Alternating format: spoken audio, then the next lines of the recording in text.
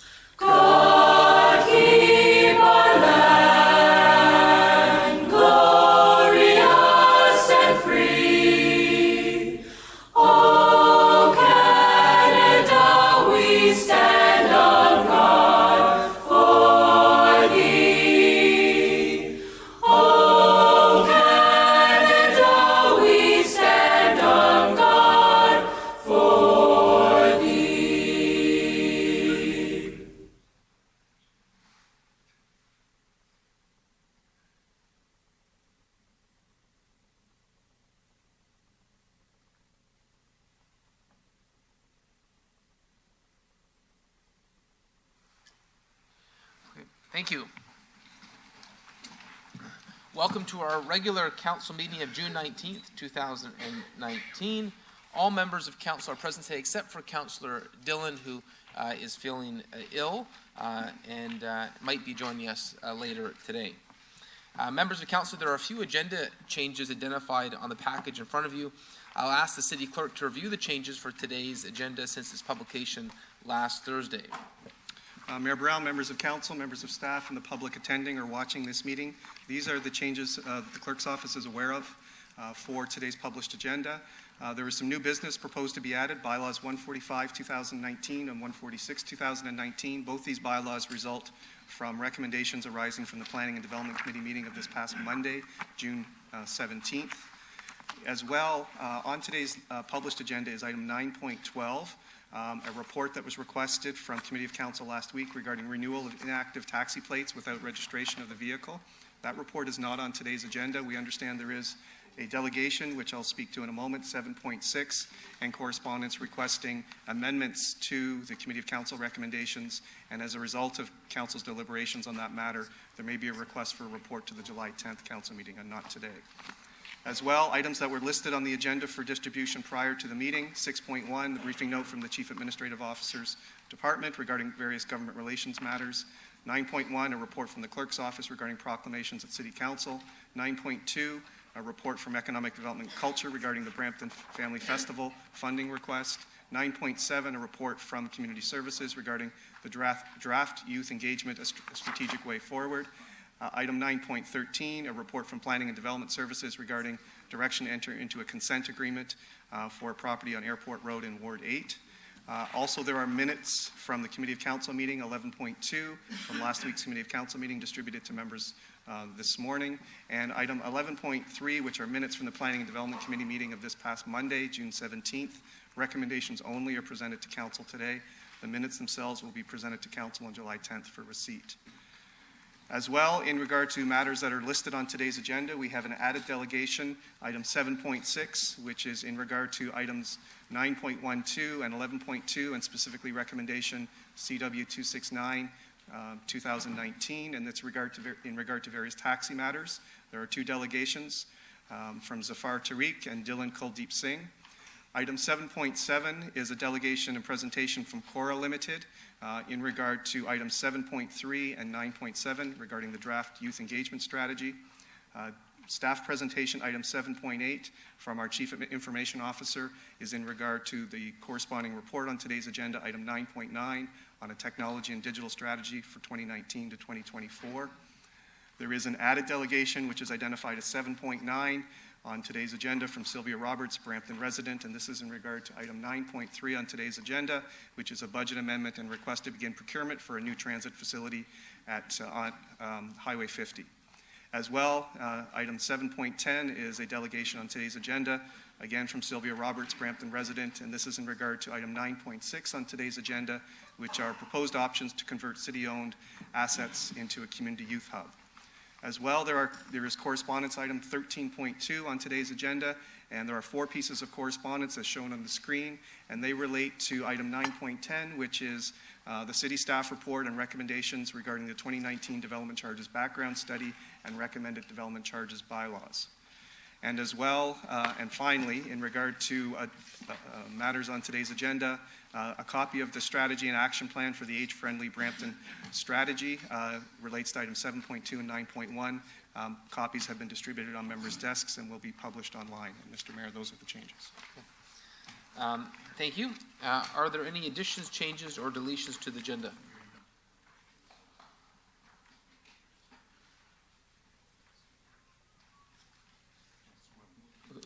Councillor Willens. Yeah, just I guess under announcements, a quick announcement. I'll just list it as an update from Brampton Minor Lacrosse. Okay, Councillor Santos. Thank you, through you, Chair. Just wanted to add to the agenda discussion on the election sign bylaws.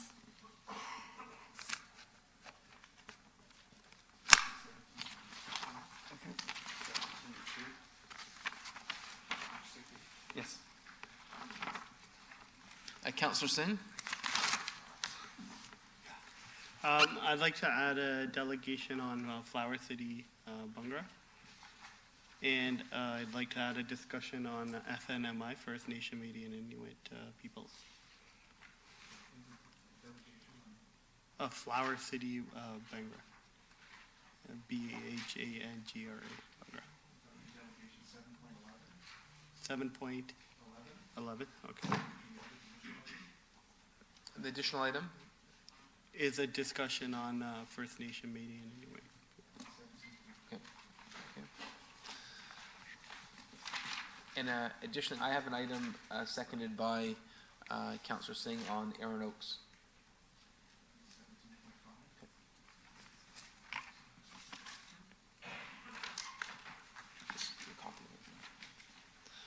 Okay. No other additions, changes, or deletions. We have a motion moved by Councillor Willen, seconded by Councillor Bowman to approve the agenda as amended. All those in favor? Motion carries. Do any members have a declaration of pecuniary interest under the Municipal Conflict of Interest Act or any matter to be considered at today's agenda? The clerk will so note for the meeting minutes. We're now ready to move to the next item of public business on today's council agenda, item 3 minutes. We have the following council minutes before us today. 3.1 minutes, City Council regular meeting, June 5th, 2019. And we have a motion from Councillor Willens, seconded by Councillor Willens, to approve the minutes as printed and circulated. All those in favor? Motion carries. Consent agenda. The items listed with an asterisk on the agenda are considered to be routine and non-controversial. The consent motion is to adopt this matter on today's agenda without the need for a separate discussion on the item unless a member requests a separate discussion. Does any member wish to add an item or remove an item from the consent motion on the agenda? Councillor Santos.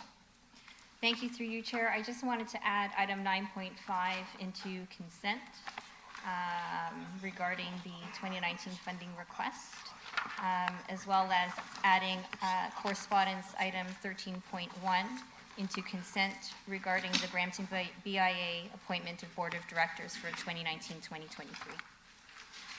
So through you, Mr. Mayor, if we are adding 13.1 on consent, council is required under the Municipal Act to actually pass a resolution to appoint the board members. So there is a motion that we would need to consider with that. We can do that now. Okay.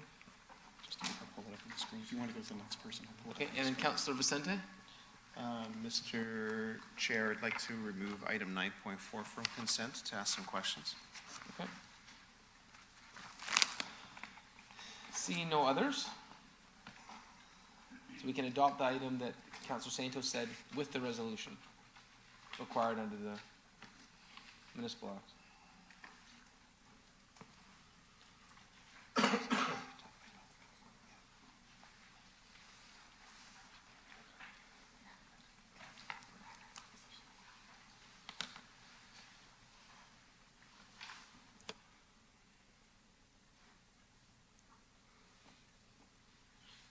Okay. All those in favor? Motion carries. We have the main motion on the consent agenda moved by Councillor Williams, seconded by Councillor Willens. All those in favor? Motion carries. Okay. Our next item is item 5.1, an announcement regarding the accomplishments of the Cobra Swim Club athlete Matthew Cabraja. Kim English Clark, manager, and Matthew will be here today for the announcement. Please come forward.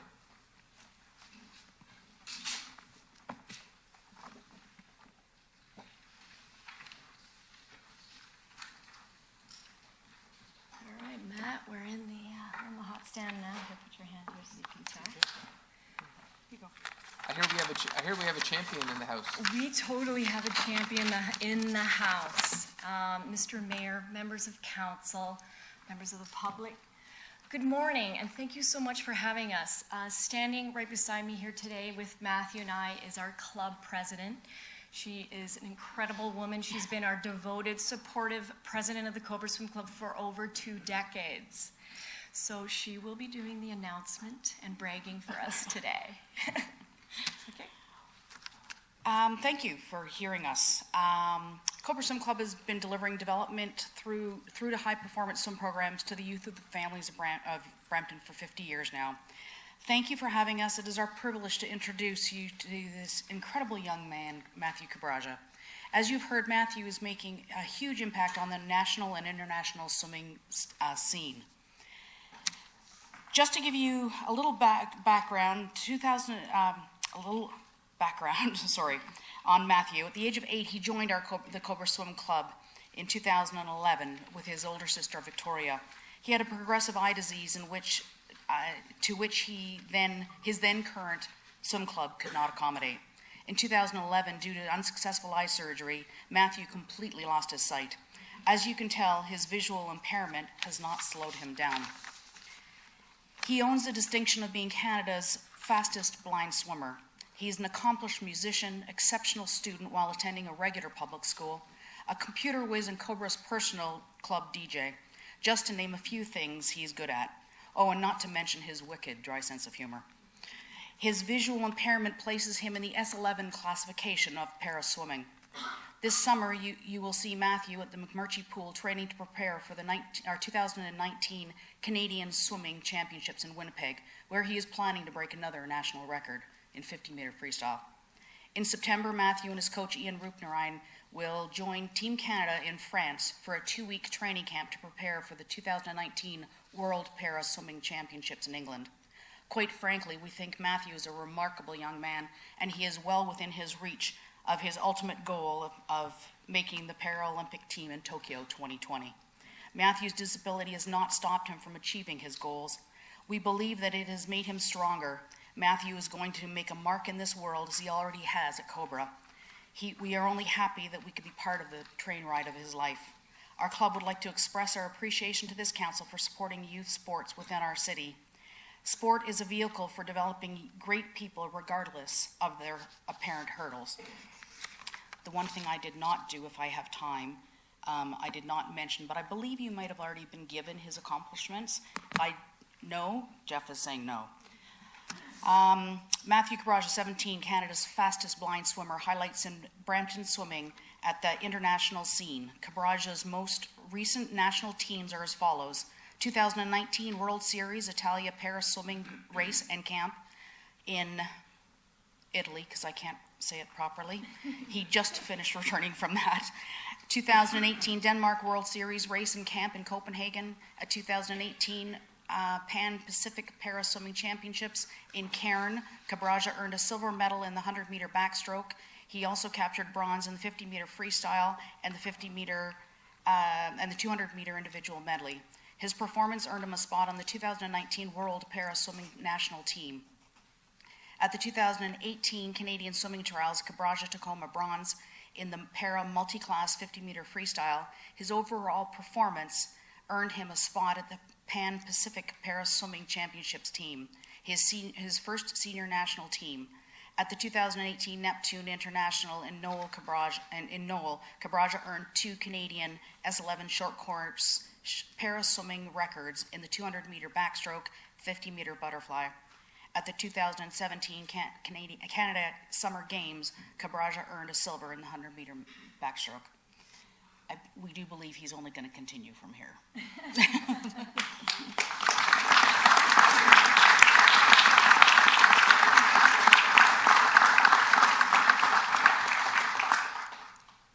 Anyone have any questions for us?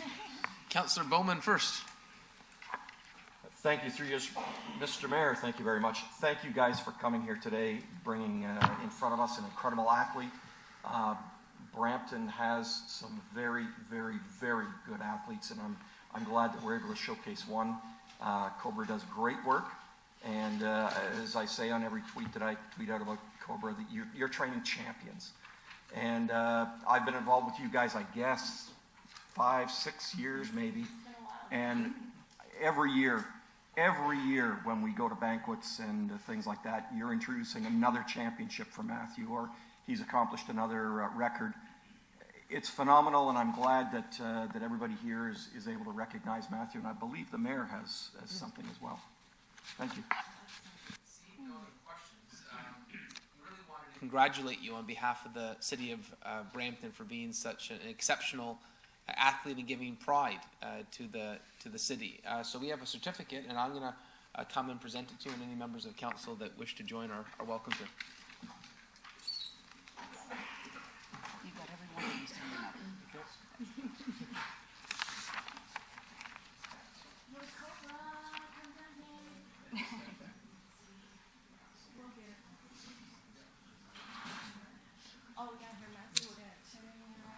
Congratulations.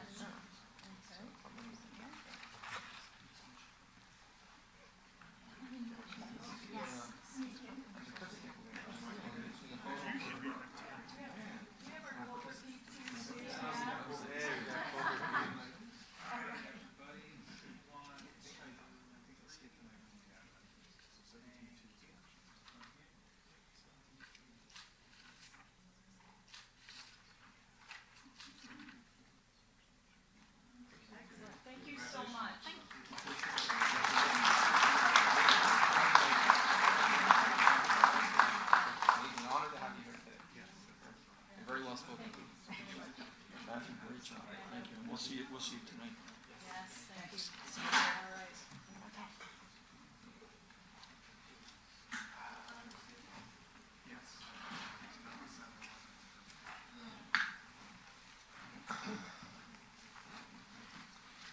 So hearing that Councillor Bowman's been involved in the Cobra Swim Club for 6 years, we'll have to get footage of him doing his races.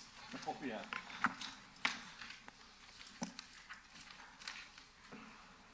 Our next announcement is item 5.2. We have 2 proclamations today. Relay for Life. Actually, do we have an announcement by Councillor Willis? Did you add an announcement to the agenda? Yes. Okay. Yes, thank you. Through you, Mr. Mayor. This is a letter from Ron Evans from the Brampton Minor Lacrosse, just to give us a quick update. They had tremendous success over the last 3 weekends. They've won a total of 6 tournaments across the province from every age group. From Tyke, they won 2 in Milton and Owen Sound. Novice, Niagara on the Lake. Pee-wee, they won in Peterborough. Bantam, they won in Guelph. Midget 2 won in Barrie and Guelph. Their athletes will proudly display Brampton colors and represent our great city with class everywhere they go, and they just wanted to extend a thank you for the tremendous support from City of Brampton through the community grant program from our mayor and our council. So it's just a quick update to let you know how successful they've been so far. Terrific. Now, we also have two, under 5.2, we have two proclamations today, but I don't think the groups are, okay, so we'll do a relay for life. Oh, we do have it. Okay, great. Okay. And so from Relay for Life, we have Anika Ostry. Yes. That's Manager of Community Fundraising, GTA Canadian Cancer Society. And so welcome, Anika. We have a proclamation we'll present to you, but let us know why you're hoping to have this proclamation. great. Thank you. And thank you very much for this honor. Good morning, everyone. So Relay for Life is an event that brings the community together by helping to raise awareness about Relay for Life in Brampton. Your support is making a real difference in the lives of those affected by cancer in our community. When someone is diagnosed with cancer, they have many questions and concerns, and we listen to Canadians and offer programs and services to help people with cancer, survivors, and family caregivers cope. Our Cancer Information Service is a toll-free helpline available to cancer patients, caregivers, families and friends, the general public, and healthcare professionals. Our specialists answer questions from how to support a loved one recently diagnosed with cancer to cancer treatment and side effects. To ensure we service all members of our diverse community, we access an interpreter service when needed. Wheels of Hope is a transportation service that provides members of our community with rides to and from cancer treatment. So far this year, our volunteer drivers have made over 4,600 trips in Peel, bringing adults and children to life-saving treatment. This is the type of impact Relay has on people in our community and across the country. Thanks to programs like Relay for Life, we get cutting-edge research from the lab to helping people through clinical trials which test new ways to prevent, detect, treat, and manage cancer. At the Canadian Cancer Society, we support this work by funding the Canadian Cancer Society Clinical Trials Group, which over the years has pioneered work that has changed the way cancer is treated worldwide. One recent example of this is the Taylor X clinical trial. Using genetic testing to gauge a patient's risk, this trial found that many women with the most common form of early-stage breast cancer can safely skip chemotherapy without hurting their chances of staying cancer-free. This means that thousands of women each year will be spared from the toxic side effects of chemotherapy. Broad Day at the Peel Memorial Hospital provides women in our community with information about what to expect after a mastectomy. By accepting this proclamation, we hope to raise awareness about what we do and how and the impact in our local community. We also hope to rally more members of our community together for Relay for Life this Friday at Rosalie Park. Okay. Well, thank you. We have a proclamation here on behalf of the city. Whereas 1 in 2 Canadians will be diagnosed with cancer in their lifetime, Relay for Life is a Canadian Cancer Society signature event where communities across the country rally together to raise funds for life-saving research and meaningful support programs for Canadians touched by cancer. The Canadian Cancer Society is a national, community-based organization of volunteers whose mission is the eradication of cancer and the enhancement of the quality of life of people living with cancer. And on June 21st, 2019, the Canadian Cancer Society is hosting Relay for Life in Brampton's Rosalie Park from 6 p.m. to 10 p.m. At this event, teams and individual participants of Relay will come together to walk the track, enjoy a variety of activities, celebrate those who have survived cancer, remember those we've lost, and raise much-needed funds and awareness for life-saving research and local support services like Wheels of Hope, a transportation service that provides those living with cancer with rides to and from their treatment. At Relay for Life in Brampton, members of the Brampton community will rally together to celebrate their efforts and unite as a community, providing the community is bigger than cancer. And this is proclaimed here at Brampton City Council for Friday, June 21st as Relay for Life Day in the city of Brampton. And I'll present this to you.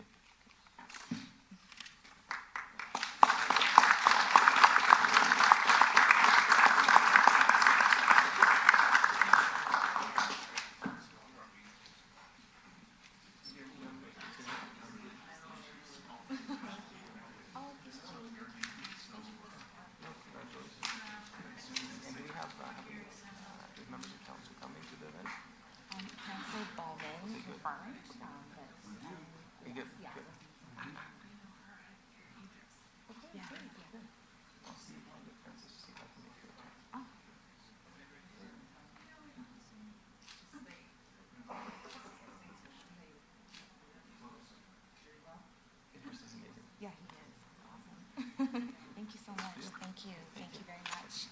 Thank you.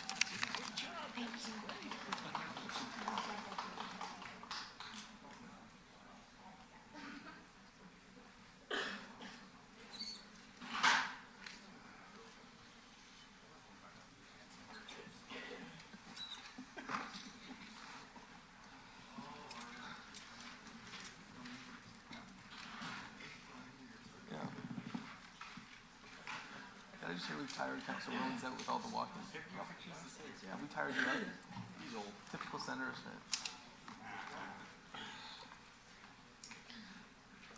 Okay, our next proclamation is for National Injury Prevention Day. And do we have Linda Neal here? Great. Mr. Mayor, councillors, thank you. I am Linda Neal. I'm a vice president with Parachute. Parachute is a national charity dedicated to preventing injuries. On July 5th, 2019, we will celebrate the 3rd National Injury Prevention Day in Canada. Preventable injuries cost the Canadian economy $27 billion annually. And worse than that, one child dies every 9 hours in Canada from a preventable injury. Parachute's objective is to raise awareness about the devastating effects of predictable and preventable injuries. Our goal is to educate others and help all Canadians live long lives to the fullest. In addition to proclamations of National Injury Prevention Day across Canada, over 30 landmarks across the country will be lit up in Parachute Green on July 5th. These include the CN Tower, Toronto City Hall, and the Mississauga Clock Tower, and many others across the whole country. We wish to thank the City of Brampton for joining other countries across the country in recognizing this life-saving day. Thank you. Thank you. And we, Linda, have a proclamation for you as well. Whereas Parachute is Canada's national charity dedicated to reducing the devastating impact of preventable injuries. Injury is the #1 killer of Canadians aged 1 to 44 and costs the Canadian economy $27 billion a year. Most injuries are predictable and preventable, and Parachute hopes to raise awareness on preventing injuries on the road, at home, and at play. By providing necessary information and tools, Parachute continues to work diligently to ensure that one day Canada will be free of serious injuries. July 5th, 2019 will mark Parachute's 3rd annual National Injury Prevention Day to raise awareness around the importance of injury prevention and help Canadians to live long lives to the fullest through education and advocacy. I, Mayor Patrick Brown, on behalf of Brampton City Council, proclaim July 5th as National Injury Prevention Day in the City of Brampton. I'll present this to you. Thank you.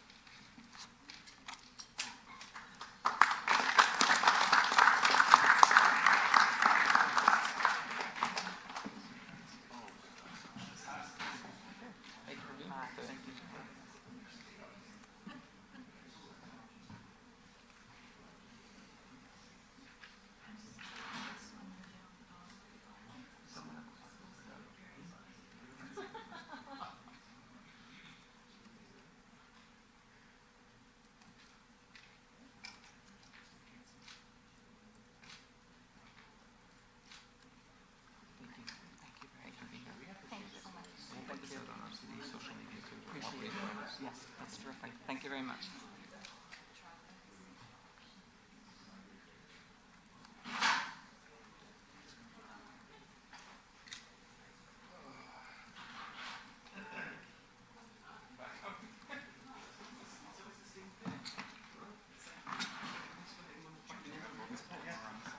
I always get pushed out of every fucking pit.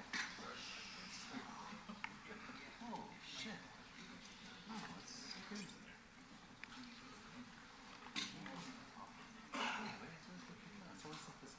Our next item is government relations matters. Lowell Rubenvaughn, Office of the CEO, is here to respond to any questions from council. Do any members have questions regarding information provided? And I see Councillor Santos is on the list. Thank you. Through you, Chair, before I ask my question, I just want to say we had a successful launch of the Fair Deal for Brampton campaign at the Farmers Market today, and petitions have started, and I'm encouraging all of council and the mayor to take that petition with them at every single event they go to in order to collect as many signatures as possible. Certainly Councillor Vicente and I will be doing that. My question is about in lead up to AMO, as well as the federal election.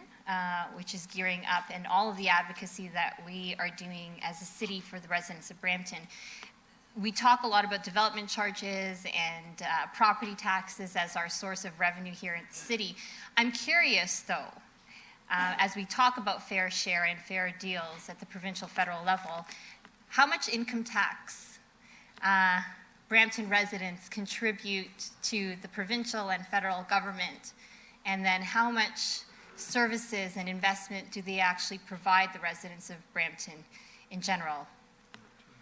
Through the mayor, thanks for the question. I don't have that answer right now, but thanks for raising that. Maybe perhaps what I can do is just take that back as direction, and we can find out and report back to council.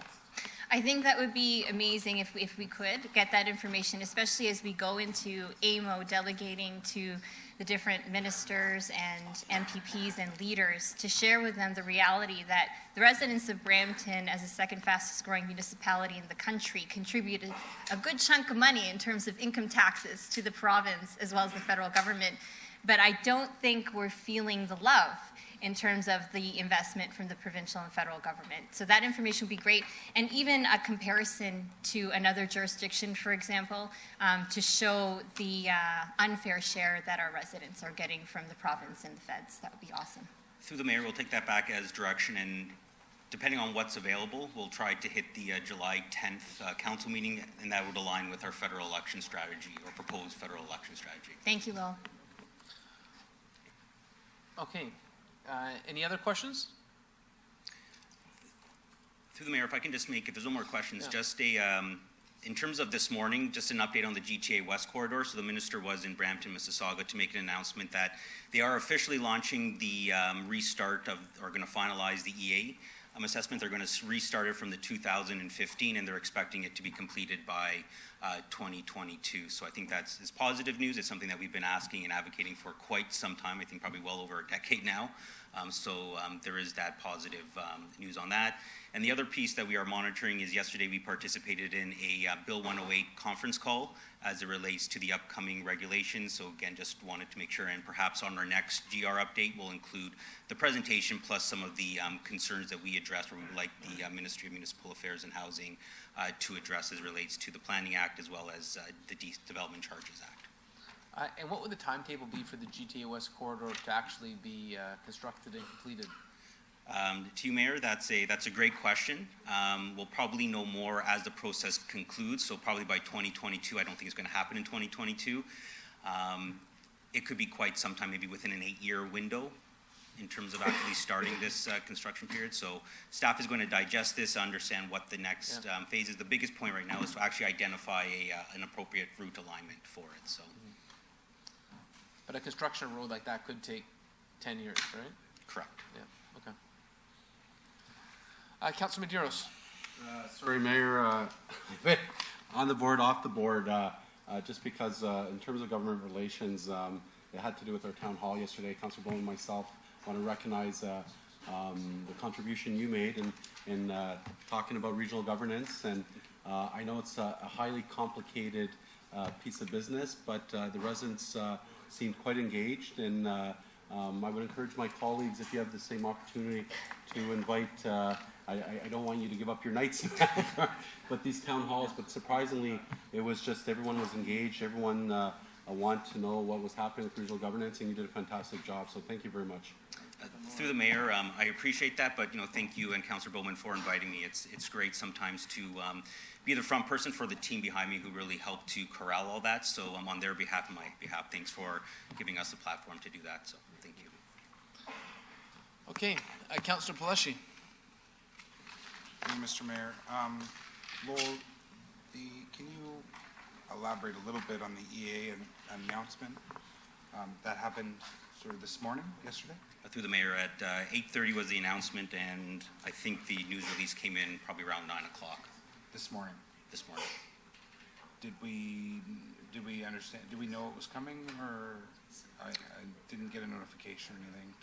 Through the mayor, we were made aware, and actually as timing would just happen to work out, I actually had a meeting with my regional counterparts, because this was an issue that we want to work together on, and they were not made aware of this either. So, did we happen to get the information off to the province?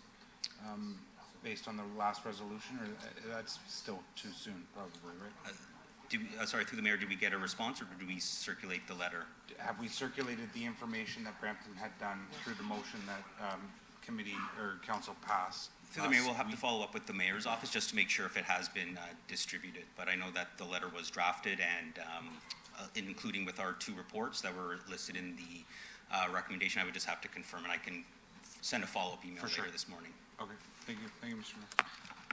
Okay, thank you, Lowell, for your report. We have a motion from Councillor Santos, second by Councillor Vicente, that the briefing report from the Office of the CAO to Council meeting June 19th be received on government relations matters.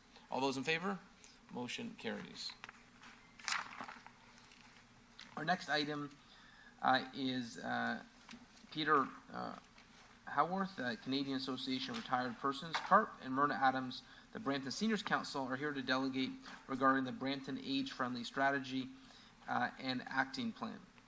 Before delegations come forward, we have a presentation by item 7.2 from Danielle Balasel, Policy Planner, Planning Development Services. After the staff presentation, any questions for clarification from council, and then we'll hear the delegations, followed by consideration of the staff report, item 12.1.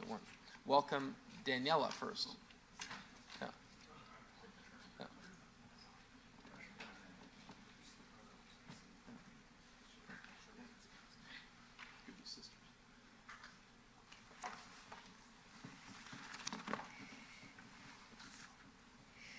Good morning, Your Worship, members of council, and residents of Brampton. It is my pleasure to be before you today to present on Brampton's final age-friendly strategy and action plan. As an overview, this presentation will cover the strategy's vision statement, goals, as well as implementation of the strategy, recommendations around progress reporting, and an update, an overview of the project schedule. So the city's age-friendly strategy and action plan, dated June 2019, is a key milestone in the city's journey in becoming a designated age-friendly community by the World Health Organization. The document is organized into the following sections. Into the introduction, Section 1, Section 2, Vision and Goals. Section 3 deals with community dimensions, or the 8 age-friendly focus areas as identified by the World Health Organization. Section 4 deals with implementation, or the action plan component of the strategy, and 5 and 6 deal with reporting and next steps. So the final document that is before you today incorporates comments that we've received from various staff departments as well as collaborating agencies. And the driving vision statement is that Brampton will be an age-friendly community that meets the needs of all ages and abilities. So our approach was really to apply the 880 framework, understanding that with community design, we need to recognize the unique needs of those who are 8 through to 80. A total of 8 overarching goals have been developed based on community input received through extensive engagement events. So the goals have been vetted by members of our age-friendly committee as well as city staff. And these goals truly reflect the key items that have come out of the engagement process. So you can see here, sorry about that. Unfortunately, the clicker isn't working, so I just ask for your patience today. So the goals deal with things such as incorporating folks of all ages into city initiatives and events, so the way we plan events, promoting the creation of affordable housing to accommodate the needs of all seniors as well as youth, effective communication,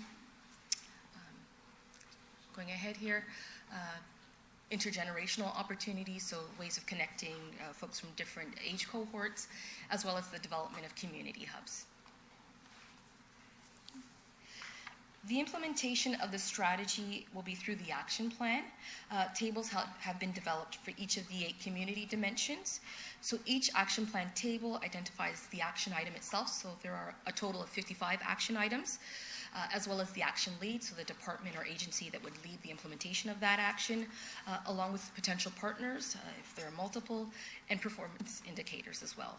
Timeframes have also been identified for each of the 55 action items, which range from short term, so 1 or 2 two-year action items to things that are long-term, 5 or more years, or ongoing, requiring ongoing commitment from staff and the corporation. So slides 8 to 18 are examples of various community dimension action items. So some of them are very specific, while others are a lot broader and could be applied to the city, could be applied across the city. So you can see here, some of them range from the creation of active transportation master plans and our complete streets guidelines that are being developed by transportation planning.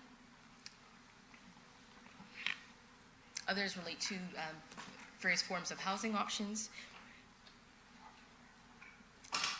and as well dealing with the development of community hubs. So action 3.7, sorry. So action 3.7, the performance indicator that we've identified for this is looking at the number of community hubs that have been developed, perhaps measuring that over a 2-year period. Okay, let me jump ahead, thank you. So this slide just shows an example of a resource that the city could develop, so a communication tool that we could utilize, such as a directory, to help inform residents about age-friendly initiatives that the city is implementing. Okay. This slide speaks to the implementation process. So at the helm of implementation would be an age-friendly coordinator, and they would be responsible for interacting with members of our age-friendly advisory committee, as well as external agencies such as Seniors Council and the Region of Peel. They would also be instrumental in leading different festivals and events and coordinating with internal city departments. This progress chart on the progress chart on this slide is an example of a reporting format. So there could be an annual report card that can update planning committee or members of council on the work that we've done over a 1-year period. So the benefits of reporting include the ability to measure the plan's progress, as well as the reevaluation of actions and timeframes, whether or not the timeframes need to be updated. It allows us to also demonstrate to the public the city's commitment to continuously becoming more age-friendly, as well as it allows us to see if we need to add additional action items to the strategy. So the strategy and action plan is identified as a key priority within the term of council priorities. Under Direction 2, Brampton is a mosaic, and it also supports Vision 4 and 5 of the 2040 vision, so the transportation and connectivity vision and the social matters and housing vision, respectively. Okay. So in addition to seniors and older adults contributing to the strategy's development, youth have also been instrumental in moving our work forward. And across the corporation, there are many existing youth initiatives that support the city's age-friendly objectives. And there are staff here today who will also be speaking on the development of a youth engagement strategy. So of course, implementation of this action plan will complement the direction of the city's youth strategy. So the recommendations that are before council this morning include seeking council's full endorsement of the plan. We also recommend hiring of a dedicated age-friendly coordinator to lead implementation, and this of course would align with annual budget processes. From a planning perspective, looking at developing age-friendly policies within our official plan and applying an age-friendly lens to our assessment of development applications. So the project started in July of 2018, so almost a year ago. It was our intent to bring the strategy forward in June of this year to really commemorate Seniors Month. A baseline assessment report was completed in September of last year, and that reflected results of a community audit and a visioning workshop with members of our friendly committee.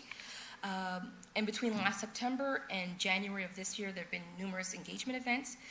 So we had meetings with various organizations such as Indus Community Services. There were also presentations made to Seniors Council and workshops across the city. And we held our first ever age-friendly forum on January 19 of this year, of 2019. So the results of this work has led to the development of the draft strategy that was received and commented on by members of the staff technical working group, as well as senior management. And that has resulted in the final strategy that is before council today. So in closing, Brampton is indeed an age-friendly community and is committed to advancing its age-friendly work. This slide showcases Brampton's multiculturalism and ethnic diversity through the translation of the term age-friendly into Brampton's top spoken languages. So with that, I would like to thank staff across the corporation, as well as residents, CARP, and members of our Age-Friendly Committee, and members of council who supported this initiative to make it a great success. And I'd also like to give a special thank you to WSP, the consultant who has led this initiative, and in particular Nadia DeSanti and Sabrina Coletti, who aren't here today, but they have been instrumental in preparing the final strategy. So this document, we're seeking council endorsement, of course, and it truly reflects the dedication and commitment of all. So thank you. We have a question, Councillor Willens. Thank you, through you, Mr. Mayor, not more of a thank you. Thank you to Daniela for all her hard work. You put a lot of effort into this right from the get-go when we passed a resolution to create an age-friendly. You've worked really, really well, and I want to thank your whole the age-friendly working group. You got from all facets of the corporation, so they all worked hard together and to get us where we are. So excellent report, and thank you very much. Okay, I see no Councillor Williams. Thank you. Through the mayor. So, Mayor Patrick Brown, we've done this to you today. We're back to back, Williams and Williams. Yes.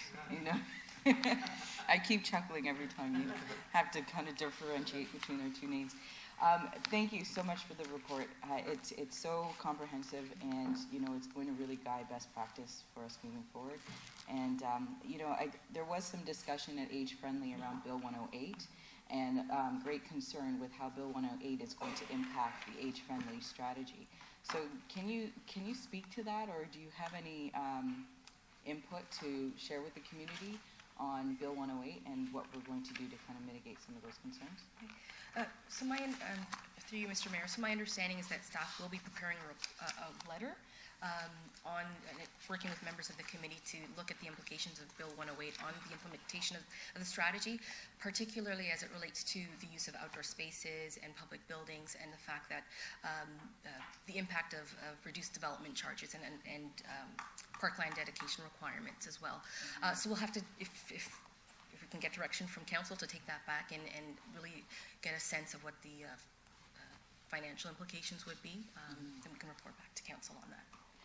Absolutely. It would be extremely appreciated, and I think, you know, any type of advocacy that's coming from our advisory groups is going to help amplify our position on, you know, this issue. So I would like to receive this report, and also would like to also move that council work with staff or direct staff to work on this letter that the Age Friendly Committee had been put forward. And I think you have, to the clerk, had a discussion about that, or was it brought to you? Maybe not. Never mind. Yeah. So before we debate the report, we have to receive the delegations. Right. Oh, yes, that's right. So We this have is to just for questions right now. Okay. Okay, thank you. Okay, now we'll go to the delegations. Peter and Myrna, welcome back. We're okay this time. Huh? Yes. Mr. Mayor, councilors and staff, and the general public, my name is Peter Howarth. I'm representing Brampton CARP on the city's Age-Friendly Advisory Committee, and I'm a director on Brampton Senior Citizens Council. And Myrna is with me, and she'll speak from the council perspective. So we're going to share the delegation time. I'll take the first half hour, and she'll take the second half hour. Brampton CARP has some 2,500 members locally, and CARP nationally has over 330,000 members. Our primary goal is to advocate on issues of interest and concern to the older person. And it's important, I guess, with this age-friendly policy that you're about to adapt and the practices and everything that goes along with it. It's not for the older person, it's for everybody. It's intergenerational. So it covers the older person and the boomers and the millennials and the Gen X's and Gen Y's and whatever comes after that. So it's something that benefits every citizen of Brampton. Obviously, the recognition by WHO, the World Health Organization, of the City of Brampton as an age-friendly community is of vital interest and concern to Brampton seniors. I have 3 comments to make. First of all, my sincere thanks as well to our city staff, especially Daniela Balasal and Chandra. I don't think Chandra's still here. And the other staff who participated in our deliberations and who marshaled us through the almost over a year, I guess, of work to get to this point. So their fine efforts, they guided us and the entire advisory committee through to the final report, which, by the way, again, took a great deal of time to put together. The study and report was and is comprehensive, broadly consultative, and in my opinion, right on. Secondly, from my perspective, our city has already put in place many age-friendly initiatives, but we never label them as such. But I think with the adoption of this report and what goes along with it, its full implementation, I believe the City of Brampton will be a lighthouse example of an age-friendly community to, if not the country, certainly to the province. And finally, Brampton CARP is very confident that you, our council, will in fact fully adopt this initiative and this report, going into it with eyes wide open, as its complete implementation will be transformational, notwithstanding Bill 108. It will be the lens through which all future development and service initiatives and policies will be viewed, and they'll be viewed in that lens. So therefore, to the recommendations of the report, we, Brampton CARP, expect, one, that Council will endorse the report, the age-friendly strategy, and the action plan, and secondly, that staff will be directed to implement the age-friendly principles, guidelines, and criteria as outlined in the report. Thank you. Myrna?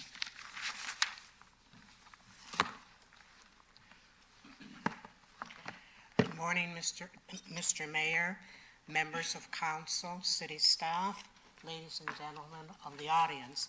My name is Myrna Adams, and I am the president of the Brampton Senior Citizens Council. I would like to speak a little about what an age-friendly community actually is. An age-friendly community is one that is a great place to grow up and grow old. It has safe and accessible public transportation options, affordable, accessible, and safe housing, pleasant and safe parks and outdoor spaces, quality community and health services, sufficient employment and volunteer opportunities, and engaging social activities and events for people of all ages. The needs and preferences of older adults are taken into account. Older adults are respected, and their knowledge, skills, resources, and contributions are sought out. They are integrated into the fabric of the community. There are many benefits to creating an age-friendly community, such as economic, health, social capital, and opportunities related to housing and physical infrastructure. And I'm going to mention a few benefits under health. Age-friendly communities result in lower public and personal costs related to illness and health care. Many chronic diseases can be prevented or controlled through attention to the physical environment. Designing age-friendly environments specifically to encourage physical activity can improve health and lower health care expenditures. Age-friendly communities facilitate healthy behaviors of older adults through their design and infrastructure. Age-friendly communities address issues that also influence health, such as pollution, access to health care, social services, safety, and social support. Age-friendly environments reduce social isolation and improve health and community engagement. There are opportunities that are related to physical infrastructure. Age-friendly communities have healthy and connected neighborhoods and save residents time and money and improve quality of life. Age-friendly communities have physical environments that work for everyone. Older adults make significant contributions to social, political, and the environmental fabric of society. Our population is aging, and public resources are limited, yet older adults continue a valuable human resource, that has been overlooked. There is broad recognition that the economic, physical, and social environments in the community where we live, as well as our individual lifestyle choices, affect how we age. The economic, social, and personal benefits to be gained make clear the wisdom of taking action to create communities that are more age-friendly. What we do now to make our communities good places to grow up and to grow old will yield returns not only for today's older adults, but also for tomorrow's. That is, for all of us. I am at this time asking that the age-friendly final report be accepted and endorsed as presented. Thank you. Okay, we have a few questions. Councillor Willens. Again, through you, Mr. Mayor, not really a question, but more of a thank you for coming in to both of you, but especially thank you, Peter. I think it was about close to 2 years ago you spoke to us at Seniors Council and talked about this, and then came and do a presentation based on what the World Health Organization did, and it was you that actually got this started, so I want to thank you for all your work and your dedication to getting this going and making it a reality, so thank you very much. Okay, Councillor Williams. Back to back again. Yeah, that's right. Thank you, through you, Mayor. No real questions, but thank you for identifying that we already implement age-friendly practices in our city anyway, but this really anchors the reason why we need this strategy and why we need to continue to do that. And, you spoke about respecting the knowledge and the input that your community has on the decisions that you're making here at City Council, and I think making sure that we continue to do that is so important. And so thank you for your input and your knowledge and your experience on, age-friendly strategies and how we can continue to move in the direction to make Brampton a more accessible city for everyone. So thank you for that. So is now the time I can move? Want to move a motion? Move to receive the report, and also move to, and I'm sure through you, Mayor, to the clerk, you can help wordsmith, requesting the letter through Age Friendly Committee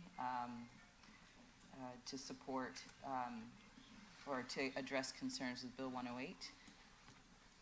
And Peter, would you like to kind of highlight some of that discussion that we had yesterday at Age Friendly? We had our Age Friendly Committee meeting last night with the new committee that's newly established, the new members in any event. And it dawned on me as the presentation from staff was we were going through it, of all the planning policy, the transit policies, the recreation policies that you'll be dealing with. And Bill 108 in many ways just cuts the legs out from underneath that. So I'm very concerned about them withdrawing EDCs, the special levies you can make. We're not even sure what the community benefit fund will be. Reestablishing a pseudo-OMB that removes a lot of the powers that you have locally to make the best decisions for this city. So we as a committee last night agreed to sign a letter, taking it through the proper channels, your planning committee and then council, and send it to the Premier and to the local members of provincial parliament conservatives. And you should mention that we have appointments to meet. Well, we will be delegating as well, CARP and Seniors Council, and Bill 108 is certainly on the agenda there as well, but that'll be a face-to-face delegation. So, again, you're talking of advocating. We'd be delighted to advocate with you if you see the need. Bring in, almost 70,000 seniors, a voice of theirs to the table. We'd be glad to work with you to advocate for a lot of the issues. Thank you. Councillor Santos? Thank you through you, Chair, and happy to second the motion that Councillor Williams has put forward. Thank you so much for your advocacy and for all of your work in putting this together. I do have a question, and that is in regards to healthcare and healthcare advocacy. I know that in the action plan, there's a lot of information about advocacy and services for seniors at home care as well as long-term care investment. We just launched our Fair Deal for Brampton campaign, and you just opened the door in terms of seeking for help. We need your help to get all the seniors in Brampton, all the CARP members in Brampton to sign that petition so that we could send it to the provincial government in the fall with a strong voice from our seniors.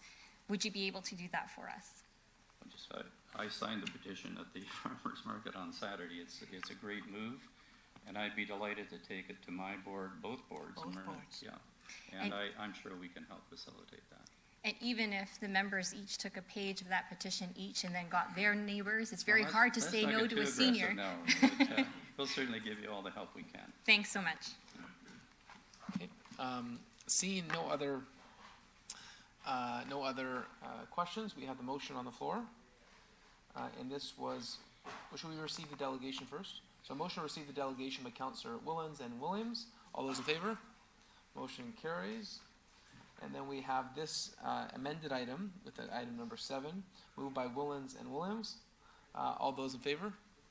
Record a vote. Recorded vote's been requested on the motion on the screen. All in favor of the motion, please stand to be counted. Showing in favor is Councillor Singh, Councillor Fortini, Councillor Williams, Mayor Brown, Councillor Bowman, Councillor Paleshi, Councillor Willens, Councillor Vicente, Councillor Santos, and Councillor Medeiros. Mr. Mayor, that motion carries unanimously 10-0. Okay. Thank you. Thank you. Now we have an added delegation, don't we?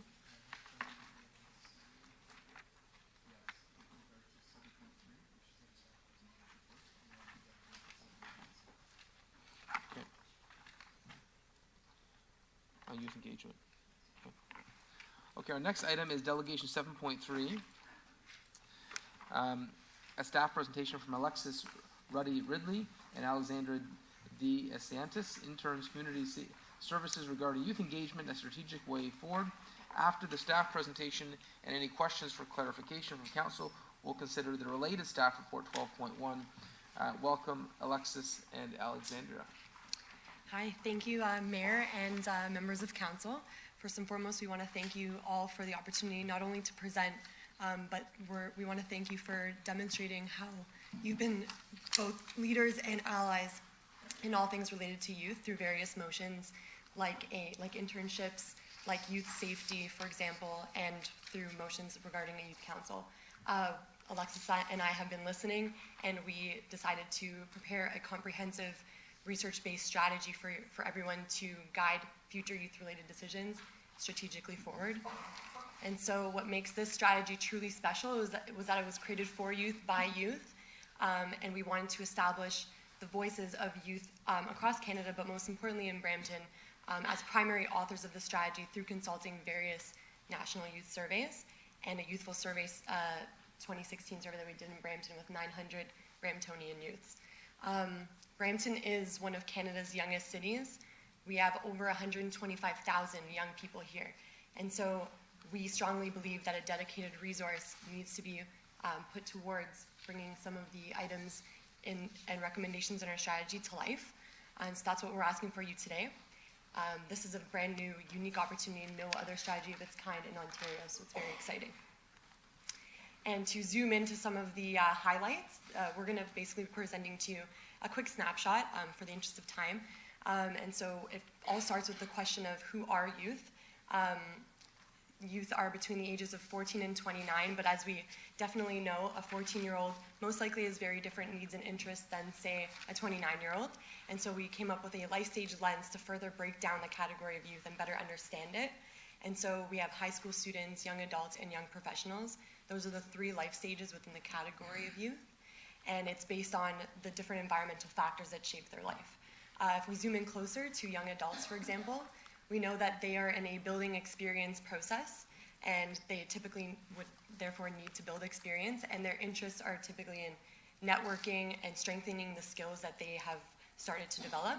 And so from there, we were able to determine that some actions were those internships that are great opportunities, as me and Alexis know, being interns, to build that experience, as well as pre-apprenticeship programs for individuals who are passionate about trades but need that additional support to build that talent and build that skill. Next, we've redefined engagement as a fundamentally communicative term. And so what that means is we need communication tools to actually link the young people in Brampton to all the city offerings that we have. And we're super excited to announce that actually one of our communication tools has launched today. It's the youth webpage, and it's a database for all information related to young people that the city offers, including organizations in and around the city. And so that's a snapshot. Strategic Communications developed this webpage, so I want to take the time right now to thank them for that. Secondly, the other communication tool that we've proposed is an engagement app. Now, this one is really interesting because it takes all the information from that webpage, and through a profile functionality, and through clicking off the different interests and needs that an individual has, they can tailor that information. So for example, I enjoy hockey and art, visual art, for example, and I'm let's say a high school student. I'll click those things about myself, and the app would filter that in for me. So now I have a personalized way to engage with Brampton. So again, zooming into some strategy outcomes that we have, we've identified 4 guiding principles, 15 strategic actions, which is the framework for events, opportunities, and programs that Brampton can do, and 3 focus areas identified through the National Youth Survey, which are affordable housing, mental health, and climate change. Again, in the interest of time, today we're just going to zoom into one of the guiding principles, which is being a youth ally. And for us, we've identified this as understanding the difference of working for youth and working with youth, as well as understanding the roles and responsibilities and the difference between being a service provider and a facilitator of said programs, opportunities, and such. So here we have moving forward. This is an outlined phase implementation plan. Phase 1, we're hoping to start as soon as this summer. Again, we've launched the city's youth webpage, and we're going to be hosting some pop-up events at well-known activities such as the Farmers Market, Canada Day events, as such. And we'll also be rolling out some more youth engagement communications to really communicate what Brampton is already doing for youth. Phase 2 would begin in the fall of 2019, and this is fleshing out more of the development and the frameworks for the other recommendations within the strategy, followed by Phase 3 in winter 2020, which would be implementing some of these recommendations. So again, what we're asking from council today is that this draft be endorsed, as well as we do need a dedicated resource who is available to really bring the recommendations of the strategy to fruition. Thank you. Okay. Thank you for the great presentation. Councillor Santos. Thank you. Through you, Chair. When you first came into our office to share the draft report, we were already impressed. And when I was reading it last night, even more impressed with the edits that were made. We have, as you know, been saying the word and talking about youth every single week, and that has been intentional. And even when we passed the motion that I brought forward on December the 4th about forming a youth council, we were still unsure as a council how to deal with that. It makes a difference when you put youth issues in the hands of youth to resolve and to come up with a strategy and plan. What was that like for you guys in terms of looking at what we were trying to do and then trying to piece it together into a strategy? Through the chair, thank you for your question. So it's been an amazing opportunity, just the confidence that we've gotten from not only this council but from staff, giving us the tools and resources to just build our capacity to write the strategy. And just we believe that we are representing young people, and so to truly be able to allow them to have a say through this strategy has been an honor for Alexis and I. Thank you. And when you were doing your research, did you see any other municipalities in Canada doing this sort of approach? So there was only one municipality that we could find at least that had a strategy similar to this, and that is also outside of Ontario. The only other strategy that comes similar is the City of Toronto has some sort of youth engagement plan, but it is very specific to city planning. And so again, this is really a first of its kind. And so I think that there's media here today. I think we should highlight that the youth of Brampton created their first for youth by youth strategy in the entire country, led by a municipality. So congratulations to both of you. We are truly, putting youth in the forefront and planning out a proper strategy moving forward. My other question is in regards to programming in the report. The top 3 issues in your report highlight housing, the environment, and mental health. Do you think right now the City of Brampton has enough services and programs in place to accommodate some of those needs for our young people? In short answer, no. There are a couple that are available and some through the region as well, but what we found in our research is that a lot of them do have very long wait lists, or they're not accessible to youth for various reasons, whether that's simply just where they're located or the process in which it is to get into those resources. And so we're hoping that through the strategy we've outlined that there is this need for this and there is a demand for it as well, and so hopefully this kind of gets the gears going to bring some more resources to Brampton. Awesome. And one final thing, and I'm happy to support, I think it was Williams and someone else who are receiving your delegation, but obviously support it. I have some questions about the report coming up, but one other thing I wanted to highlight was for Sylvia's sort of benefit, because I know one of the issues that she brought up was that we keep focusing on high school students, that youth is this broad range of ages, and super happy that you were able to identify the different life stages of youth and how now we can focus as a council on addressing those needs in those specific life stages. So thank you very much. Very, very proud of both of you and look forward to discussing the report. Thank you. Okay, we have Councillor Williams. Thank you, through you, Mayor. You guys went in. Yes, please. This report was phenomenal. I've worked in many different mental health settings, and this is the type of work that mental health organizations do to guide their best practices. And it is absolutely amazing that as a city, we have this type of document to support our best practices. And it came from both of you. You included theory. You included systemic assessments, and I'm just so happy that it's in here. I loved all of it. I'm just very proud of you guys, and I think we are in such a great position with this report. I have a question around the. We looked at the pre-independency stage area. And in that area, it talks about transitionary period where one still receives benefits associated with dependency status, or those benefits have stopped. So that is in the young adults section. However, the young professionals game plan has a financial literacy program starting there. So can you help me understand why we put it in the young professionals game plan rather than the young adults?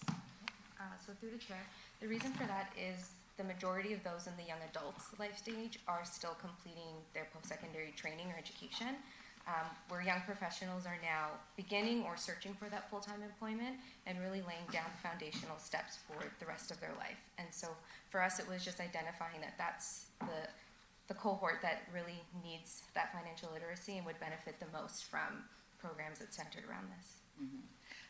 I think it's great. I like that it's there. I'm just wondering if we could add it to the young adult area as an action plan, because it will prepare them from that for the young professional stage. And financial literacy, understanding that many of kids who are around 20, 25 who aren't living at home, they don't have the benefits and are dealing with school costs and, you know, all of those student loans and everything. So being able to manage that and before, I think would be really great to see that there. Also, you know, in the report, you also mentioned in your communication engagement strategy a piece on parents and using, you know, advertisements, paper advertisements. Can you kind of highlight or expand on that area, why mentioning parents and the need for that communication is important? So we believe that parents are still an integral tool in communicating with youth. And so using the traditional methods that work for parents as well as the traditional methods that work for youth just brings everything together. So for example, a parent might hear about a program or an offering through the city and can bring that back home to their youth if their child hasn't already heard about it themselves. And so just again, bringing that all together for everyone. Yeah. Thank you. As a parent myself, I really appreciate that because sometimes we give gentle nudges to our teenagers and sometimes huge shoves into programs and things that are available to youth. So, you know, incorporating parents in this is really important. So thank you for that. I really appreciated the intense look that you did with the marginalized youth and identifying marginalized youth. There are many different barriers that face young people when they don't have the support system in place. And, you know, so many studies are showing that when you increase the youth's ability to cope with their stress, with their life experiences, whether it is their parents' mental health issues or parental addictions, whether it's lack of supervision in the home, when you teach young people how to cope with those issues, you're increasing their ability to manage, and you're also decreasing the prevalence of anxiety and stress-related mental health issues like depression and suicide. And you know, some in this field will even say that when you look at increasing a support network for our young people, you might actually decrease the need for homeless shelters, for youth homeless shelters. And so when we beef that up, we're going to be saving on the other end if you want to look at the financial implications on a city, right? So the fact that you're doing this here in the city and you've laid it out, I think is phenomenal. And so I really appreciate it. One last thing. In here you mentioned about a freedom pass in Mississauga. So I'm challenging our transit. And I know we've talked about through transit, we've done great work with seniors, but what is the likelihood of us moving in the direction of having free transit for our youth? Well, through you, Mr. Mayor, the freedom pass, as I recall, is pass that they get in the summer for a couple of months. Yeah. So if it was council's decision to ask us to go and examine that and what the cost of that would be, we would certainly be happy to do so. All right. So is now the time I can move a motion? No, I know we're going to have to There's we're still going to have questions. questions. Yeah, I know. I get excited. I'm sorry. But thank you. I think it's something we can talk about. But yes, I think this is great, and I know we're going to hear some from other councillors. And but yeah, I'm very impressed with you guys. Thank you. Okay, Councillor Bowman. Thank you very much, through you, Mr. Mayor. Good work. Appreciate that. My question is pretty simple. I have a youth group, a Ward 3-4 youth group, and is there opportunities for co-linkages between the websites with news and information between the individual wards and that website that's being put up today? Through the chair, absolutely. Our goal was to make sure that we're not only strengthening our capacity to help youth as a city, but also to strengthen the capacity of other organizations who are in Brampton to again have young people connect with those. I myself, I'm unaware of all these really amazing youth groups, but when I watch council every day, every week, it becomes apparent to me that there's so many, and so having them on the webpage is integral to the principles of our strategy. Yes. Okay, we can reciprocate with the new website on ours. Absolutely. Yes. Perfect. Thank you very much. Councillor Singh. Yeah, I just want to echo some points by Councillor Williams. So, you know, I enjoyed reading the report. and there was some important discussion items in there and ways forward. But was there any collaboration with the Economic Development Department? Because as I've been going to the new business center, I noticed a lot of young people there, and empowering young people economically, I think, is just as vital as the other things outlined in the report. So did you have any discussions there, or? Yeah, so the last few weeks we've been doing some internal consultations and Yeah. speaking with people from economic development to kind of get a better sense of what the city is already offering and what partnerships are already going on. So again, because this is a draft, we are fine-tuning the final details there. Let's give you a 20-second story. I took somebody who was 14 years old there yesterday, and he started his own detailing business. And so, there are, vibrant young people who are, as we say, hustling, and, we should encourage that more because the nature of work is changing, and it's not going to be what it is now in 30 years. So it's important that we arm people, especially young people, with the necessary tools for the future. So, yeah, as long as we're looking into that and that's on your radar, that's good enough for me. Thank you. Thank you. Okay, seeing no other questions, we have the delegations. We have one from Sei Lang Wong and Clarence Chow and Joe Marcicellio from the organization Cora Limited. I have a delegation there.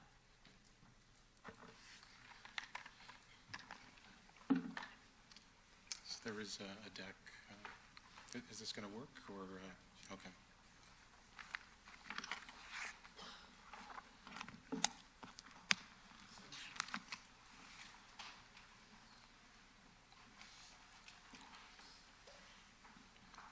Try that out. It works. Okay, good morning, everyone. My name is Joe Mariscallo, representing Cora Limited this morning. We are in the artificial intelligence business, specifically chatbots. Our product is called CC Robot, and what I'd like to do today is spend a bit of time explaining how we think a tool like that is applicable for the initiatives that we just mentioned in the previous presentation, youth engagement, as well as share a few stories about how we've solved similar problems and found opportunities in the government sector as well. So by way of background, many of us are probably aware that we are in a wave right now of significant change, and the parlance that we hear these days are words like digital transformation, words like customer experience, and these are very engaging, personalized, powerful experiences that we're using every day. Recent studies have shown that people smartphone users are using 5 apps in their phones quite frequently, daily. So these are things that are very addictive and very empowering. So things like navigation, these might be ride-hailing services, they could be food delivery services. Think about even that rich personalization of services like Netflix or YouTube.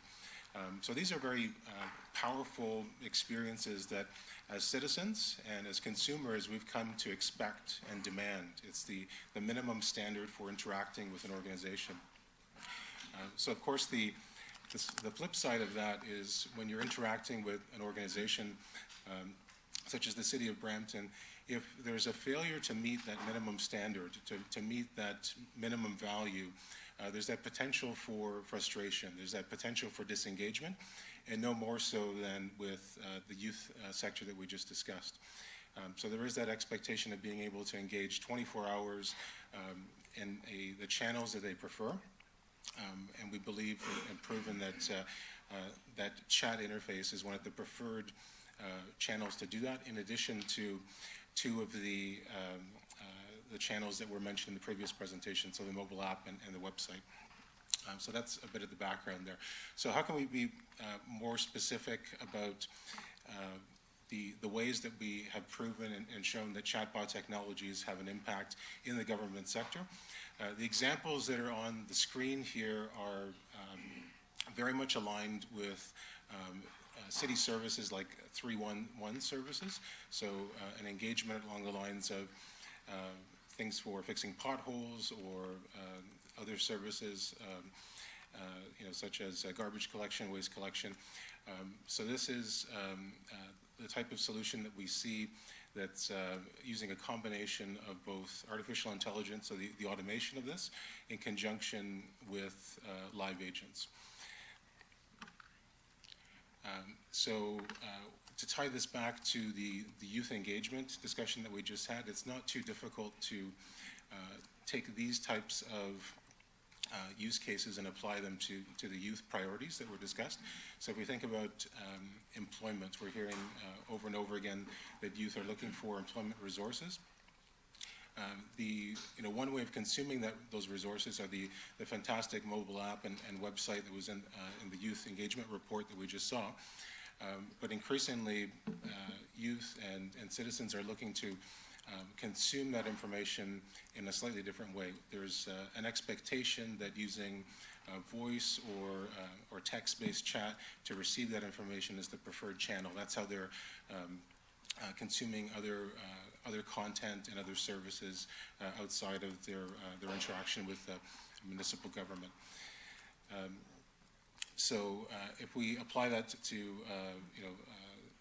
the youth engagement side, you can think about services such as helping with internships, helping with identify which category or which segment they're in, whether it's young adults or youth, and directing them to the more appropriate resources, whether it's training or other networking opportunities. If we take a look at some of the other priorities that we've heard in surveys from other areas, such as entertainment was a priority that came out of some of the surveys for youth. This is a technology that can be used to request information in a more natural way. So for example, if I'm looking for some type of event or entertainment that's in the city, I'm able to ask that in a natural way, such as what can I do this weekend that is physically active, for example, as opposed to traversing or going through a calendar of events on a city website, for example. So those are just some of the examples there. In terms of the benefits of implementing this type of technology, it usually is twofold. So on the one side, a cost savings and optimization of existing city resources, whether it's clerks or customer service representatives, but it's also the intangible benefit of being able to more easily engage and build that deep engagement with citizens on a channel that's their preferred one. So briefly, in closing here, these are some of the examples of you can see that we've have some stories based on the federal government. Many of these use cases that we've implemented are very easily directly applicable for the municipal area. So you can see Service Canada, Immigration Canada there, and also one of the big 5 Canadian banks. In terms of implementation time window, I think His Worship, the Mayor mentioned earlier in this meeting a time frame of I think 10 years for some type of initiative. I can't recall what it was, but in this case, as early as 3 weeks, we're able to produce results in production. So what I'll close with is an acknowledgement and thank you to our sources of support, which are at the federal and provincial level. The reason that we're able to receive this generous support, and we're thankful for it, is we are 100% Canadian owned. We operate out of the GTA. And of course, the other reason that we'd be thankful is an opportunity in future with the appropriate audience to demonstrate specifically how this technology could be used to engage with youth of Brampton, as well as other use cases for the general citizenship. Thank you. Thank you. Thank you. The clerk, there's no additional delegations. So, Councillor Williams?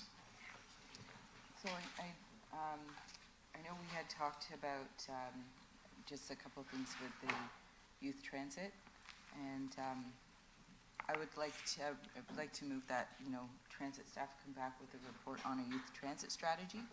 No rush right now, looking at maybe before budget deliberations. How would that sound? Yeah. Thank you.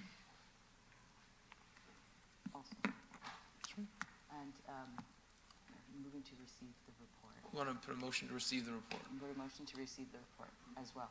Okay. And also, just to slightly amend the motion, for staff to look at the cost implications to hiring a full-time staff to actually move this forward. Okay. You want to add, so you're asking the question or adding that as an amendment? I'm adding that as an amendment. Okay, so can we put that on the screen?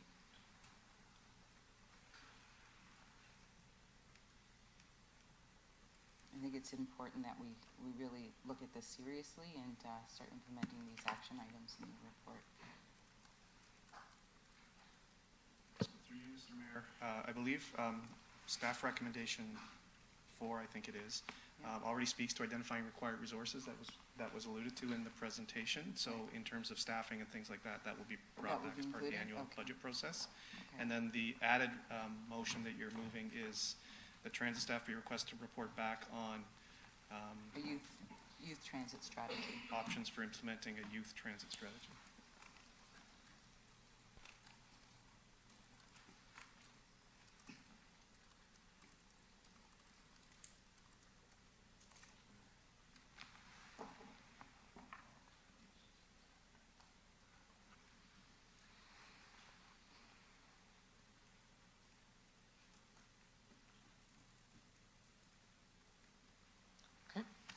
We see it as amended by Councillor Williams. Councillor Santos.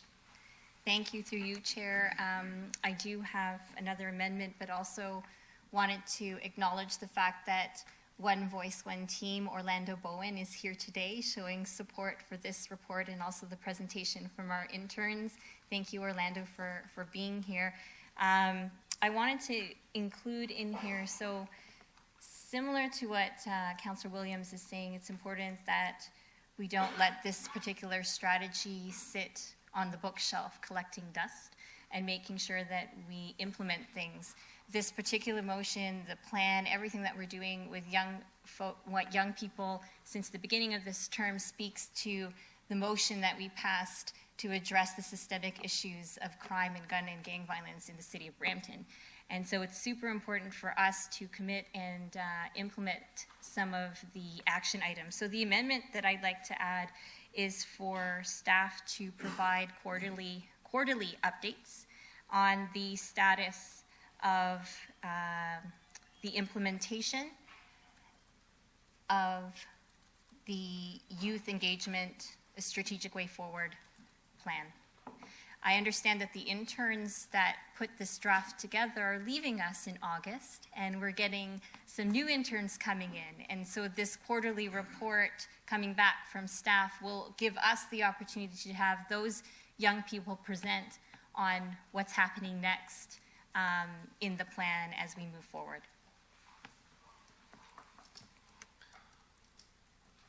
Councillor Singh. Could I make number 5? Could we clearly say, I think you had mentioned 4 budget deliberations, so we can, if there's any budget implications, we can discuss those for number 5.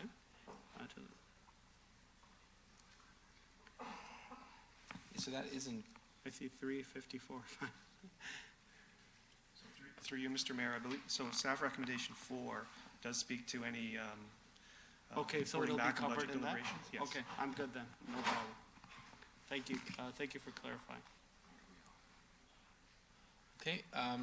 All those in favor, do you have a mover? Okay, Councillor Fortini. Do you move it originally? Yeah. Okay. Councillor Williams? That's right. Oh. Okay, sorry. But so the amendments will just go with the main motion. Okay.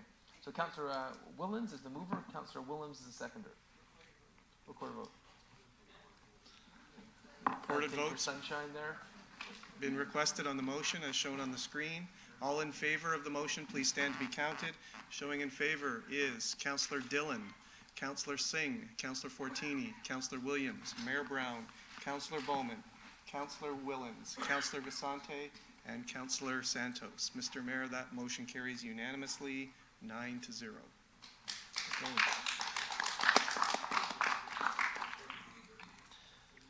Okay, our next item is Delegation 7.4, a staff presentation from Derek Boyce, Director of Recreation Community Services regarding Central Peel Collaborative Learning and Technology Center.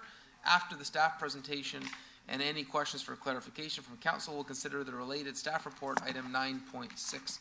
Welcome, Derek. Thank you, Mr. Mayor.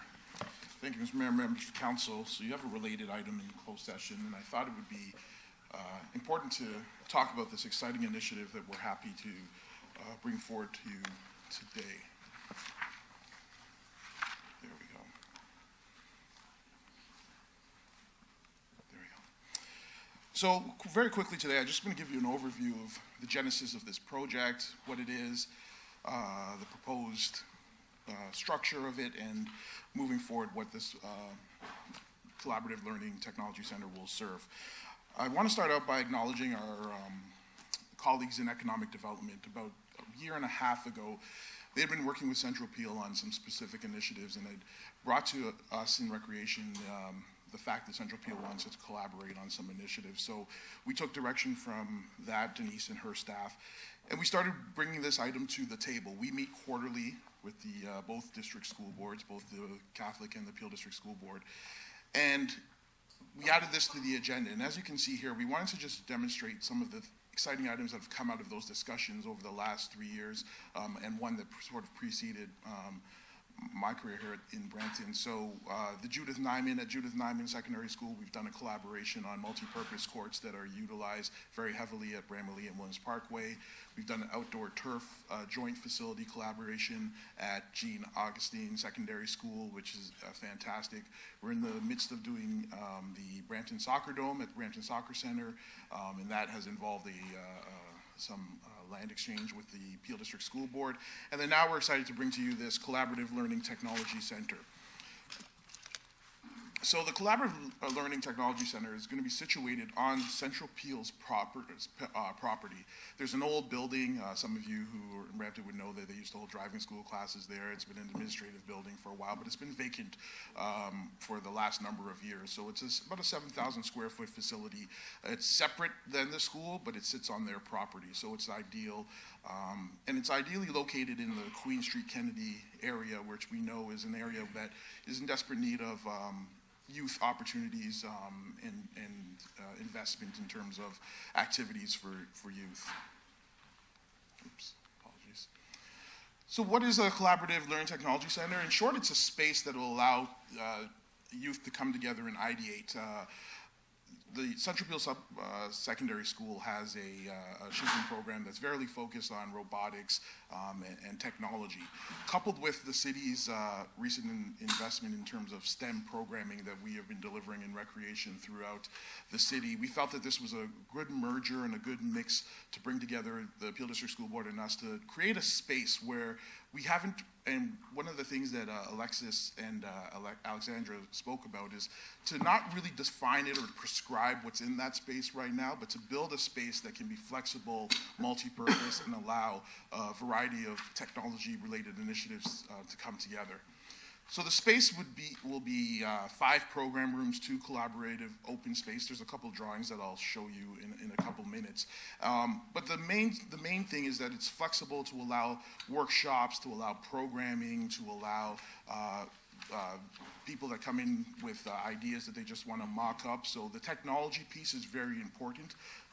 Those are the 2 things that we hear most often in terms of Youth for the Future, is give us the space and give us the technology in order to allow us to create and ideate. And so this building will allow that to happen, and in a shared use environment, the school will use it during the day for their programs, and then we will use it during the evening and on weekends and during the summer. So it's maximizing the use of taxpayer dollars moving around.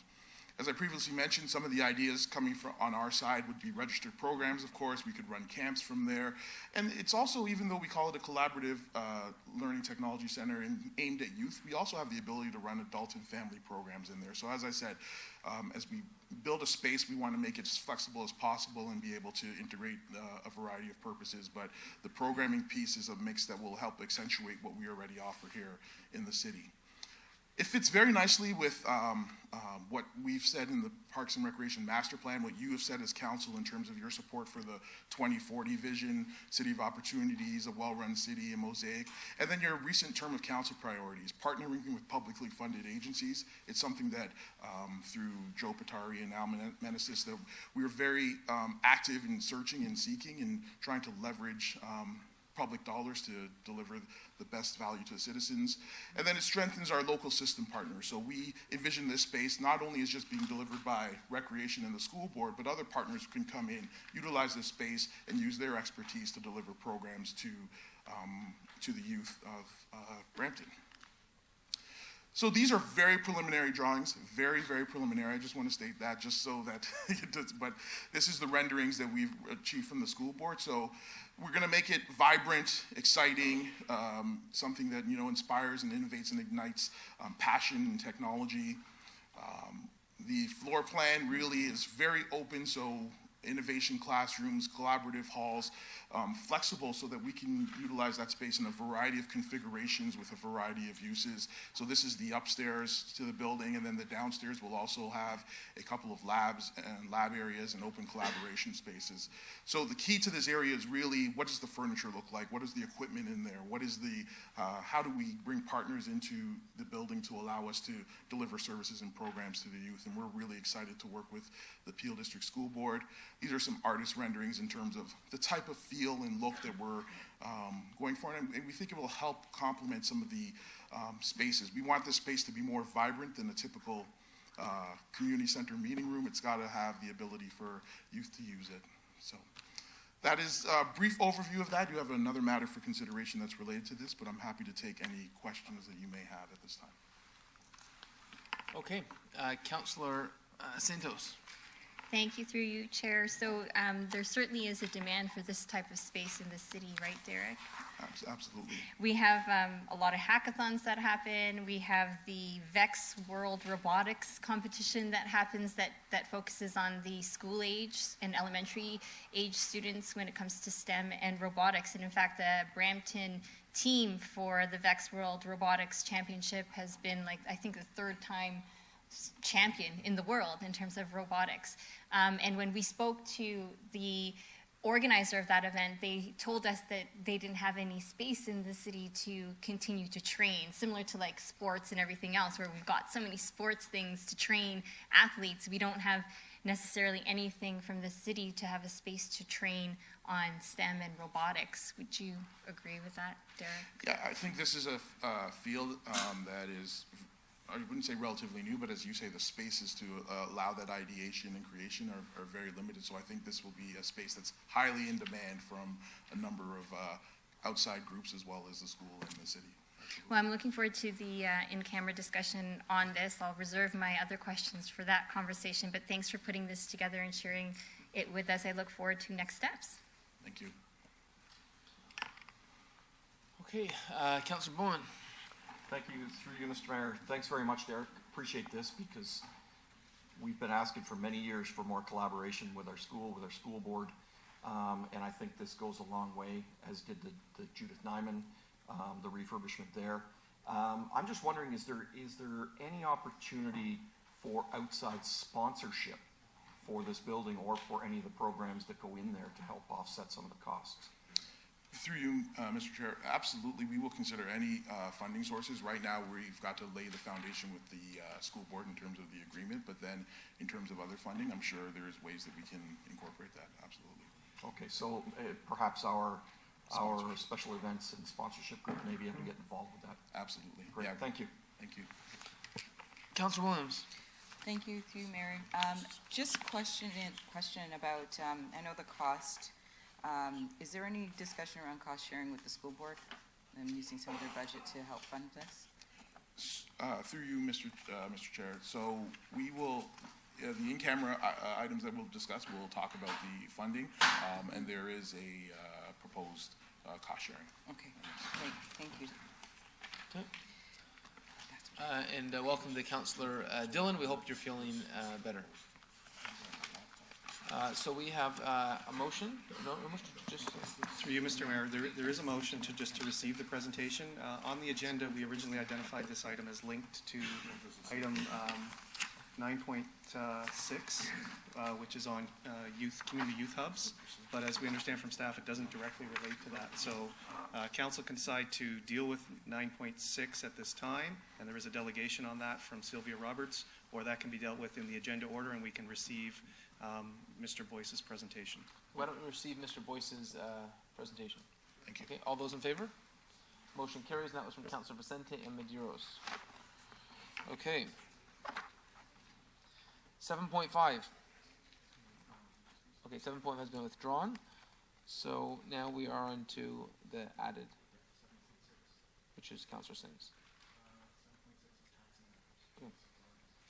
Okay, 7.6. To you, Mr. Chair, 7.6 on today's agenda is a delegation request from,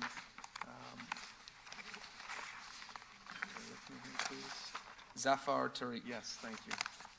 And there is another delegation associated with it. Okay, you have 5 minutes. Okay, sir, good morning. Respected council members and everybody in the hall. My name is Zafar Tariq. I was here last week, and now I just say thank you to all of you that you have done very well, and our staff has done very good recommendation for the tax industry. Your Honor, we were very happy to see under your leadership, whole of team was united. This was a clear message that council is different from the last one, from the past one. I hope you will be like this during many terms in future. We like this.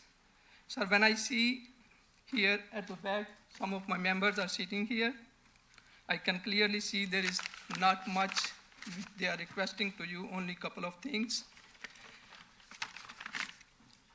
In the last meeting, when I expressed my views regarding staff report with consultation with taxi members, we were in favor of staff recommendations to A, B, C, D, E, F, G, H. But when the motion was passed, somehow I feel human error occurred and 2D was replaced. This looks an honest human error. Even council members did not discuss and did not oppose any of that. When many industry members knew it, they were astonished. So I request, please put 2D staff recommendation back as it is. 2D is so important. If you place all recommendations on one hand and 2D in the other hand, I think 2D weighs more. What is 2D? That states not issue new taxi plate licenses if taxi plates are already inactive. Your Honor, 2D is original. Original is an umbrella for a rainy season provided by staff. So if you do not bring it back today, in coming October, 2 groups will be sitting here. And one would be saying, issue the plates, and the second one will be saying, don't issue the plates because the inactive plates are already in the city of Brampton. So, sir, I ask you that accept the staff recommendation 2D, and then there will be no argument because the formula is to issue new plates is very unpredictable. And my second request, the amended 2D with respect to inactive plates which are presently in the city of Brampton. Please allow renewals of inactive plates without registration of vehicles as in Mississauga. There is about 26 families, and people sitting here are also looking forward to you. They have to spend $15,000 to $30,000 if they have to place one vehicle or the 2 vehicles respectively. And even if they renew that taxi plates, after spending that much money, they are going to give you back the plates, taxi plate licenses at the same time because the drivers are not available at this time. I have spoken to the Director of Enforcement, very wise and very pleasant person. He is very happy to help the industry, but all they need is your direction, sir. And my last suggestion, Your Honor, the camera is that that company verify who makes the cameras that has gone to USA. So now what's happening? The drivers are facing, they are going to technicians, and technician is asking for 3 to 4 weeks to send back the cameras if there is a problem, and then ship back to here.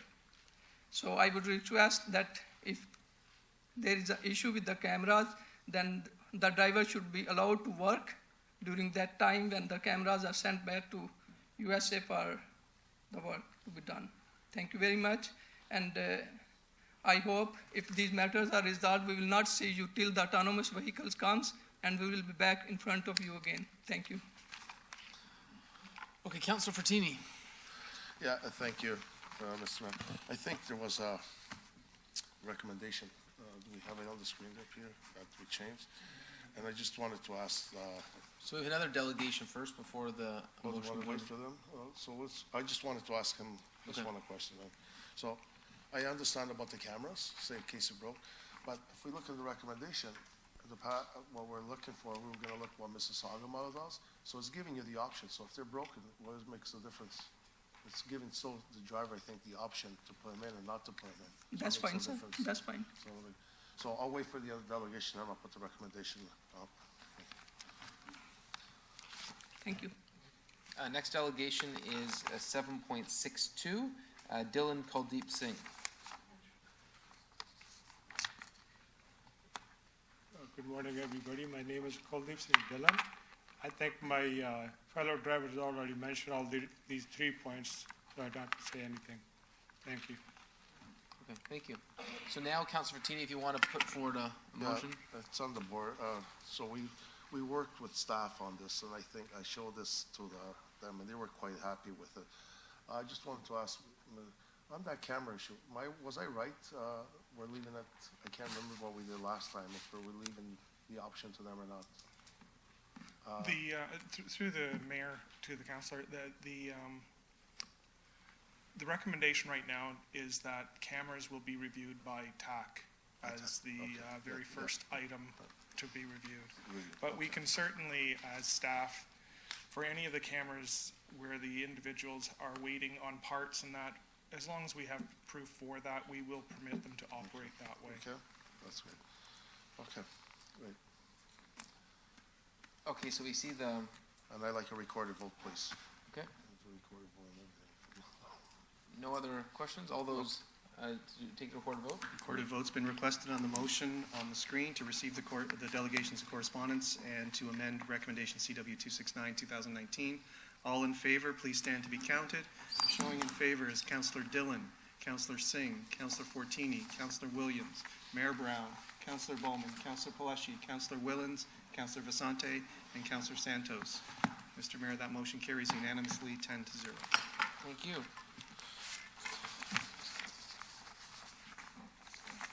Okay, now we're to the add item.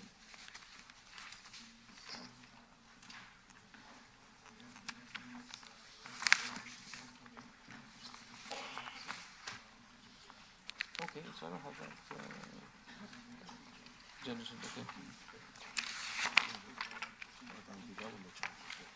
So our next staff presentation.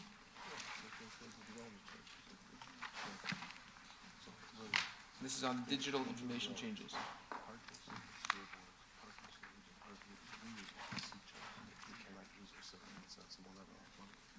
Peter, right here. So just through you, Chair, Mayor, Council, our CAO, Catherine Coulson and her team, they've developed a comprehensive digital strategy that's going to lead our technology for the next 5 years and beyond. I think the presentation will take about 10 minutes, so if you can consent to that. And everything in the presentation is covered in the report. Thank you very much. Feels like almost every topic this morning has been a bit of a warm-up act for this, because everything has been talking about technology, youth strategy, website, app, the CC robot stuff. We didn't pay that guy to come, I promise. Okay, so my name is Ben Perry. I'm the president of Perry Group. and obviously you know Catherine. The previous guy actually was talking a lot about how society is changing and how Google, Netflix, and Amazon is changing the way that we're all sort of interacting. We just need to look around the room to see the impact of technology, and really the reach and impact has been felt throughout service industry, banks, insurance, grocery stores. Internet penetration is nearly sort of universal, and smartphones are everywhere. And as we were hearing through the youth strategy, almost all people, youth and adults under the age of 45 have a smartphone. So, we look a lot at what the banking industry has been doing. Today, almost 88% of people use online banking. And so we see that as a good predictor, really, of the level of interest that people have of interacting with their governments that way.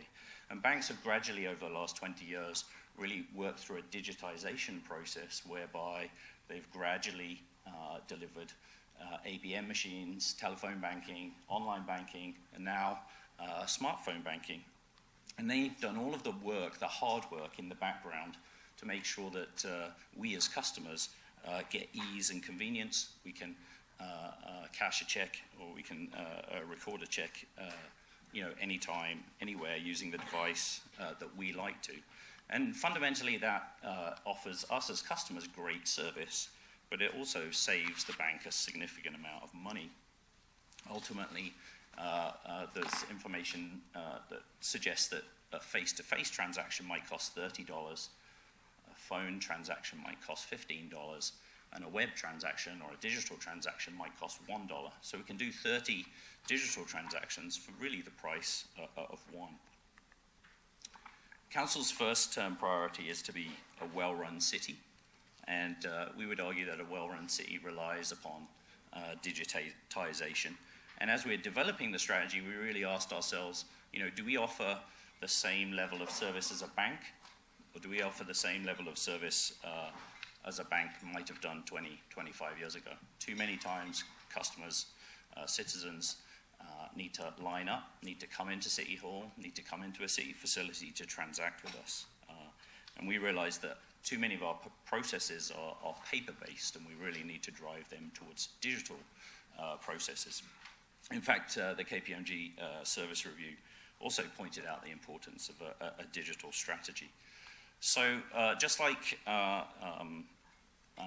Vision 2040, we've set a bold vision, a stretch goal, if you will, to become a digitally driven organization that delivers great digital services up there with the best municipalities in the world. There is a fair way to go, but we can use this vision as a North Star to guide us. Why do we really need this strategy now? Well, as we mentioned, KPMG sort of recommend that with the service review. But with a new council, new city leadership, new CIO in Catherine, alongside some major organizational changes that we've been made to centralize the IT service model, it's really a good time to sort of have a look closely at how we deliver services. So Catherine and the division have led the co-production of this strategy. Lots and lots of interviews, over 50 interviews, numerous workshops, working sessions with the city's leadership team, staff from all corners, and we held a workshop with council, of course. So rather than developing three separate strategies, technology strategy, digital strategy, smart city strategy, we really combined all of these activities into one overarching strategy. So let me hand over to Catherine.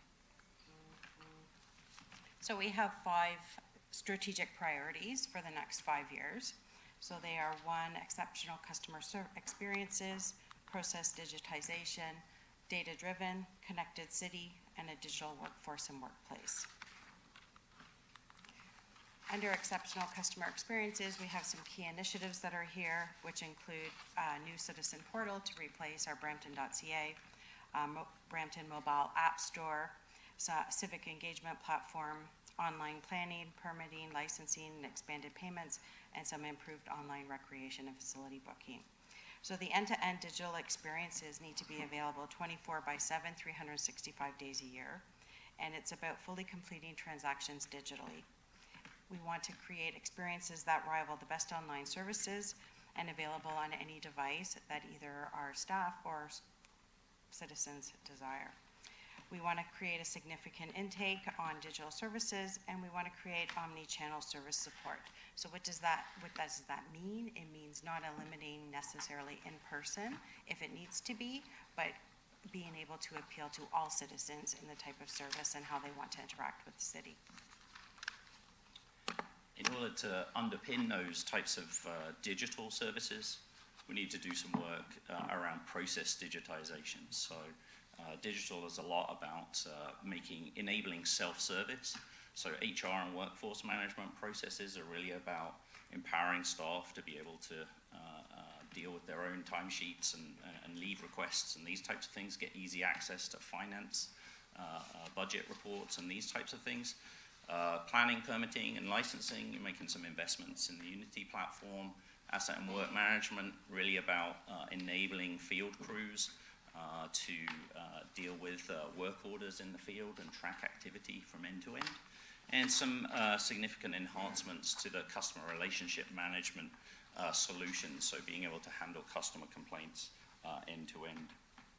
The idea here is really to take advantage of new digital capabilities, so moving more towards real-time workflows, digital signatures, and online payments, and those types of things.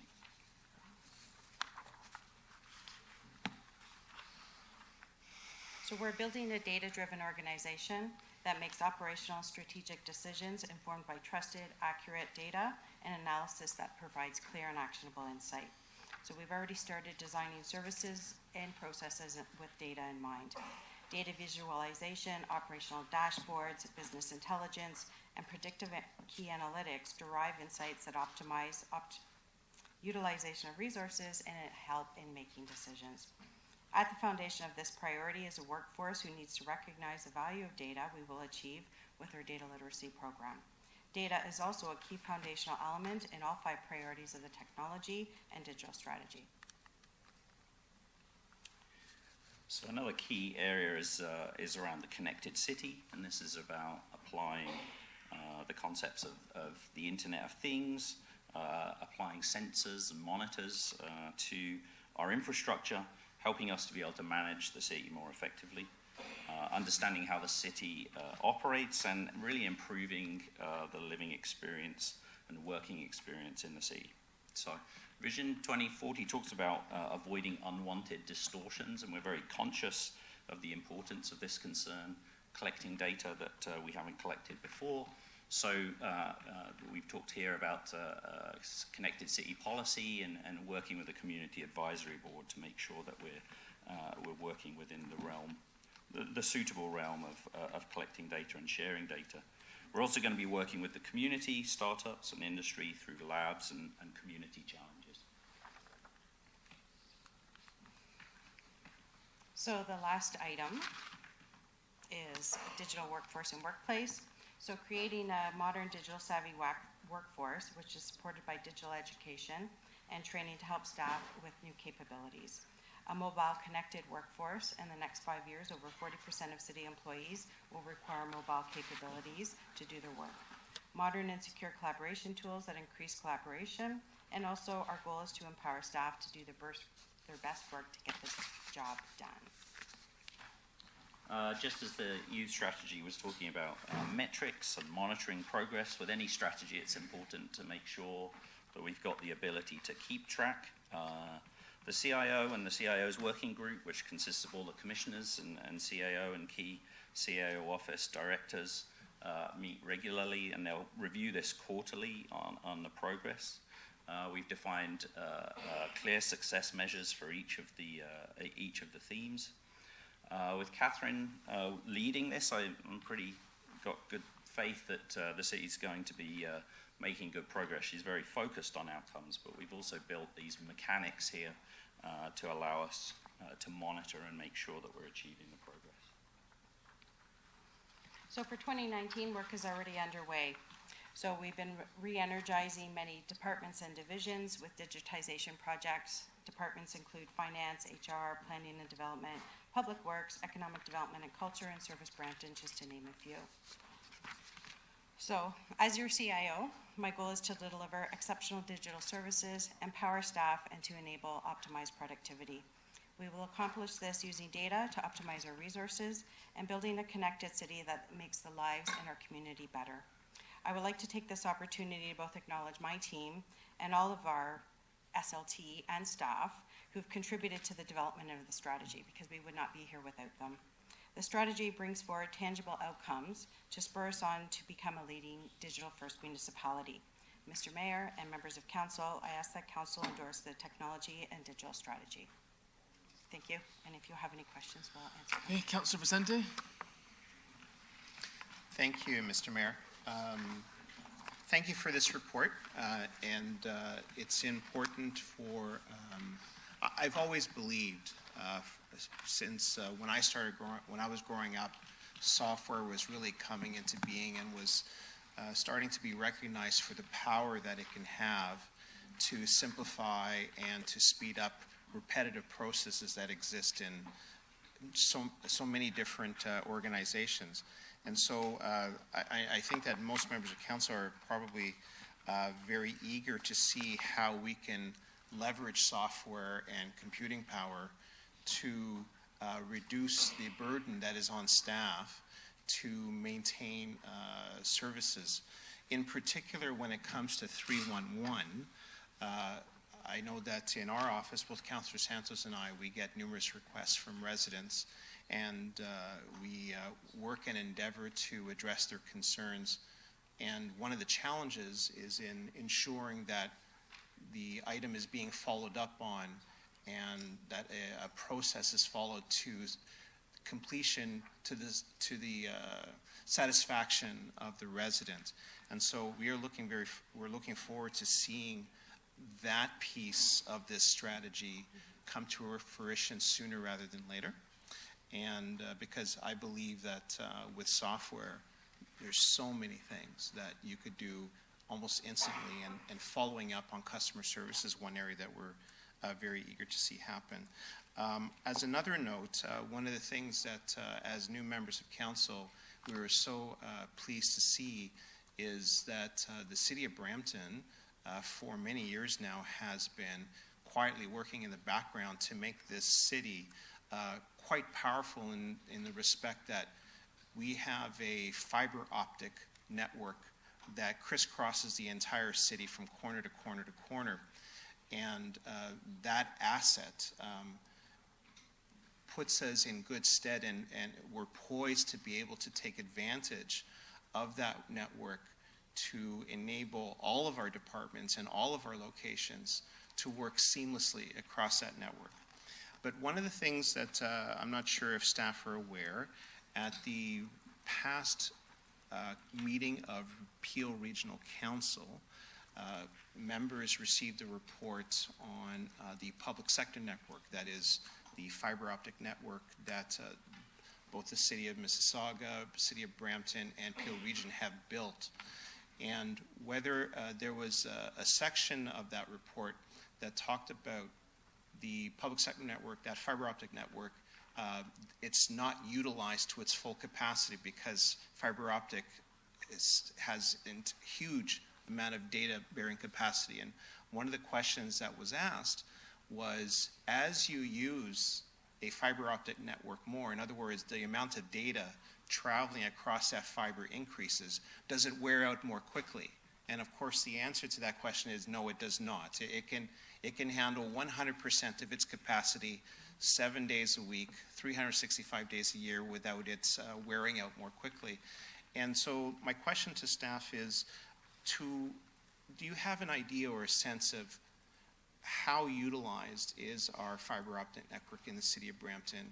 And as was identified in Peel Regional report, that there is an opportunity there for that to be leveraged for the gain of the municipality. In other words, to lease out unused capacity to the private sector. What opportunities might we have there given budget constraints and our desire to fund some of these initiatives as well? So it is the same. The public sector network consists of, as you said, City of Mississauga, City of Caledon, Region of Peel, and City of Brampton. We will have a PSN report coming forward also from a City of Brampton perspective. So we will continue to look, and we do meet quarterly to talk about opportunities to leverage the PSN any way we can. Now it is a non-competitive network, which means that we can't provide services to specific companies like Bell would or Rogers would. So there is some limitations as to what we can do with it, but any city facility it can definitely support. So it's my understanding, for example, that William Moser uses that network. Is that correct? Yes. Do they pay a fee for being able to access that? Correct. That network? So I think that as the city continues to grow and more high-tech companies locate here, on a case-by-case basis, I think there would be opportunities for us to share the bandwidth on that network. And with software controls, you can ensure that any additional bandwidth that's allocated does not impact city business. And so I think that that's an opportunity that staff should be looking at, and welcome the report. Thank you.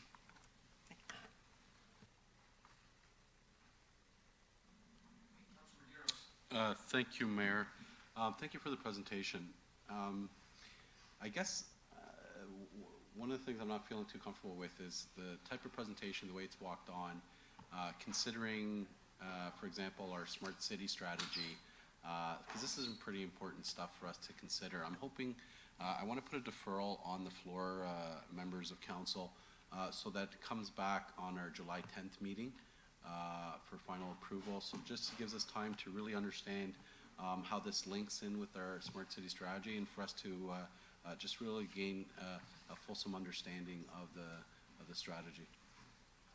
Okay, can we speak to a deferral? No, through you, Mr. Mayor. Once the deferral's moved, we go to a vote immediately. Okay. So that vote. Can I clarify through the chair? So the smart city strategy is included in this. Under connected city, what we've done is we've merged all three. So we have technical, we have digital, and we have connected city all under one strategy. And I appreciate this, but as far as I know, I'm not an IT expert. So for me to really understand all the implications, I'd like to just understand more, do a little bit of my own research, and I think it'll give time for our colleagues. I think it's a great, I think there's some great information here. I think we're going in the right direction. But for us to just make a decision right now in council on a presentation that's walked on, and it's nothing specific with this, but I think we'd need more time to consider this. So we're just deferring it to July 10th. Call the vote. All those in favor of the deferral? That motion carries. So it is deferral of the staff report. The presentation's just been received. Yes. Okay. Thank you very much for your time.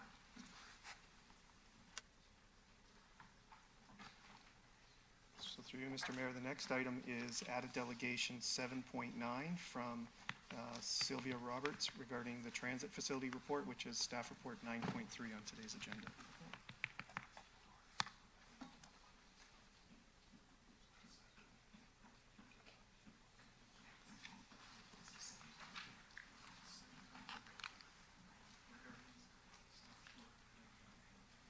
Sylvia. Hello, I'm Sylvia. This is on the new bus storage and maintenance facility that you're looking at. The report indicates that this might reduce the need for a fourth bus facility. There's an issue. It's based on 2011 data, and that's wildly obsolete. If you look here, this is from the 2015 Transportation Master Plan. It shows that in 2017, they're looking at just under 30,000 riders in the AM peak period, and then by 2019 at 5.5%, we're still talking low 30s. We're currently at 47,000, more than 50% beyond where we thought we would be. We're actually beyond where we thought we'd be by 2021. We're probably around where we would expect by 2025. So to say that because this, based on 2011 data, that we won't need it is inaccurate and in fact dangerous. As you've seen with provincial funding right now, you need to be able to get that funding secured. If you actually start planning now, you might be able to get funding for the fourth facility in not this coming federal election, but the next federal election.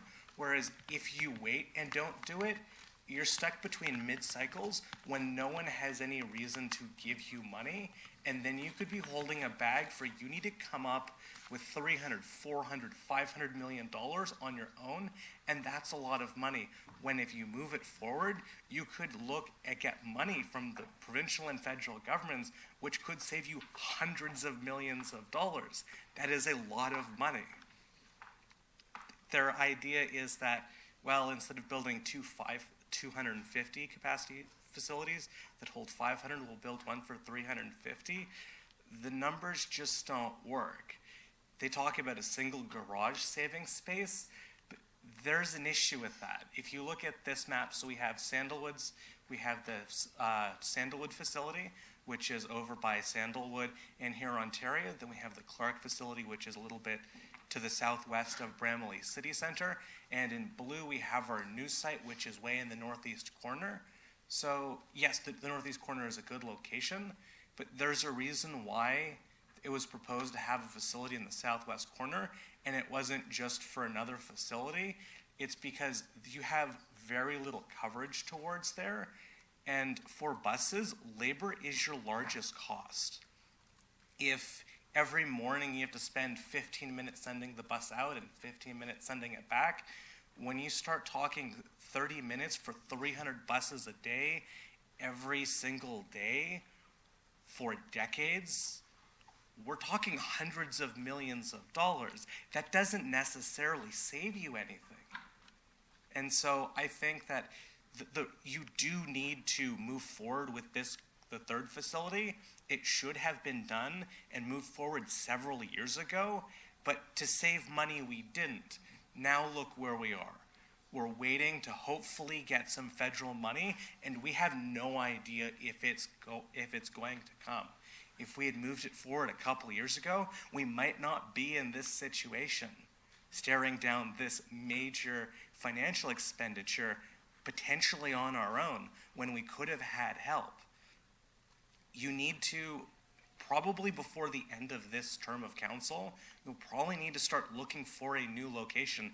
If you wait until all of this is built out in past Mississauga Road, it will be much harder to find a good facility. If you do it now, when it's still relatively underdeveloped, you have a much wider range of options to get a good site which has the space you need, but then also for a much more reasonable price. Because right now, look at it. A whole bunch of it's used for farmland, and it's still functionally rural. Do you want to have to start competing with major businesses for that land where they're going to have a major operation? Your cost per hectare could be substantially higher if you wait even a couple years. That's my delegation for this. You're actually our next delegation as well. Yes. Do you want to do it after lunch, or I can do it No, now? we're finishing the delegations. Okay. Yeah. How do I get to the next?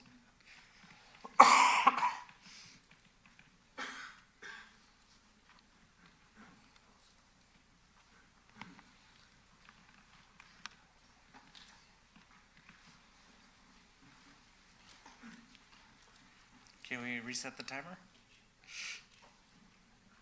Or not, I guess. I have a minute and a half.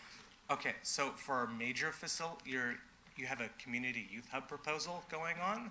You've got two major sites. You're looking at a Vauden and Rutherford location and one at South Fletcher's. As was noted by Councillor Williams, it's important for youth to be able to get around by transit. This site is functionally, in terms of transit, a wasteland. It is served by a bus that comes every 30 minutes. So if you want to get people there, you're basically going to have to drive them. A number of you have kids or have now adult children. Do you really want to have to drive your kids here and then pick them up? If you're someone of a lower income background, not only is the ability to own enough cars to move all your kids around an issue, but you also tend to be short of time. And that is an issue when you have to drive them here and drive them back. It talks about how there's a concentration of lower-income people in the immediate neighborhood, but then it also talks about how, well, it's a central location, and so it's good for the whole city. There's one issue. The people who actually proposed this, I believe the group was called Iconic, they actually specifically asked for it to be west of the 410. And yet here we are talking about two sites, east of the 410, in Ward 7 or 8 or 9 and 10. I believe Councillor Williams has talked with them about that and worked on that. And yet we're still putting it over on the other side, the opposite side of town that they're talking about. If you look here, the closest frequent bus line is 1.25 kilometers. Does anyone here actually expect a youth in the evening to walk that far to there and back, in addition to have to transfer by buses? If you're trying to get lower income people there, it needs to actually be accessible. This completely fails at that. Even if they do have access to a car, the issue is now they're becoming dependent on someone else in order to move them around. So if you're building a forced dependency on someone, how does that make them more independent? A 16-year-old can be reasonably expected to move around on the bus system. And if they have a monthly pass, they can get around and be more independent. And so they don't have to ask the parents, Mom, can I do this? Dad, can I go there? It's less stress for the parents. And then here we have the South Fletcher's branch. And theoretically, I mean, it's right next to Sheridan College, but the amount of distance to the bus thing there, it's 600 meters. It's to the southwest corner of the city, and it's basically at the south edge of town. Steeles used to literally be the south edge of town before it was moved due to the 407 corridor. It's still frequently treated like that. The data looks at it and says, wow, there's a lot of youth here, and there's also a lot of poverty here. And those are true, but that they're both true in the same location, while it normally means they're paired, does not necessarily for this location. It's right by Sheridan College, and you have a huge number of foreign students here who, because of visa rules, are restricted to work 20 hours at most, and so their incomes will show them as poor, but they, through their colleges and universities, they actually have access to these kind of facilities. If you look at the kind of facilities the city's proposing, it looks like a cool homeroom idea from someone who's looking at a homeroom from the 90s. They talked about like a professional kitchen space, and you talk about kitchenettes. Video games, it's really, this isn't what the delegation asked for. One of the things that they brought up is that the city says that you want to hear from us and that you want to have a dialogue, but then we say stuff to you and then you just go and do your own thing. That in a lot of ways feels exactly what this is. They talked about 15 to 29, and all of your location data is based on under 19. Did you listen? They talk about how it should be for all incomes because there just isn't that much for youth to do. And you're like, well, we need to do this for marginalized youth, for crime. Crime has gone, by youth, the charges have gone down by 1/3 in a dozen years. And yet, if I listen to council, I would think we're on the borderline of the purge starting. And that you're worried that if you don't do something for us, we're going to turn into gangbangers, mugging and killing people. That's not what's going on. There is nothing to do here, and people are leaving because there's nothing to do. I would like staff to go back and review this and actually look at what was proposed in the youth engagement strategy and incorporate those ideas into this, and especially review the location choices. That's my delegation. Okay, thank you. Councillor Dillon. Thank you, Mr. Mayor. Sylvia, you had said something about Iconic saying a youth hub should be east of 410. Can you clarify that? They had specified 7 and 8 and 9 and 10, which I know part of Ward 3 extends that, but I believe that's all industrial. So if you're talking residential, everything that they just talked about, for everything residential, is east of the 410. Okay, thank you. Can you also clarify you said some of the recommendations from, I guess, the survey you were mentioning now? The youth strategy. Youth strategy. They appear to have left, and I think they're actually discussing the debrief for that now. What in specific? It's actually talking with youth because it doesn't feel like that was really considered, and things like hours and what else would make good facilities. The report itself, I think there's like 70 pages of content, so please forgive me if I can't remember a specific item. So what are you recommending? What would you say you'd like to see? That as a youth. I think the group actually did that presented to the age-friendly committee actually did a fairly good job of outlining it. I'm now getting towards my late 20s, so it's not entirely relevant to me, but to someone who's in their early 20s, what they recommend would be very relevant. So I believe that is actually attached in this report, and part of it's the location. Like Councillor Williams talked about a freedom pass, like for transit, and for youth, giving them access to transit, because we have a fairly good system that covers most of the city with fairly good transit, with high frequency. Having a transit pass and having it transit accessible means you can go around the city and actually do things, because it's not just that there's not really things to do, it's getting there. Most of the city's community hubs are not accessible by transit. Sorry, Sylvia, so what I was trying to ask was that you said there was some recommendations made. Which specific recommendations do you feel that are not in this report? Right now, sorry, I was up until 3 working on this kind of stuff, but it's a case of like the things the city's proposing are completely different. Like you're talking about kitchenette facilities and ask for professional kitchens. What they seem to have asked for was sort of like a not quite programmed space. Here you have like defined stuff. They wanted more of an open space where youth can actually talk and collaborate.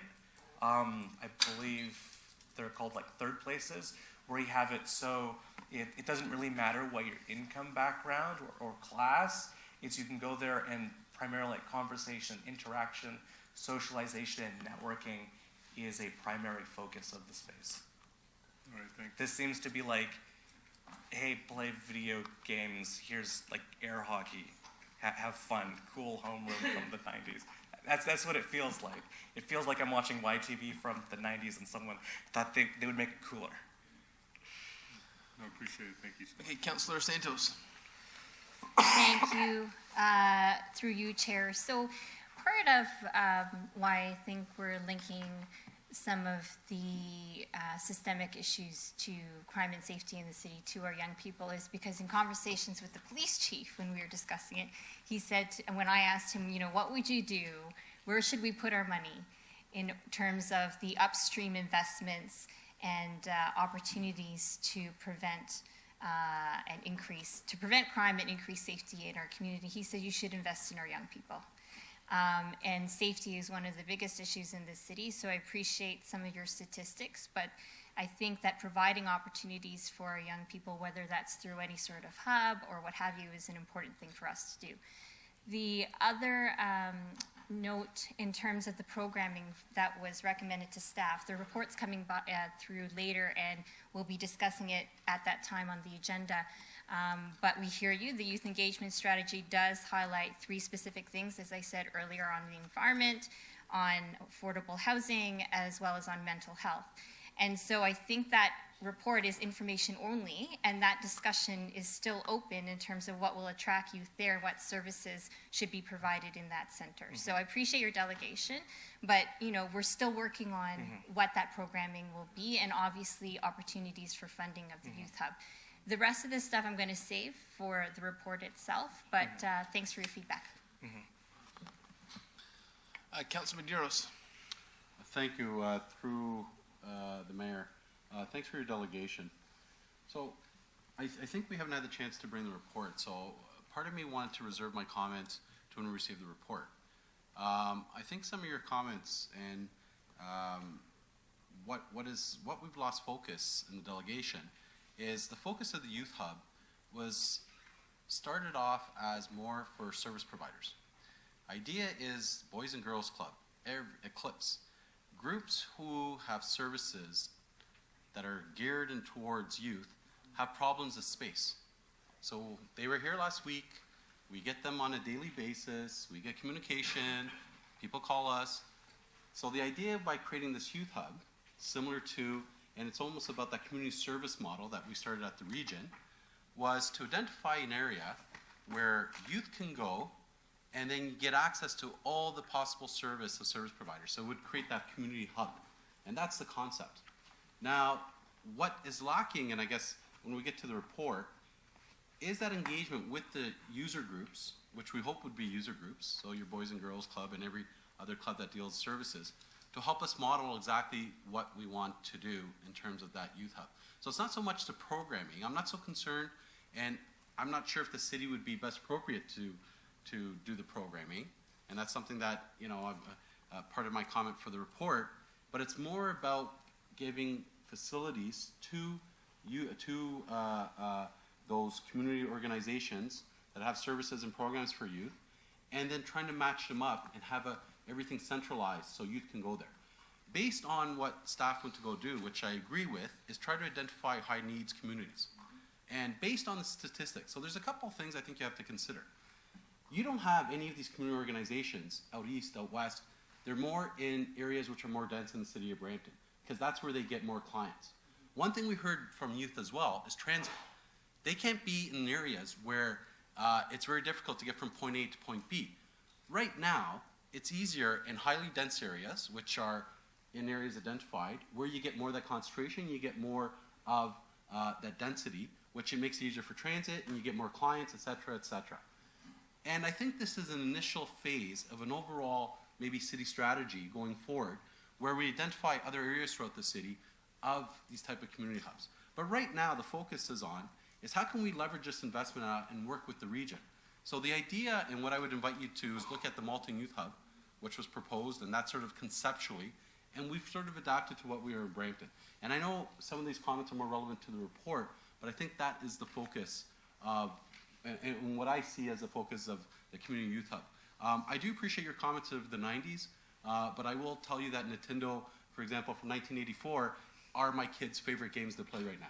So, you know, if it's from the 90s or from the 80s, essentially it's about how we engaging youth and getting folks at these youth hubs. So I appreciate your comments. And I would just remind council, let's not debate the report through asking questions to the deputation, but thank you, Sylvia. Through the chair, Councillor Madero's actually brought up a really good point.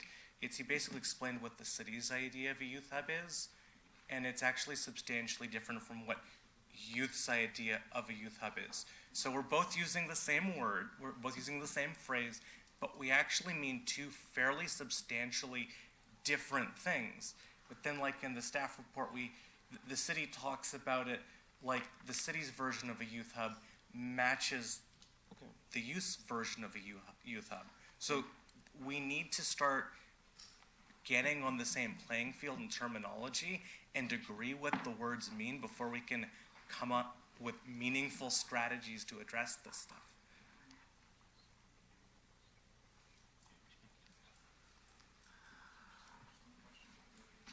Yes, I'm reminding members of council this is just questions of the delegation. We're not debating the report. Councillor Santos. Thank you. Through you, Chair. Just a very quick question. How many young people do you speak to on a regular basis, Sylvia? Several dozen. Okay.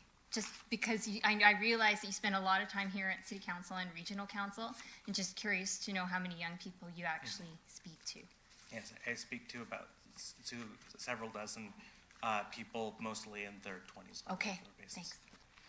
Okay, thank you, Sylvia. Okay. We're going to do the last delegation, then we'll break for lunch. And so this is the delegation that Councillor Singh added to the agenda. Karen.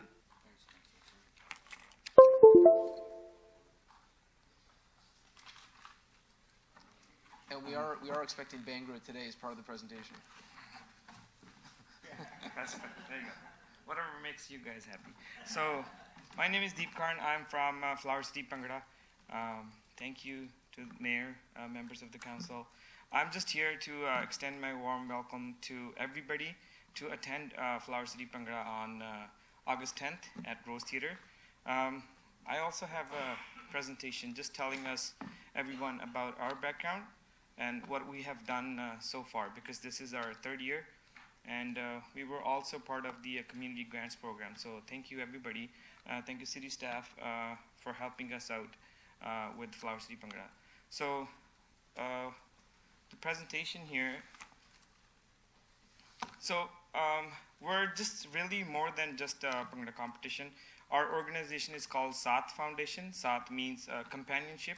Saath is like a Hindi, Punjabi, Urdu word where it defines companionship. And so we're here not just for Bhangra competition, we are here for humanitarian initiatives and bringing the community together through the competition and through organizing other events throughout the year. All right. So we are at the Grace United Church every last Saturday of the month, and we're doing this event called Feeding the Needy. From September 2018 until now, there's about 60 to 90 guests that are served free meals, and we're proud to be part of a Grace United Church in doing so. We were actually offered the space by Regen, because they are responsible for the breakfast there, so they took the responsibility there, and we asked them if we could do lunch every last Saturday. So that's what we do other than Flower City Bhangra competition. So on an average, right, so every month we have a community group members. It's open to public. Anybody can come and serve food there, and whatever they would like to be part of, in whatever way they want to be part of this event. So that's our humanitarian initiative. So then we have multicultural initiative under Saath Foundation, which is Flower City Bhangra competition. So starting 2017 and until now, so we have become the biggest ever, the largest North American Bhangra competition, and that's because we're a special type of Bhangra competition which does not happen in North America. So we only focus on live part of Bhangra competition, where we have live music, live singers, and obviously live all the instruments, whereas a typical Bhangra competition is on music. So we took that part out, and we're more traditional in terms of how Bhangra competitions happens in North America. And this is the first time ever there's going to be 13 live teams in North America. So just a little bit of the background for the teams. We have 4 teams coming from Edmonton, 1 team coming from Washington, D.C., 1 team from England, and then we have 6 local teams. So we are really a tourism spot for all the teams, and we were already, reaching our limits of how many attendees we allow, like 90 days in advance. So this is really, I'm here just to thank everybody on behalf of my team and Saath Foundation, just to show our support to the council, and coming here just to thank everybody. This is our first poster from 2017. We are always at the Rose. Actually, 2018, we were the first ever Bhangra competition co-presented by Rose Theatre. So we were part of the Rose programming at Rose Theatre last year, and this year we are the guest presentation at Rose Theatre. So that's from 2017. We were sold out. We had 6 teams. Those are some pictures.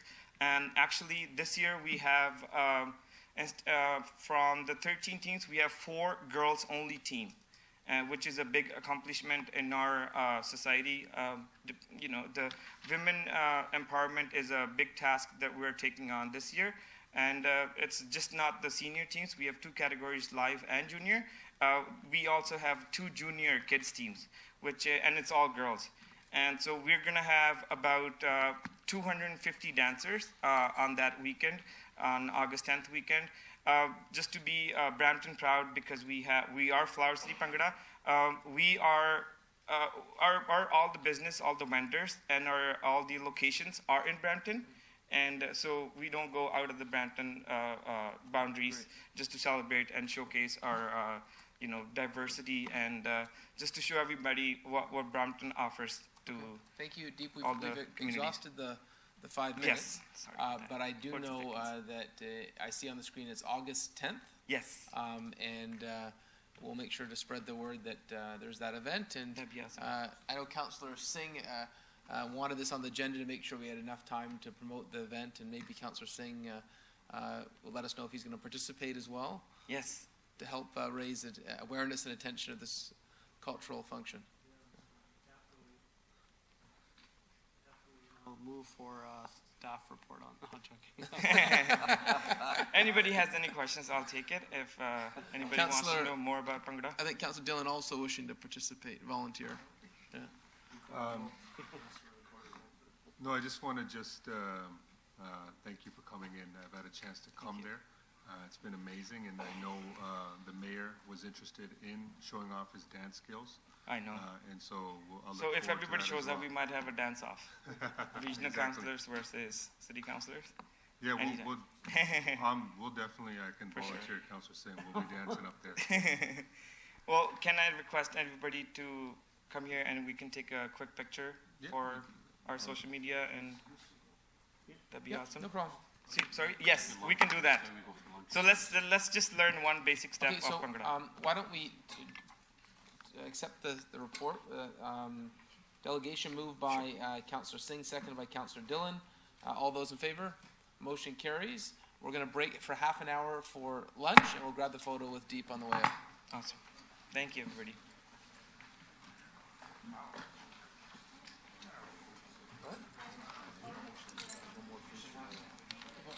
Can't be coming for application to all council offices. Assistance.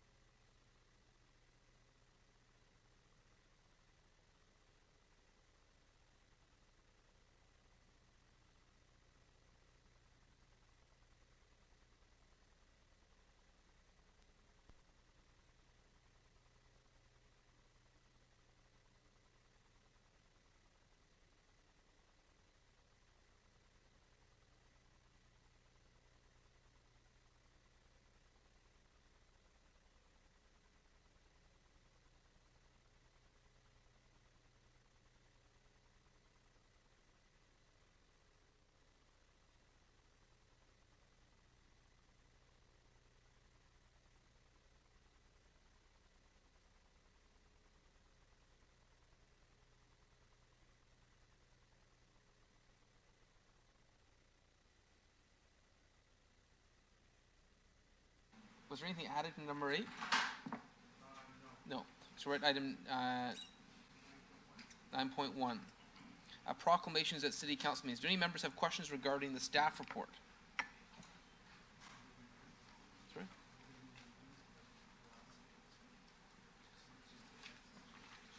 Yeah.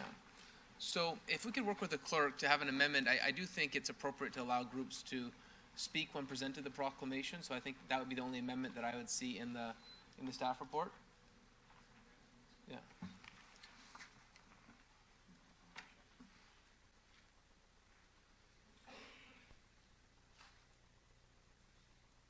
Okay.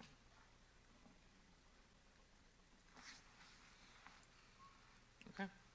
So, Mr. Mayor, just for clarity, so this motion, if carried, would allow you to continue reading proclamations at council meetings, the recipient group to do a two-minute response, but the photo opportunities, we are going to try and have those at a pre-council reception before the meeting starts at 9:30. Councillor Pelleshi? And just with any type of, I guess, not necessarily to put a maximum on proclamations that come through the city, but a management of the agendas with proclamations. Is that for staff to try and manage? Through you, Mr. Chair, we will. I wish I could say that we could limit to 3 or 5, but it all depends on the requests that come in because it is demand-driven. And as the report sets out to date, we're on track to at least double the number of annual proclamations that have been issued in the last years of council. No, and I can see that as a member, and I'm just kind of, we've had some meetings that have gone on, and members want to push through and push off lunch, but it's not just for us. There's other people that are here listening, and that may have health issues or may need that time to grab a bite to eat. So I think we need to, I'm not putting this on anybody other than, I guess, members of council, but we need to be cognizant of people's times and be able to have our breaks to give that opportunity for not only staff but members of the public as well. Thank you, Mr. Mayor. Okay, so we see the amended motion. Moved by Councillor Bowman, second by Councillor Santos. All those in favor? Motion carries. Our next item, staff report 9.2, Brampton Family Festival. Do any members have questions on the staff report? Moved by Councillor, question, Councillor Santos. Not a question, just to move the recommendations and let's go. Okay, moved by Councillor Willen, seconded by Councillor Santos. All those in favor? Motion carries. 9.3, our next item is budget amendment and request to begin procurement initial design service construction services, a new transit facility located at 10192 Highway 50. Do any members have questions regarding the staff report? Councillor Vicente. Thank you, Mr. Chair. I'm not sure if it was addressed in the report, but just a quick question to staff. As this is a new facility that the City of Brampton will be adding, would staff be able to comment on the number of jobs that will be created eventually once this facility is built? Through you, Chair. At this point, we're looking at just overall planning of the facility, but we really don't know the number of staff at this point. We are looking, but in considering, just that that's where it's at right now. I'm sorry, could you repeat that louder, please? Yes, sorry. Can you hear me now? Yes. Okay. At this point, we're just at this planning stages. We are considering what functions we would need at the new facility, but right now we don't have exact numbers or what's going there specifically. Perhaps then just to perhaps give members of council some indication how many persons are employed in our current transit storage facility up at Sandalwood, as an example. As far as staff, like for that facility specifically. So approximately overall transit at both facilities is 1,200 people. So, maybe about 900 people, and that would include operators as well. 900 to 1,000. Okay, thank you very much. Okay, Councillor Frattini. Thank you, Mr. Just a quick question. Is this in joint with Caledon? I think there was something up there that we're supposed to have a joint facility for the buses to turn, or is it just a storage? Sorry, through the chair. It's separate. I'm not sure what would run out of there at this point, but it is a storage facility.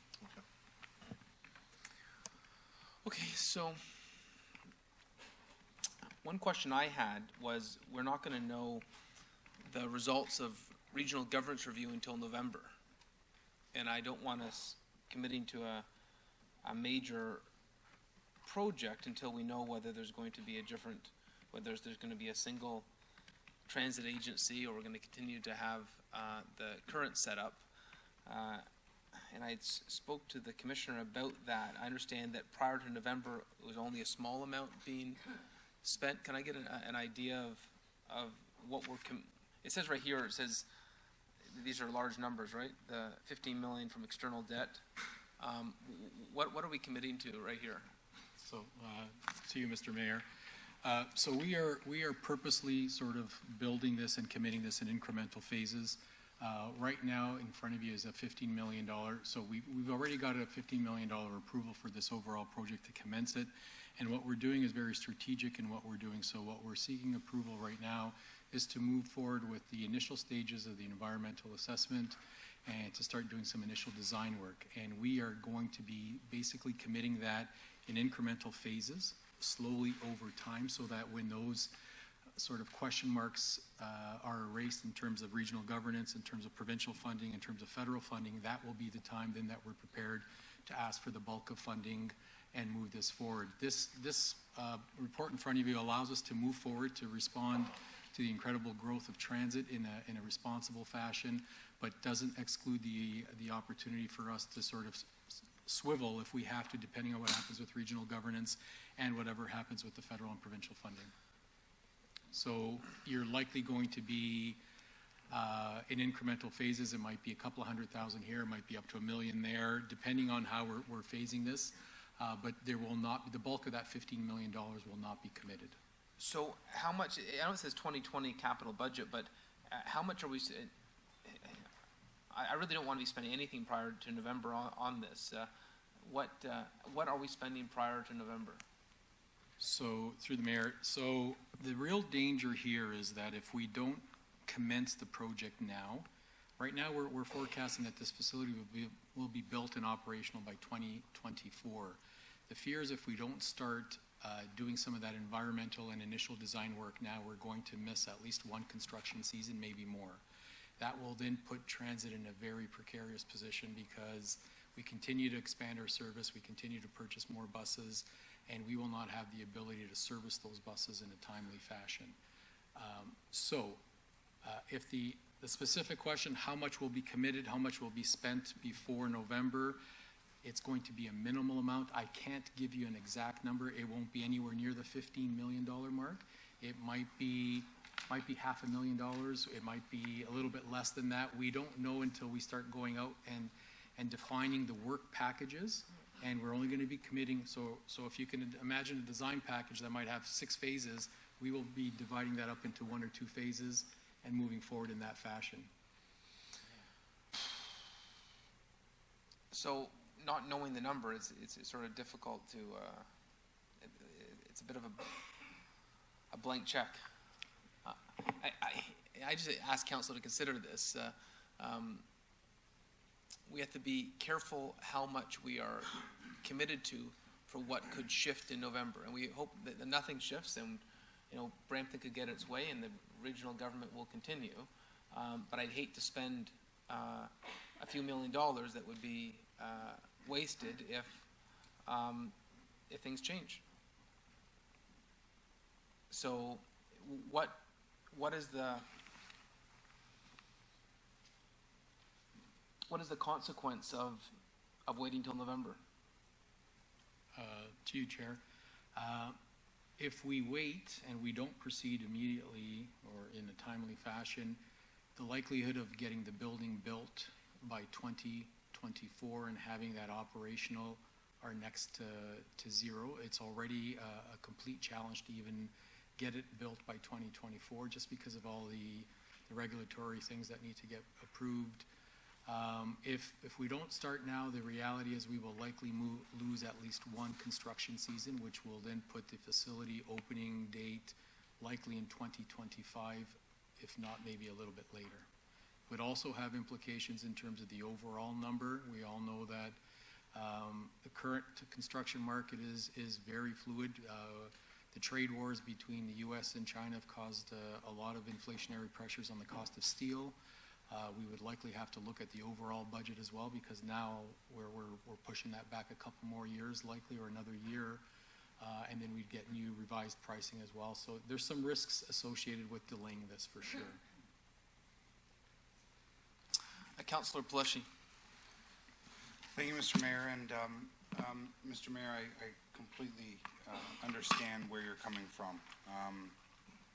But I think that when we're talking about transit and the rate of expansion in our transit system to date, we hear from many people that we needed more transit throughout the city yesterday. And I think that putting any type of delay, and I see that there's uncertainty and there's volatility right now, but I think on when we're talking about something like this, we need to continue business as usual. The $15 million has already been approved by council, and this is just to kind of that final stamp to start getting the ball rolling. But I completely respect what you're trying to achieve in your caution in doing something like this. But I think that for this facility, I think we do need to start in any interference or pushing off right now is going to put that in jeopardy, and it's not something that we should be, I think, engaging in. So thank you again. I respect your opinion, and I'll be supporting the report going forward. Thank you. Okay, Councillor Santos. Thank you, through you, Mr. Mayor, and I echo some of the comments made by Councillor Paleshi as well. Would this, Commissioner Menezes, have an impact on service levels if we're not able to build this facility? Through the chair, my understanding is yes. There would be a real fear that from a maintenance perspective, transit would not be able to keep up with the growth. There would be more buses parked, more buses being unable to be serviced in a timely fashion, which would then reduce or put additional pressure on the service levels that are anticipated to continue to grow by 2024. So there would have an impact, yes. And in terms of the incremental approach that the city has taken, given the uncertainty of possible provincial or federal funding, if that provincial or federal funding or something changes with respect to how transit happens in Brampton, what are our options to pull back from our initial investment, and what are our sunk costs? So, through the chair, I would suspect the scenario would be, in the unlikely event that the federal and provincial funding does not come through, whether there's an amalgamation at the regional level or there's sort of a broader sort of region-wide transit service, the demand is not going to diminish. So there's still going to be that demand that's there. In terms of sunk costs, depending on when that decision is made, if we hypothesize that the facility would not be required or we're not going to build it, we are the landowners, the land prices continue to go higher and higher.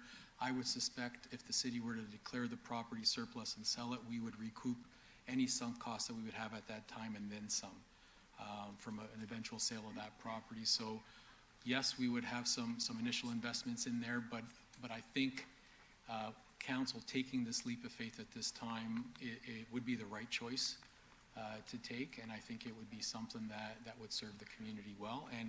And I can assure you with the greatest of importance that staff are reviewing the situation on a regular basis, and we are doing the bare minimum in terms of expenditures and commitments to ensure that the project continues to move forward without actually precluding us the ability to react depending on those future decisions. So we are managing it very, very on a micro level. So this is what happens when we're put into this corner of uncertainty driven by something that's completely out of our control. Just a quick question about the EAs and the studies that we are investing in now. Could we use those potentially in the future? Through the chair. So I would say the following: whatever sort of comes out of the EAs and we know more about the property for future growth, there is continuing demand for municipal services. We know that there's a requirement for additional works yards in the area. We know that there's other purposes that we could then reutilize. So I would answer that in all likelihood, the money that's expended on environmental assessments would serve us well for other municipal purposes on that property. Okay.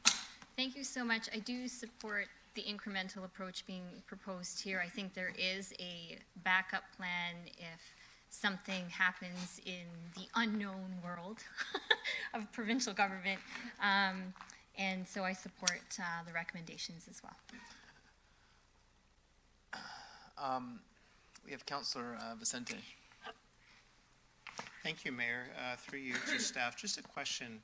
If council were to delay, would staff be able to comment on what exposure we might be having to the increasing cost for materials for the structure and for the building if we need to push this further down the road? I've noticed that the budget has already increased substantially from what it was expected to before. Could additional delays cost taxpayers of the city more? Through the chair, I would suspect, and the answer is obviously yes, I would say.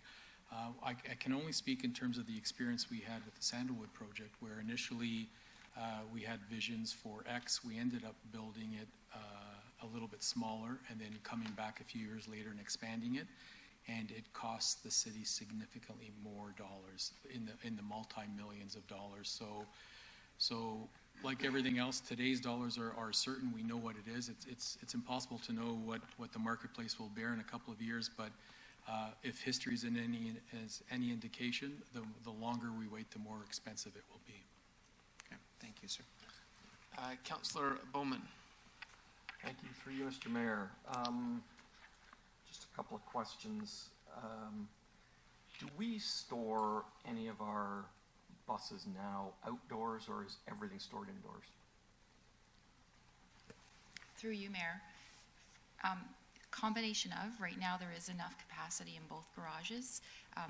Some of the newer buses, maybe at some times, depending on what we're doing in the garage, may be stored outside, but for the most part, everything's inside. So we store everything inside? Yes. Okay. Do other municipalities store buses outside? Through you, Chair. I'm not familiar with that. That was something that I'd have to go back and look at, just do some benchmarking, because I'm not familiar. Okay. This is Councillor, if I may, just add to the comment. Those were the types of questions that we asked Transit, and we said, would we be able to build some sort of outdoor storage facility, not necessarily an all-enclosed. The reply that came back, and we have no reason to doubt that, was some of those larger transit authorities have experimented with that, particularly Toronto and some others, and the technology that are on the buses with our Canadian winters preclude that option. There would be the cost increase in terms of buses that would be out of service, buses that would require additional service, what it would take to actually maintain them in the cold winters would offset any potential savings you would try to have by building sort of an outdoor structure that wouldn't be fully enclosed from the elements. Okay. So we did ask that question in an opportunity to sort of mitigate some of these costs. Okay. The cost to build this facility, 4 years, Al, you said it would take to build, approximately? Through the chair.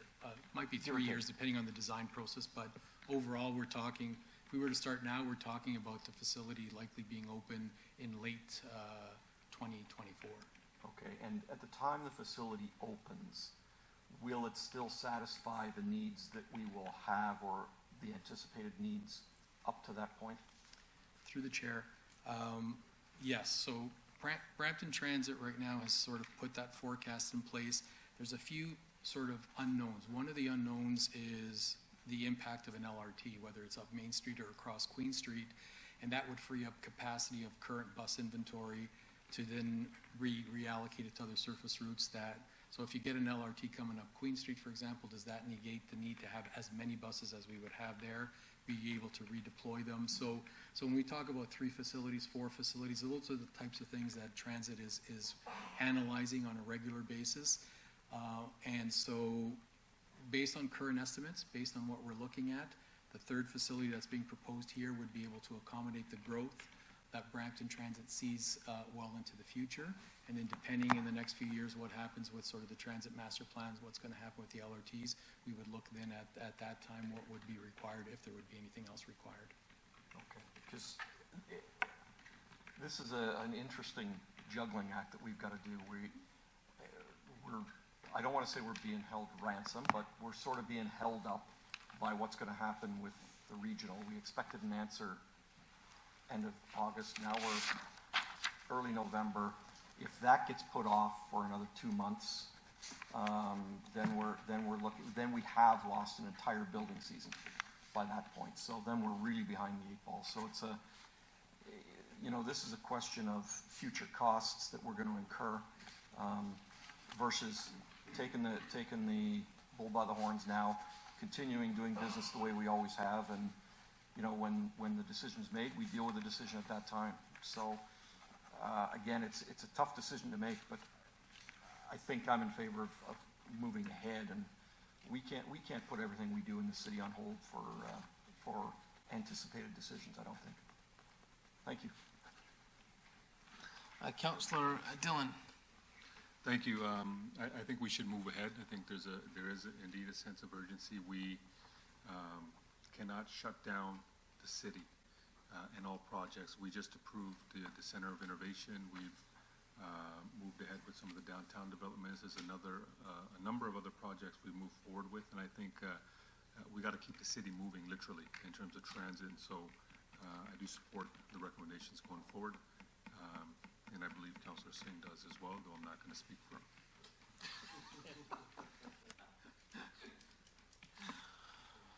Okay. Councillor Singh as well. Might as well clarify. I am supportive of this, but I understand the mayor's caution as well, and I think staff understand that as well.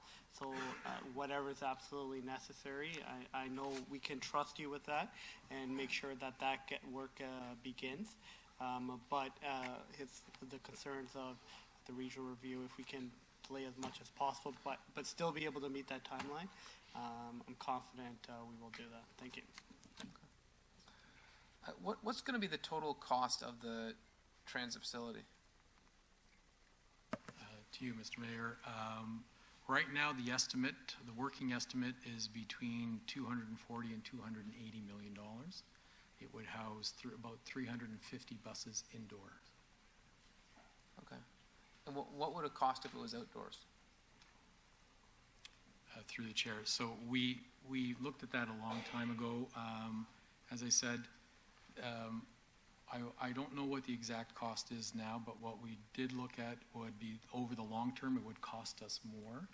And when you start talking about the service impacts it would have, we were really concerned that what it would do would be forcing people to stop using transit because the service levels would be reduced because we'd have less buses on the road, and it would be much more difficult to get people to get back on the transit once they were turned off to it. So right now we wanted to ride that momentum. I'm just curious about what the cost difference is. I don't know. I don't have it on the top of my head, but we can certainly look at that and send it to you. Yeah. Okay, so just so we know, I know we have lengthy debates about things that are $20. We're talking about $280 million. I've seen hospitals in Ontario built for that amount. So this is a significant commitment, and I want council to have we need to spend adequate time on issues as significant as a spend this big, especially as we're trying to be a council that manages the tax bill. So what I'm going to suggest is we add 2 items to the motion with council support. Number 5, that staff present to the council on July 10th the necessity of an indoor transit facility, just so we can get a better understanding on why we're I know some municipalities, I've spoken to them at FCM, use outdoor facilities. Some nearby municipalities use outdoor facilities. So I want us to fully comprehend why we're taking this approach. So on the July 10th, that we have a staff presentation on the necessity of an indoor transit facility, and that number 6, that costs be limited as much as possible to only what is necessary prior to the conclusion of regional governance.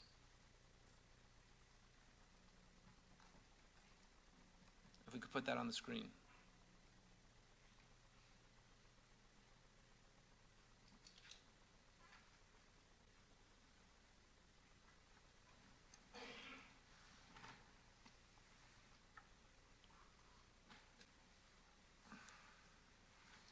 And so for municipalities telling us that it works for them, I would like some information on why you believe it doesn't work.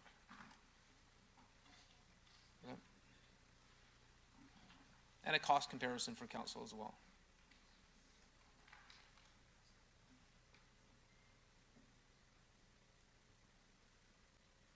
And it could be a staff report, and if there's no questions, there's no questions. But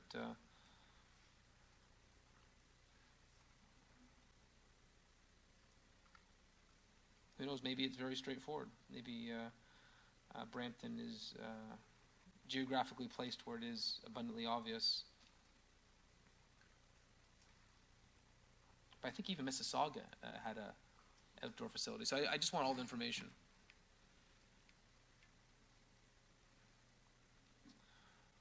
Okay, Councillor Paleshi.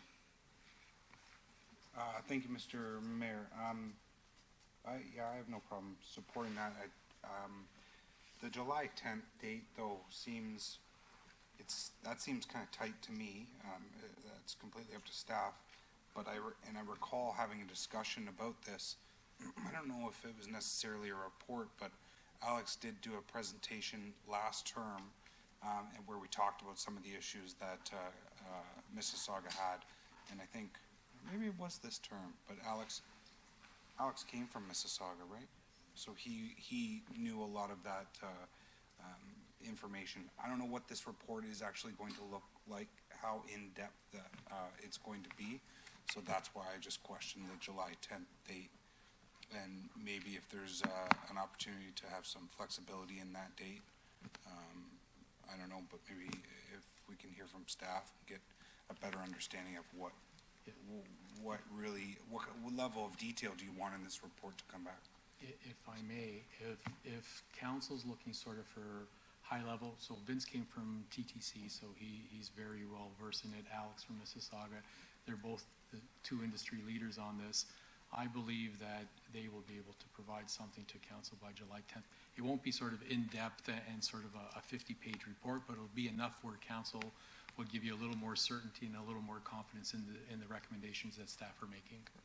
Okay, and I'm just kind of looking for the level of service. That's the level of service or the lack thereof service that the other municipalities come in contact with because of their outdoor storage. So if that's included in the report, I know Alex can speak to it, and Vince can as well, coming from TTC. So, but yeah, I'm happy to. I'm okay to support that. Thank you, Mr. Mayor. And I'd say to Councillor Paleshi, if we're spending $280 million, I would hope that it would be easy for staff to explain why this is necessary. And if we can't explain why it's necessary in 5 minutes, then we shouldn't be spending $280 million. So hopefully the July 10th is a time frame that everyone can abide by. And I understand from my previous conversations with the Commissioner, he has a lot of that information, but I just want to make sure that all of Council hears it. Mr. Mayor, yeah. On Councillor Paleshi's point. So, Mr. Mayor, just because you direct that question, like we all understand that this is already approved. We've already approved this. So what we're just here today is to actually start the the study portion and everything, but the money is already. So we can't stop that. So when we're talking about those big numbers and then challenging staff to come back to a report in a timeline, like we're talking about big numbers, but it's already approved. We've already had this discussion about this facility. They require this motion to go forward. Right, but we've already approved this in the budget. We had a discussion. 2020. So if I may just clarify, so the $15 million has been approved. The balance of the project costing was in our forecast, and it's coming forward in 2020. So that's why staff are going out validating that number, because we don't know what that number is exactly. We're visiting other facilities that have just been built. We're looking at cost estimates. We've got 2 independent people coming in to verify that those numbers are, and then we'll bring back a comprehensive budget ask for the 2020 capital budget for the balance to build the facility. But you're absolutely right, the $15 million has been approved. Yes, and once you approve $15 million budget, So we're jumping from 15 to 280 million? So just to be clear, the 15 million was just to start the process going. The way we budget at the city is we sort of budget in increments. So you'll do design in one budget, build in the next budget, things of that sort. So last year, council approved for us to move forward with this project with the initial $15 million. And then in 2020, we'll be coming back with the build money to actually start the construction and get it going. So this portion of the funding gets us started with the design component and the environmental assessments that are required before we can put a shovel in the ground. So what I'm saying is the start of the process, and I realize we balance in increments, but at that approval of the 15 million, you're past that point. Like, that's the time you have those discussions. You don't approve $15 million to go onto a project and then stop at that time. But I understand what you're saying. Thank you, Mr. Mayor. Councillor Dillon. Thank you. Mr. Mayor, I do agree with your point that we need to have, debates or conversations of whether it's $20 or $200 million. But what we've also seen is that certain projects, when we hold off, the costs go up significantly. For example, the LRT, some of the components of it went up a couple hundred million dollars. But some of these things that you added on, I'm okay with it. I'll support it. But if we're going to look at, for example, costs to be limited to only those necessary in advance of the regional government review, I'm just wondering why we're spending anything then. We should just put everything on hold. This might lead to leads to the question that maybe we need a broader review of all expenditures in advance of the regional review. So that's just an open question I'm just putting out there. Maybe we need to look at everything, because what's more significant or less significant than the next project? Well, in response to Councillor Dillon, in terms of a shared service with the region that's being reviewed, this would be one of the biggest we're seeing. A potential $280 million hit. It doesn't get much bigger than that. The way Alex explained it to me, and unfortunately he's not here today, but his estimate was $300,000 would be spent before November, and if it was 15, if it's 300,000, it's lost because a change in November. That's one thing, but if it's in the millions, then that's something we're all going to have to reconcile. So I think what's unique about this is the sheer size of it, and it could be changed with regional review. A youth hub may not be changed with regional review.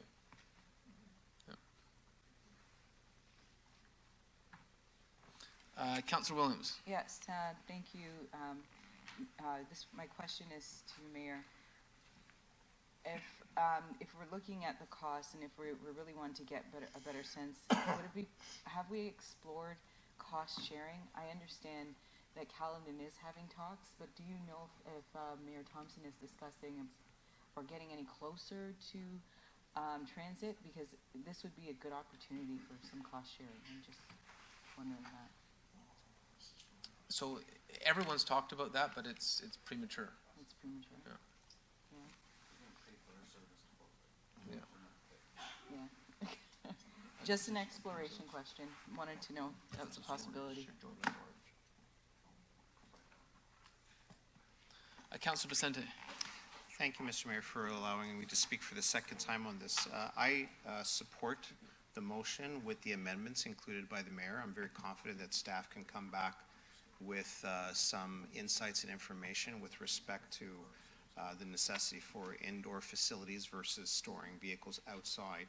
And as I understand it, staff were already committed within their own process to limit the expenses going forward to the minimum necessary that is needed to move this project forward in terms of EA and studies and design phase. I'd also like to just pose a question to staff. In terms of the total cost for the project, what is the expected cost to the City of Brampton, given that we will be applying for funding from federal and provincial streams? To what degree will we be applying to have this project funded in part by others? Through the chair, I believe if the past agreements hold true and the percentages stay the way they are, the city's portion of that overall cost would be equivalent to about 27% of the total budget. Okay, thank you. And in terms of your design and your cost estimates,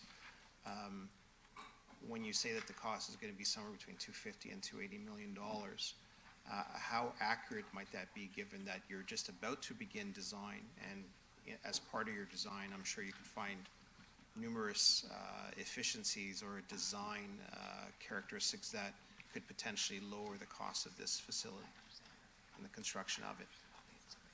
So through the chair, I mean, we're at the very initial stages right now. There's always opportunities for value engineering. There's opportunities to sort of fine-tune the budget. I would suggest that the number right now is a working number.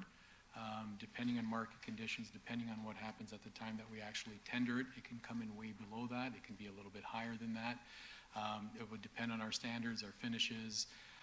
We're looking at opportunities to make this facility sort of future ready. So if we're talking about one day having an all-electric fleet, would we have the infrastructure in place to be able to support an all-electric fleet already built into this structure? So we're looking at all of that now. Depending on, at the end of the day, what those recommendations are, that might move the budget lower, might move it a bit higher. So at this point, it's just to allow council the overall sort of, we did not feel comfortable coming to council and asking you to give us the okay to start without knowing the overall number that we're thinking. We are fine-tuning that now, and for the 2020 budget, we will be bringing that forward in terms of what a more solid number would be. But to your point, it could be up or down 10, 15, 20% for sure. But we won't know that. What we do know is that we will value engineer everything we can to make it as cost effective as we possibly could. Thank you. Okay, we have the motion on the floor as amended. All those in favor? And I think the opinions of council were heard by staff. Okay, our next item. Mr. Mayor, the next item is 9.4. It was on consent and removed from consent by Councillor Vicente regarding a budget amendment, proposed construction of artificial turf fields and seasonal air support dome structure at Dixie Sandalwood Park. Councillor Vicente, you put your name on the board? There. Thank you, Mr. Mayor. I often look very closely at consent agendas and always ask myself or do a double check to see why is an item in consent, maybe should it not be in consent, or does something that is not in consent belong in consent. I think this is an item that properly belongs to allow us to speak about the investment that the City of Brampton is making in the community, particularly here at the soccer center. Just a question to staff. The soccer center is a very utilized asset here in the City of Brampton. I believe there is 4 indoor fields or indoor spaces, along with other facilities and rooms that benefit the community. What is the total cost that the City of Brampton has invested so far in constructing and building the soccer center to date? Through the chair, I believe the total budget is in and around the $40 to $45 million mark. Sorry? 40 to 45 million. $45 million. And I think that was close to the original construction cost. Thank you. And through you, Mayor, we're looking at basically making an additional investment to add additional fields. And would staff be able to comment on why these fields are required and how they will benefit residents here in the city of Brampton? Through you, Mr. Chair. So when we brought this report forward, the future Parks and Recreation Master Plan identified a shortage of gymnasium space within the city. One of the mechanisms we brought forth to council to rectify that was to install a permanent gymnasium floor at the existing soccer center. So that reduced the amount of indoor soccer space from 4 field houses to 3 field houses. In addition, we also use the third field house B, as a flexible space in the summer to allow for garbas and other events. What this bubble allows us to do is allows us to increase the capacity not only for soccer but for other indoor training sports in the winter. We've heard from baseball, indoor cricket, ultimate frisbee, flag football, that they don't have anywhere to train in the winter. So erecting a dome in the winter will allow that to happen. We've also included a track in this facility, so our Brampton track clubs will now have the ability to do training in the winter, whereas previously they had to go to York University, which is probably the closest facility. So we are expanding the use not just for soccer at this facility, it's for the entire sports community within Brampton to allow for a more robust investment in youth sports. And thank you for using the word youth, because as we all know, Councillor Santos loves when we use the word youth at meetings, and that is important because we are making investments in a variety of different ways to support residents here in the city, particularly youth, and this is in the city's northeast end. And what we're hearing here is that we are, in total, we're looking at an investment over the course of the past 10, 15 years, including what we are about to approve here today, assuming council approves it, of almost $60 million in that part of the city of Brampton. And I think that deserves to be discussed here at council and for everyone to hear it and to know that. Thank you. Thank you, Councillor Vicente. Councillor Fortini. Thank you. Just a quick one. So this is going to be for the turf outside. We're going to put one of those bubbles. So. Yeah, through you, Mr. Chair, yes. So we have an indoor soccer's already there, and we're bringing everything in one area. What about, wouldn't it be, did you actually look maybe Sandalwood and Torbram, so people from that area is closer, and those ones already have the indoor? We have all that land there. Through you, Mr. Chair. So when we worked with Parks to identify a site that was feasible in terms of the land we own, the inventory, this was identified as the most feasible right now. It's not to say that in the future, as we grow to a bigger city, there might be opportunities at other locations, but in terms of consolidating that in one location for efficiencies of operations, it made sense to be at the soccer center. So where these are going to be built, is that already the outdoor soccer? They have outdoor soccer?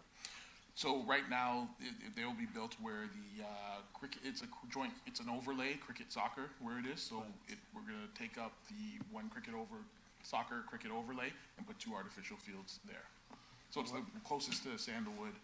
And these domes come down every summer? They will come down in the spring and then allow for us to use them as outdoor fields in the spring and summer. So how much does a dome cost at I see in the Ching Park to take down and put down every year? Through you, Mr. Chair, off the top of my head, I don't have, I can email you that. It's around 90,000? A couple hundred, yeah, that. So, I don't know, so if they were taking it down, putting it up, in a rip storage after 10 years, it's no good no more. We just built to. You look at $200,000 a year. So, through you, Mr. Chair, so we've worked with our sports unit and our soccer groups, and so when it comes to even our existing field house in the spring summer, that's our low season because most soccer groups want to be outside, football wants to be outside, most of the groups want to be outside.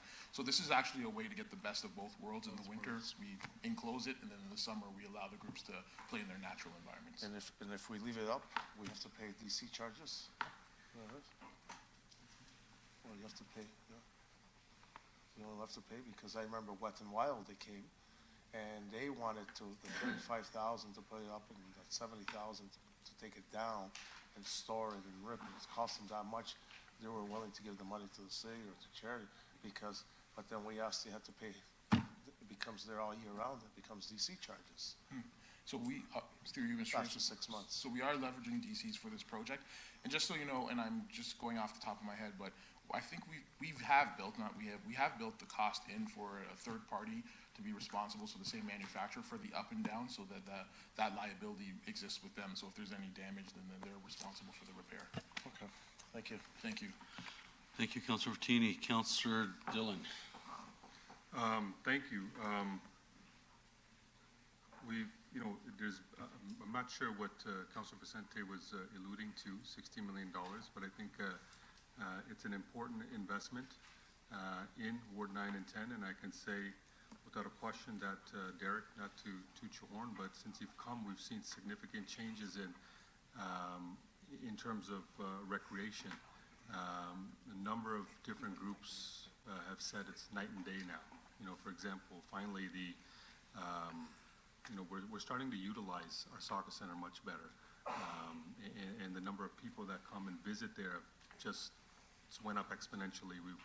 We've done so much, particularly for sports other than soccer, basketball, and so many other things involved with some of our seniors groups as well. And so, can you turn that off?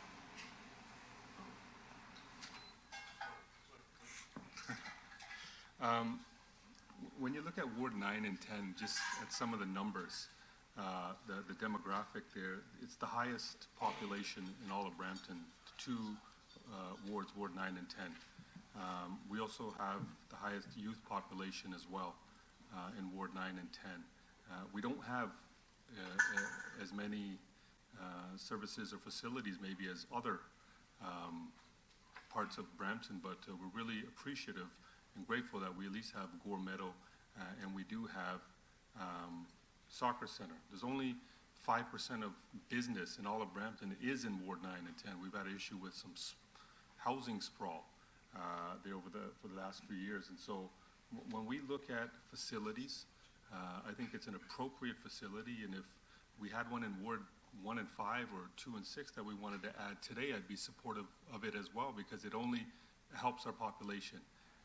And so I do support it. There's been a number of groups that have been, that I've spoken to about this, that come from all across the city, and I think it's appropriate that we do have. And I think that we're being a little bit innovative going forward. We're maximizing the space that we have. We're trying to satisfy a lot of these groups that don't have access to, facilities in the wintertime. And so when you move to recommend a recreation center in Ward 5, I'll be supportive of that as well, just like in any other ward, because we're helping our youth out, we're getting our people active, and I'm assuming that you guys put some thought into these as well. And so you guys, bring us your recommendations, and we either say yes or no, but we know for sure that you guys have done your homework. And so I want to say thanks to you and staff, and I will be supporting the recommendations. Thank you. Councillor Santos. Thank you, through you, Mr. Mayor. I support the recommendations in this report as well. I'm no stranger to wards 9 and 10, huge supporter of wards 9 and 10. I know that Gore Meadows is recently up there as well, helped to open up the ice rink. How much was Gore Meadows again, just a reminder? I can't remember off the top of my head. Through the chair, both phases of Gore Meadows has been it's over $100 million, I suspect, for both phases of Gore Meadows, and we've still got the outdoor component that'll be coming to council for consideration shortly as well. So, and to Councillor Dillon's point, there is a highest number of young people in wards 9 and 10, and so obviously some of those investments are justified to meet some of the demand that's required from the young people there. I know we're going to be discussing another topic very soon that impact the downtown core and youth programs in downtown core. In wards 1, we don't have anything like a Gore Meadows or a sports center or a soccer center at all. In wards 3, we don't have anything equivalent as well. And so as we're looking at the overall picture in terms of youth programs, whether that's sports, arts, or youth hubs, we also have to look at some of the highest needs communities where youth are most vulnerable and where density exists and where very minimal investment has happened over the past few years. So I certainly support this $9 million investment for turf at the soccer center and understand that it benefits the entire city, and echo some of the comments made by my council colleagues. I would just remind council, let's not expand the debate to the next item we have coming up on the Youth Hub, and so I just ask everyone to have that in mind. Councillor Willens. Just quickly through you, Mr. Mayor. I think when these facilities were built, I don't think we went by wards. These were citywide facilities, so the investment's well worth it. Okay. All those in favor? A mover and seconder, Councillor Vicente, Councillor Santos, all those. Okay, you want to move it? Okay. That's okay? Okay.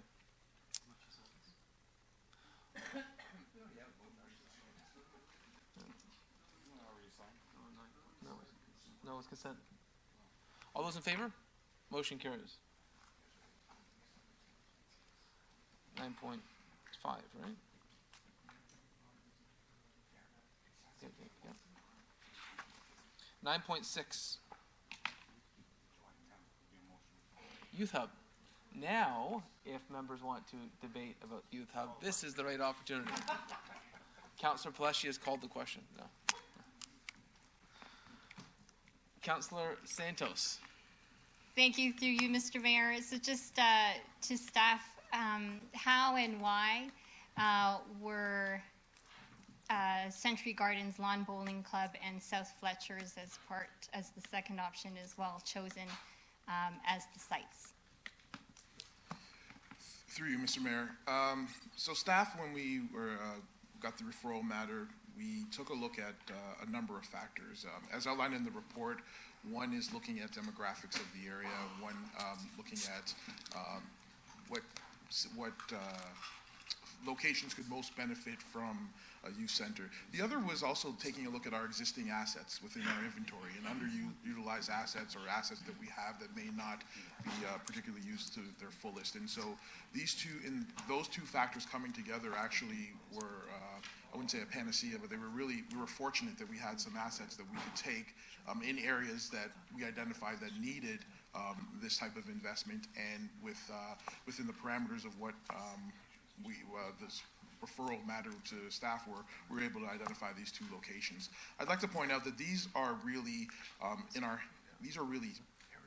skeletons, drafts of what could be. I think Councillor Santos, you pointed out earlier, we want to build something where people come and they are able to provide services, they're able to utilize the space. So the drawings here are not the final drawings or that attach to the report, or even in the budget areas we said we need more time in terms of what the actual service provided. These are just skeletons that we said these are locations where we think it would work, where we think the investment's needed, that we've got some assets, and so we've provided those. So that's a little bit of the rationale as to why we chose those locations.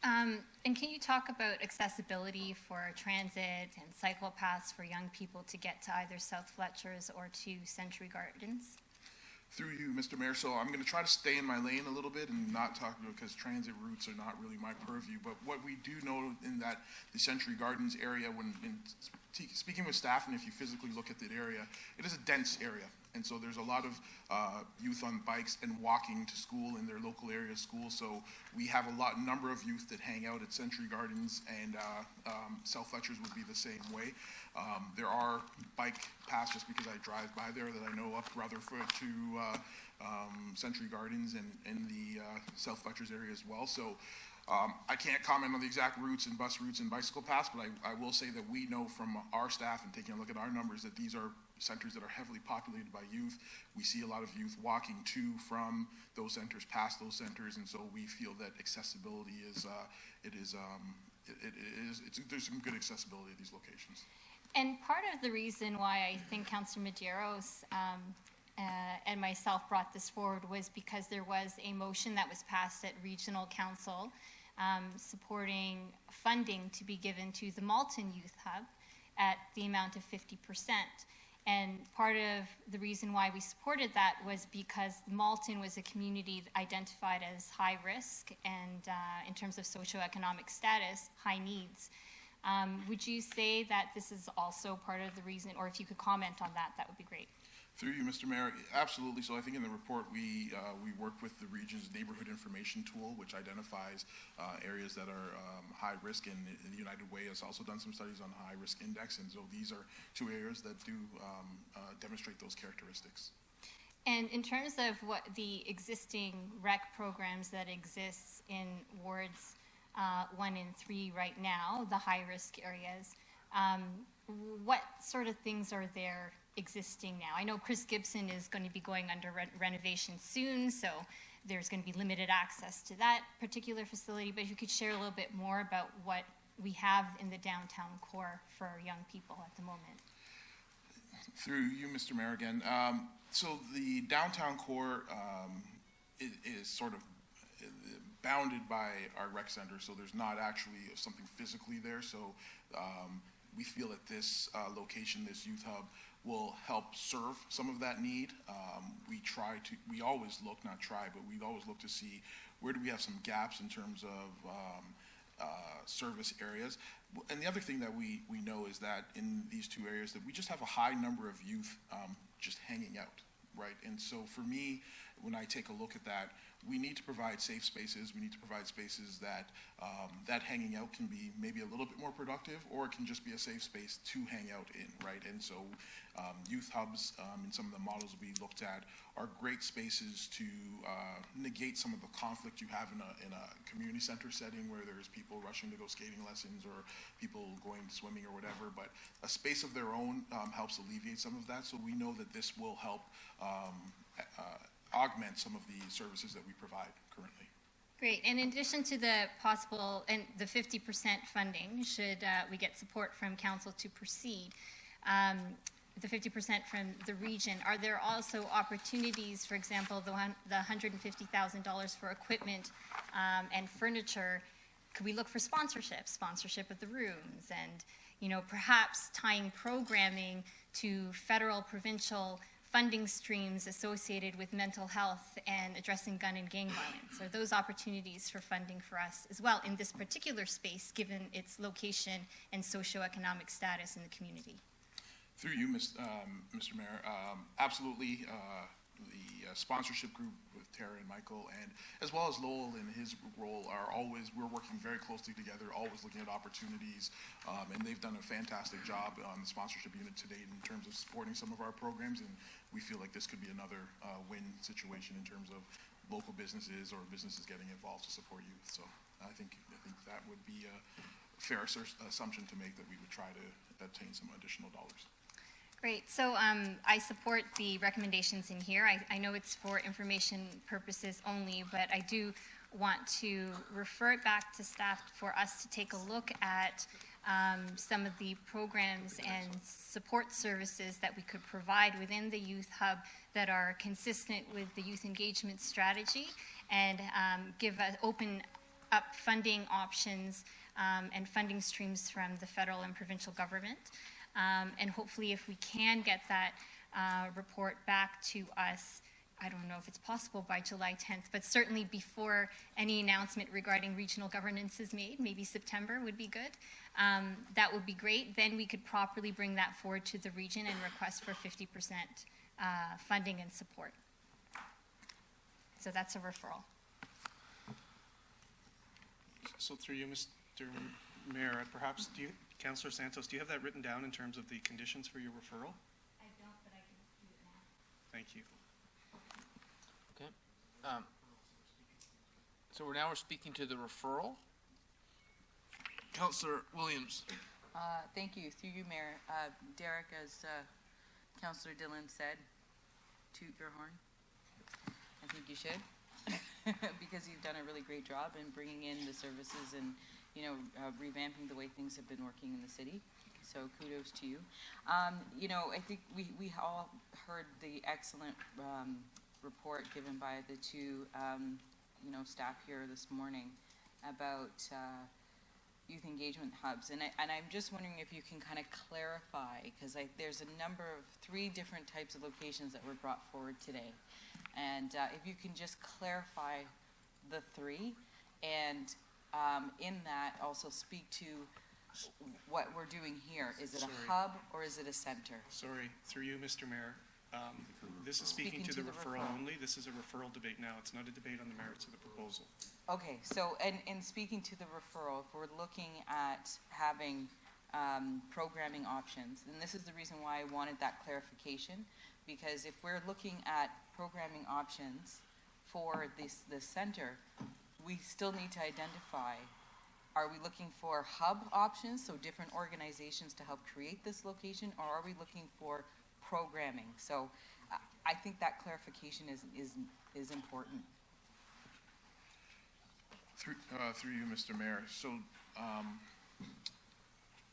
the understanding from myself and my team on this report was just to present a framework on something that could be presented to the region in terms of here are some options, and then we would go back and explore what both yourself and Councillor Santos have said in terms of service providers program, what the exact model. We wanted to be able to identify, because there was a little bit of haste to getting this information to the region. So we wanted to present you with some information that you could utilize as a framework, and then we will most definitely go and drill down in terms of what does the exact model look like. Is it city provided? Is it external service provider provided? But those were questions that we thought, and forgive us if we were wrong, that would happen after we determined if the region was going to provide funding. So this is the reason why it's a for information report, was to see if the region was going to provide funding, and then we would go back and then we would drill down a little bit further into the specifics. Okay, so what I'm understanding then is what is now being presented in this referral motion is actually looking to drill down some of those pieces. Is that what I'm hearing? Through Mr. Mayor, I would have to take a look at the I'd have to take a look and see. It would, through the chair, if I may, it would certainly be helpful from our perspective if council approves the report conceptually in terms of what we want to do conceptually, bring it to the region. If the region then is supportive of sort of a co-funding model similar to what they did for Mississauga, then that would be the time where we would then sort of drill down and get into sort of the detailed programming elements that would sort of fill the concept and bring it to life. But from staff's perspective, in an ideal situation right now, this report is approved. Regional councils can then bring it to the region for the region's consideration of a co-funding model, and then we would move that forward. Okay, so I would like to amend the motion to reflect that we're looking for the framework to be determined, and then at a later date, after we receive word from the region. Are we getting this? After we receive word from the region on what we can actually do, then we are going to be able to build the program and what the insides are going to look like. Just through you, Mr. Mayor, I'm going to remind members of council that motions at council meetings are to be in writing. Yes. A referral motion's been moved. An amendment to the referral can be moved, but I would request, Councillor Williams, if you can put it in writing so we could try and compile this for council's information, so council is informed before they vote on the referral. And I remind members that the original report is an information report only. Okay. Does Councilor Williams still the floor? Yeah, so what I'm hearing is you saying that you would like me to write down the amendment and present it to you. And we can incorporate it into the referral motion that's already been introduced. All right. Thank you. Okay, Councilor Singh. Okay, I need some clarification before I ask my questions. We are referring this back to staff, or because I hear there's a referral on the floor? That is correct. We are in a referral debate at the moment to refer this matter back to staff with conditions, and we are trying to draft those conditions now. Conditions provided by Councillor Santos in her referral, and an additional condition identified by Councillor Williams. So am I able to ask questions about this? Because we haven't had an opportunity to ask questions about this report. Through you, Mr. Mayor, no. So once a referral motion is introduced and accepted, then we are in a referral debate. So members of council should only be speaking in favor or against the referral or an amendment to the referral to add additional conditions. Okay. I'll amend the referral. I would like the opportunity, as the delegation had insisted, for east of 410. I think that's absolutely appropriate. So if we could look at locations coming back, and I'll send that to you in writing because there's a bunch of speakers.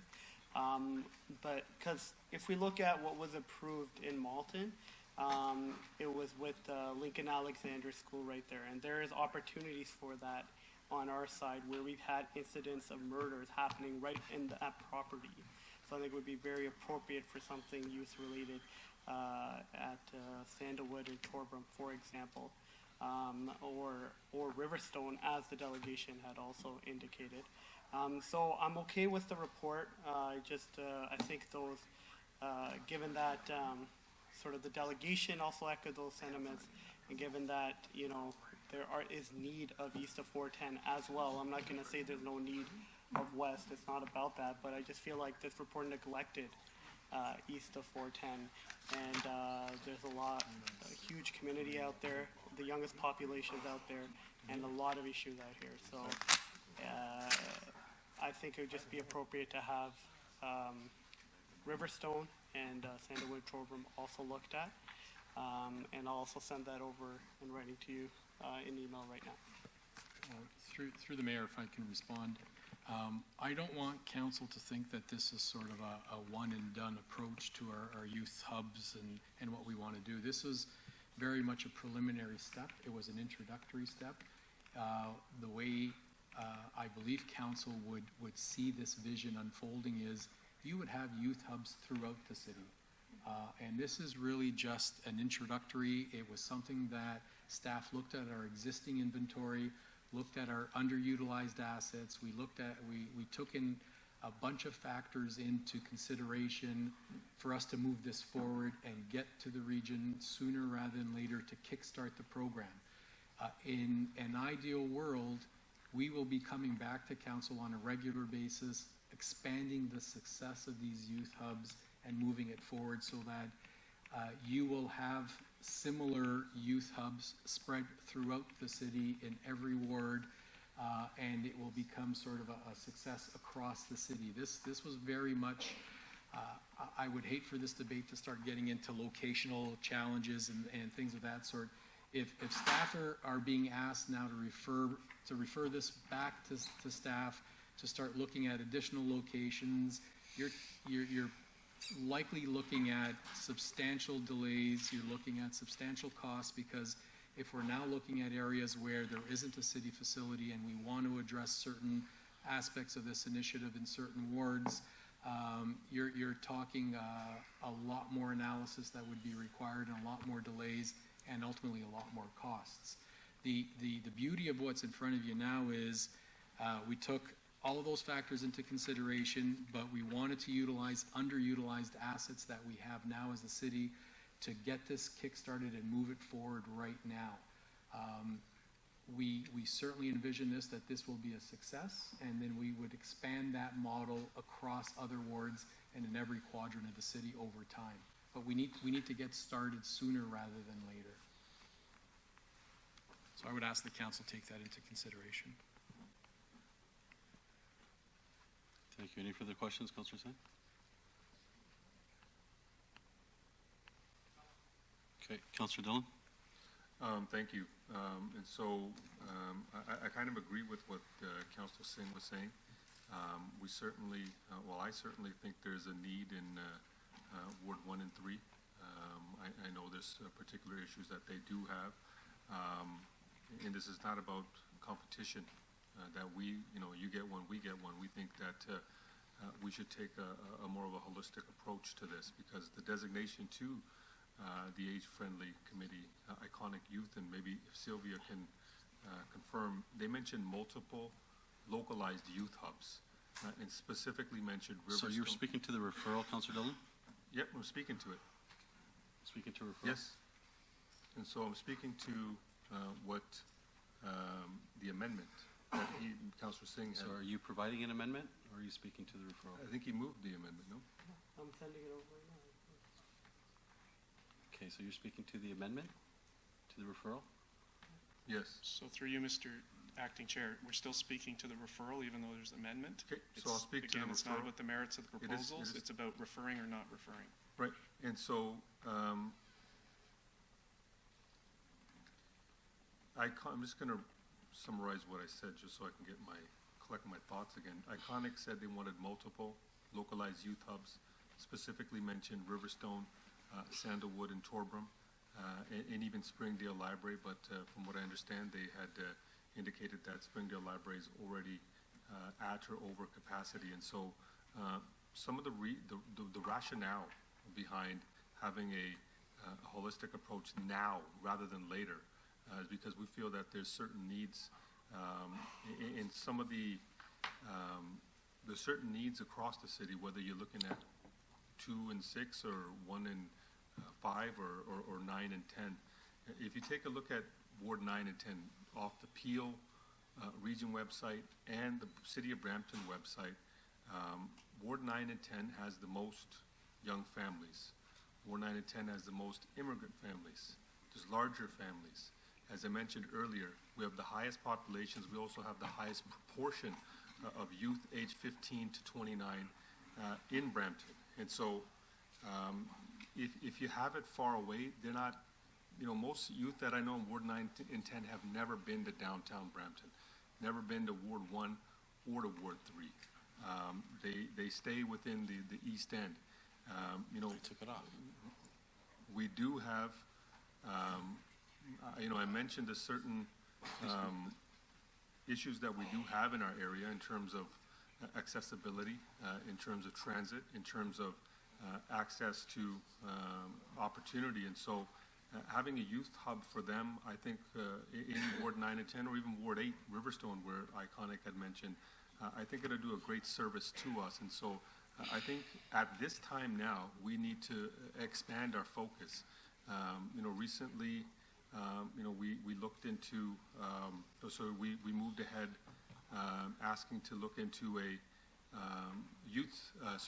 police station, a community police station in the downtown, which I agree with.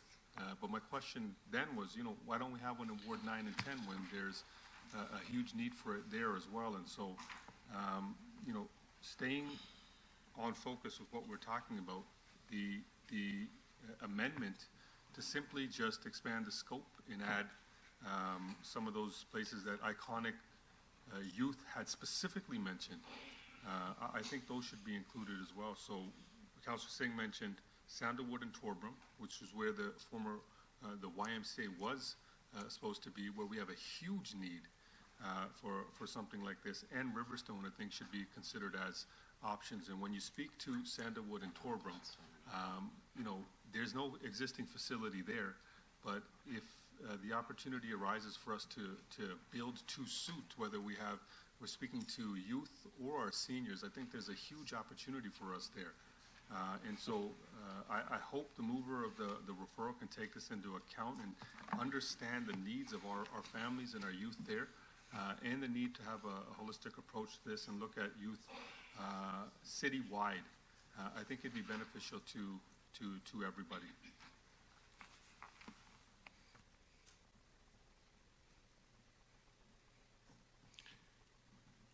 Can I move that chair be heard since I was next in line? Thank you very much. Speaking to the referral, can staff come back with, I think there's a misconception and people are not understanding the origins of this motion. So I think you need to speak to the origins. One thing that you can, at the region, it's the first time the region has embarked on investing in capital. So this is an important aspect. And investing in capital was looking at a rundown asset from the city of Mississauga to reconvert it and add this youth mobility hub. There's a second component I think has to come in the motion or in the report that comes back to council so council can understand. It's not about what we think and we lose data, but it's where the service providers want to be housed. So if you speak to youth service providers, because that's the focus of where youth service providers, and that's the concept of what a community hub is. And I think that has to be explained to this council. A community hub is where you go in and you have all the programs and services offered by the various social service groups, and kids will access the different services they need, and there might be some recreational component to it. So I think that has to be in the report coming back to us. So when you go out, I would ask, as part of the referral, that you go speak to different youth groups, organizations, and ask where do they want to set up shop? What would entice them to, instead of pay for rented space across the city, what would entice them to go to this preferred location? I may be wrong, but I would assume that majority of service providers want to go close to transit, close to where there's density, closer it's easy accessible in the city, based on high needs. So if we look at that formula, based on high needs, based on location, based on where it makes sense for their business, that's where you're going to get it. Because the idea around it, and I think it has to be in the report coming back, we don't want to be running this and have an operational impact. What we're doing is investing in capital, so organizations after pay the rent, do their programming, and that's our role, is not now getting into servicing and programming and stuff, because that's a huge budget impact. So what we're trying to do, and you might want to attach, maybe speak to regional staff, because they're having difficulties wrapping their head around it as well. What the intent of this was, and I think Mayor Brown rightfully, when we talked about it at Regional Council, was the fact that this was unprecedented at the region to support Mississauga. So Brampton also wanted to leverage $3 million to get $3 million from the region, so we get that $6 million. And that's a number that they use. I don't know what our magic number is going to be. But this council has to be cognizant as well. We can't go to the region with 5 locations expecting all of a sudden we're going to get funded for 5 different locations. That's not the purpose of this. So I think all of this has to come back in a report to walk us through what is a community hub, what exactly is happening at the region, what exactly its intent, and then if we want to go into all this youth, community hubs and all this other stuff, that's a council decision and there's a huge price tag for that, that's fine. But there has to be a consultation with service providers to identify who the providers would be and pay the rents in these buildings and use them. So if there are community groups like Boys and Girls Clubs and all this stuff that want to go out east, out west, south, north, they will identify where they think is the best location for them. So that's kind of the idea. It's almost like the businesses. So, and I apologize, maybe the direction wasn't as clear to staff, but I think that has to encompass in the report to come back. Because there's a big business hit if we think that we're going to be running the programs and services. And this was all about creating space for these service providers who claim that they don't have enough money to rent the spaces. Is that clear? Go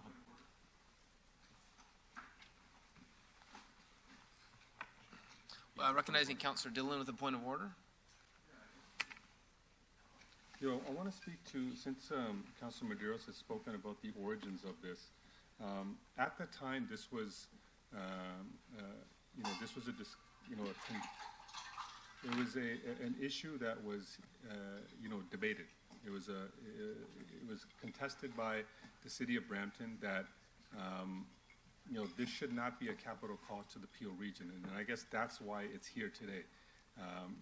You guys did it, so we want it too. They identified Malton, and I was the only one who really spoke against it. The councillors around here, some councillors around here, had asked me to speak on it because I was originally from Malton, and if I spoke out against it, I could, give some rationale to it. There was no one of the arguments was that there was no service providers identified, and so why are we going? Councillor Dillon, I've just been advised by the clerk it has to be a point of order. It's clarification to what Councillor Medeiros has said. There was no service providers that were mentioned then. So do we have any service providers now that we're going to? I'm just going to ask the clerk if this is a point of order to advise. A point of order, through you, Mr. Mayor, is if there's something wrong with the process that we're following. From what Councillor Dillon said, he's asking a question. So the reason why I brought it up is because I thought I would clarify what Councillor Medeiros had said. Okay, so speak on a point of order regarding clarification. So, but I don't believe my point of order was completed yet. To Councillor Dillon and Councillor Medeiros, we're going to have the clerk determine what a valid point of order is. He's saying that it's a question, and so we're going to continue with the debate, but we'll keep Councillor Dillon on the list as you were before. No, but it was actually, I was on the list, and then after he got on as a point of order, which there was no ruling of point of order. It's just clarification. So Councillor Dillon, I don't understand the point of order. I'm more than happy to speak with you after, but essentially Councillor Parrish at the time identified service providers who would want to go in the building, and that's what they're dealing with. So all we're talking about They is were not when staff identified. go out. There was no identified service providers at that time. Okay, And there's no identified service providers So if you don't now. want to support the motion or the referral, you don't have to. I do, but what I'm saying is expand the scope to have Ward 9 and 10. Just because they identified one area doesn't mean that we can't have. And the report back, so you don't have to ask me. No, I'm not debating, I'm just clarifying something. Just remind everyone, this is just here for information today. We're just doing a little bit of research, and I appreciate everyone's animated opinions. Councilman Jones, do you still have the floor? No, I'd given it up, but there was a point of order that was named, so I was just trying to explain what it is, but I'll take it offline. That's fine. Thank you. Councilor Williams. Yeah. Councilor Dillon had okay. And I would just say, we all want to expand recreation and youth services in the city of Brampton, and I think we should remember the team approach when Councilor Fortini and Councilor Williams talked about Victoria Park and putting funds into that historic facility. We said yes. And I'm sure there's going to be, we're talking about this potential cricket stadium, the GT20 in the East End, and I think everyone's excited for it. I think there's going to be opportunities for us all to support each other, and maybe this is one of the things we could have a workshop on, to look at what the broader plan is for Brampton. We only want the best for the city, and I hope that issues like this or the police station don't break into what part of the city, because we're about enhancing the entire city. It's not a East End versus downtown issue. And just have that in mind as we have this discussion. This is all about Brampton. Councillor Williams. Thank you, through you, Mayor. I received clarification from Councillor Santos, and so the referral that is going to be, it's in front of us, I think is slightly changed, but I support it, and I do want to make sure that we are looking to the youth engagement strategy, especially page 43, 97, 43, and 44, when it talks about the city adopting a primarily facilitator role. We are not in the business of highly therapeutic programming. There are great programs and organizations that are highly skilled to do this. So I just would like to see the right people in these spaces reaching the youth who are in need. Thank you. Point of order. Point of order, Councillor Santos. Thank you, through you, Mr. Mayor. Just looking at the motion on the screen now, I don't think, what is this? Amendment. Okay, so this is the proposed amendment versus considered a friendly amendment. Is that correct? So, through you, Mr. Mayor, this council's had a tradition of accepting friendly amendments, which is up to the mover. That's entirely up to the mover. Otherwise, a member of council, and Councillor Singh is well within his rights to introduce an amendment to the referral motion, which he has done. So the challenge with this is, and why I don't consider it a friendly amendment, is because we do have to be specific in terms of the report that comes back and our pitch to the region in terms of our location for the community hub. When Malton Youth Hub came to the region, it was Malton Youth Hub, not a whole bunch of different locations. So unfortunately, I support the idea of looking into the future as we pilot this particular project, the different areas throughout the city, but I've shared the reason why I think this one here is a good start and why it is a priority. And so unfortunately, the text in green, I do not support as a friendly. Okay, which means we have to vote on it separately. So we're going to vote on the amendment first? Peleshi's on the board. Councillor Peleshi, and then Councillor Singh, you can go on the board. This is only we're dealing with amendment now, right? Referral, okay. Councillor Peleshi. Thank you, Mr. Mayor. I think we've had some good debate, and I call the question. Okay. Through you, Mr. Mayor, calling the question has been called, so we need a majority vote to call the question. and after which those who haven't spoken will be given an opportunity to speak, and then the motion and the amendment will be placed for a vote. So all those who haven't spoken will still be given an opportunity to? Yes. Okay.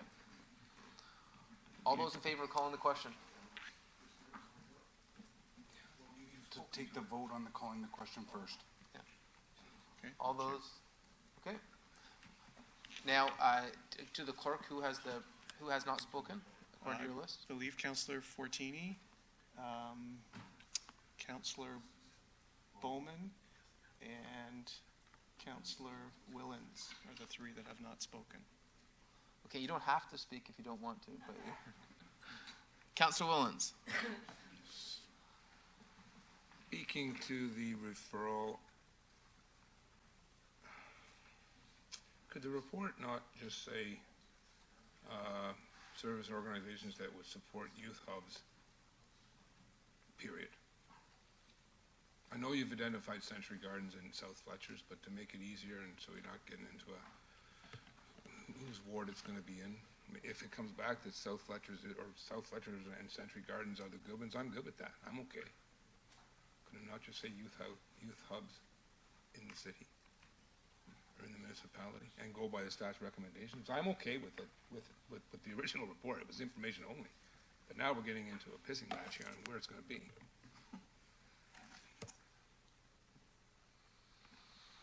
Okay. Is that a question or? No. Councillor Fortini. Okay, thank you, Mayor. Just a quick question.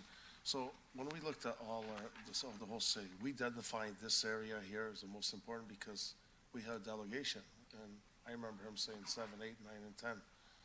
I'm okay where it goes, but ours is different from what I heard. Through you, Mr. Mayor. So, forgive me, as one of the councilors mentioned earlier, so we were using what happened at the region as our model. So it was an underutilized asset was the first criteria, and it was in a high-risk area. So those were the main two criteria we used. So it wasn't a new build, or it wasn't additional construction. It was really looking at underutilized assets. So in that, when we took a look at the city's landscape and layered on top of that the information from our staff and our utilization, these were the two locations that made the more sense, given the model that when it was referred to staff, we were directed to utilize. So, and utilize, you mean by recreation centers? Somewhere where there was an underutilized asset. But that was one of the, through you, Mr. Mayor, sorry, that was one of the criteria. We definitely want to serve youth, but it was somewhere, what the region utilized was, it was a dilapidated pool that was next to Lincoln Alexander School, formerly Westwood School, and they utilized that asset, and then they went out to vendors to take a look to see who could operate it. So what the staff report before you, the reason it was for information was we took that model, identified an underutilized asset, identified where it would be best situated. We were going to give you this information to then go to the region to identify and then come back to take a look at what the model was. We weren't planning on running it. We weren't planning on, we were just saying, here's a framework. And so to be thorough, we just didn't want you to go with a couple of locations with nothing behind it. So we put some information as, here's what a framework could look like. Here's what a floor plan could look like. But these are all possibilities that we just wanted to provide you. So, because we weren't privy to the discussion at regional government, but when we took a look at the information, we tried to emulate that, and so it was sort of similar. Is it possible to divide the money, to keep both wards happy? Through you, Mr. Chair, I'll leave that to council to decide. Okay. Well, I remember last year, just quickly, I'm okay, it doesn't matter, if I'm happy wherever it goes. And I thought Bramley City Center was the most underused area, identified by the region and us. Through you, How's the numbers change in 8 months? Through you, Mr. Mayor, so we have, when we look at the Bramalea area, we've got a number of recreation centers there with some that are already planned to undergo constructions and renovations, so there's no underutilized asset. I want to ask no more. So, to the clerk, we could do these in 2 separate votes? Is that what we do? We're separating them? Through you, Mr. Mayor, the highlighted text in, I guess, green will be voted on first. That's Councillor Singh's amendment. Sorry? I don't see. Councillor Singh has moved an amendment to Right. Councillor Santos's referral motion. It's shown in green text, Sandalwood and Torbram and Yeah, Riverstone. so what are we voting on first? That will be, that amendment will be voted on first. Okay.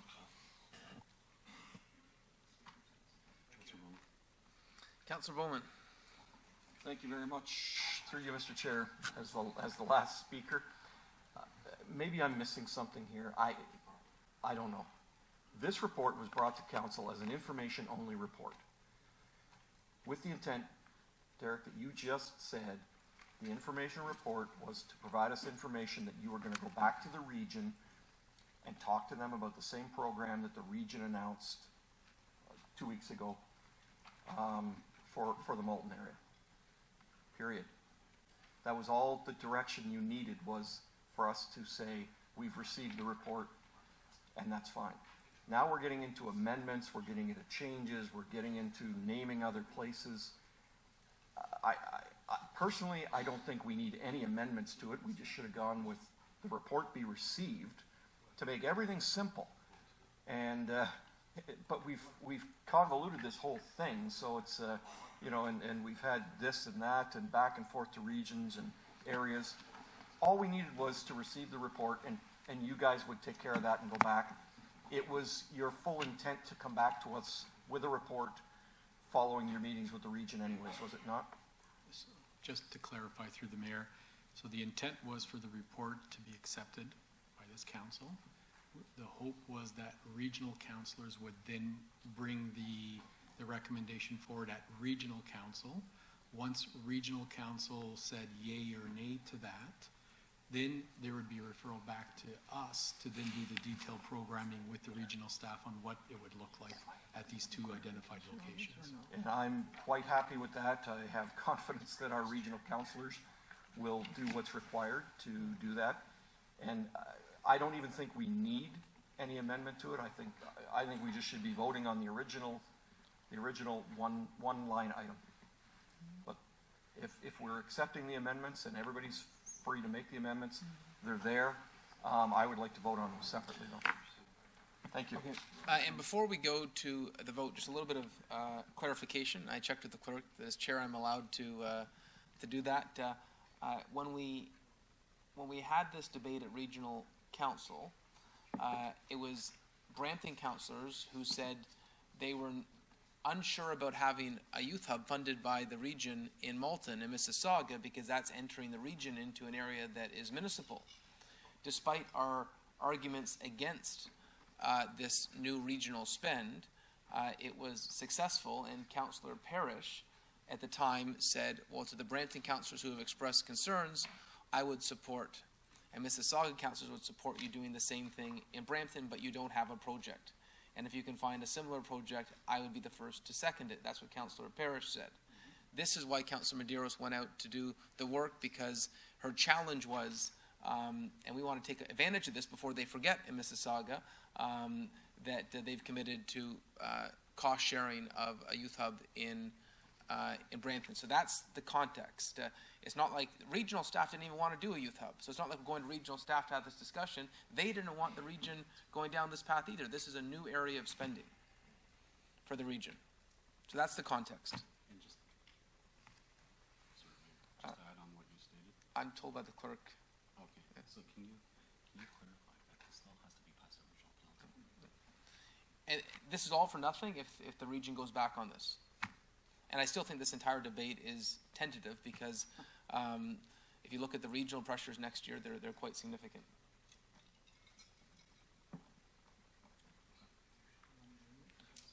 Okay, so we're taking a vote on the amendment from Councillor Singh.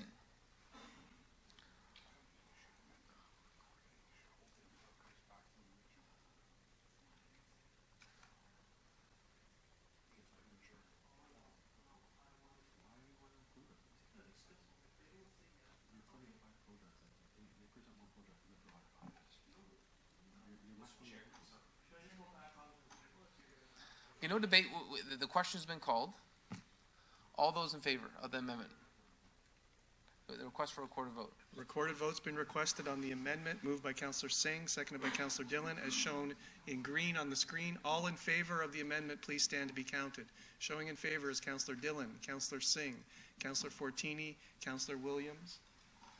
All opposed to the amendment, please stand to be counted. Showing as opposed is Councillor Medeiros, Mayor Brown, Councillor Bowman, Councillor Paleshi, Councillor Willens, Councillor Vicente, Councillor Santos. Mr. Mayor, that amendment does not carry. 4-7. Okay, the next vote is Councillor Santos's motion. Recorded vote's been requested. Councillor Santos, do you have a seconder for your motion? Councillor Bowman. Councillor Bowman is the seconder. So a recorded vote has been requested on the referral motion as shown on the screen. All in favor of the referral motion, please stand to be counted. Showing in favor of the referral motion is Councillor Singh, Councillor Fortini, Councillor Williams, Councillor Medeiros, Mayor Brown, Councillor Bowman, Councillor Paleshi, Councillor Willens, Councillor Vicente, and Councillor Santos. All opposed, please stand to be counted. Showing as opposed is Councillor Dillon. Mr. Mayor, that referral motion carries 10-1. Okay, so moving on in the agenda to the clerk, the next item is 9.8. Our next item is establishment of a non-parking administrative monetary penalty system in all words. Do any members have questions regarding the staff report?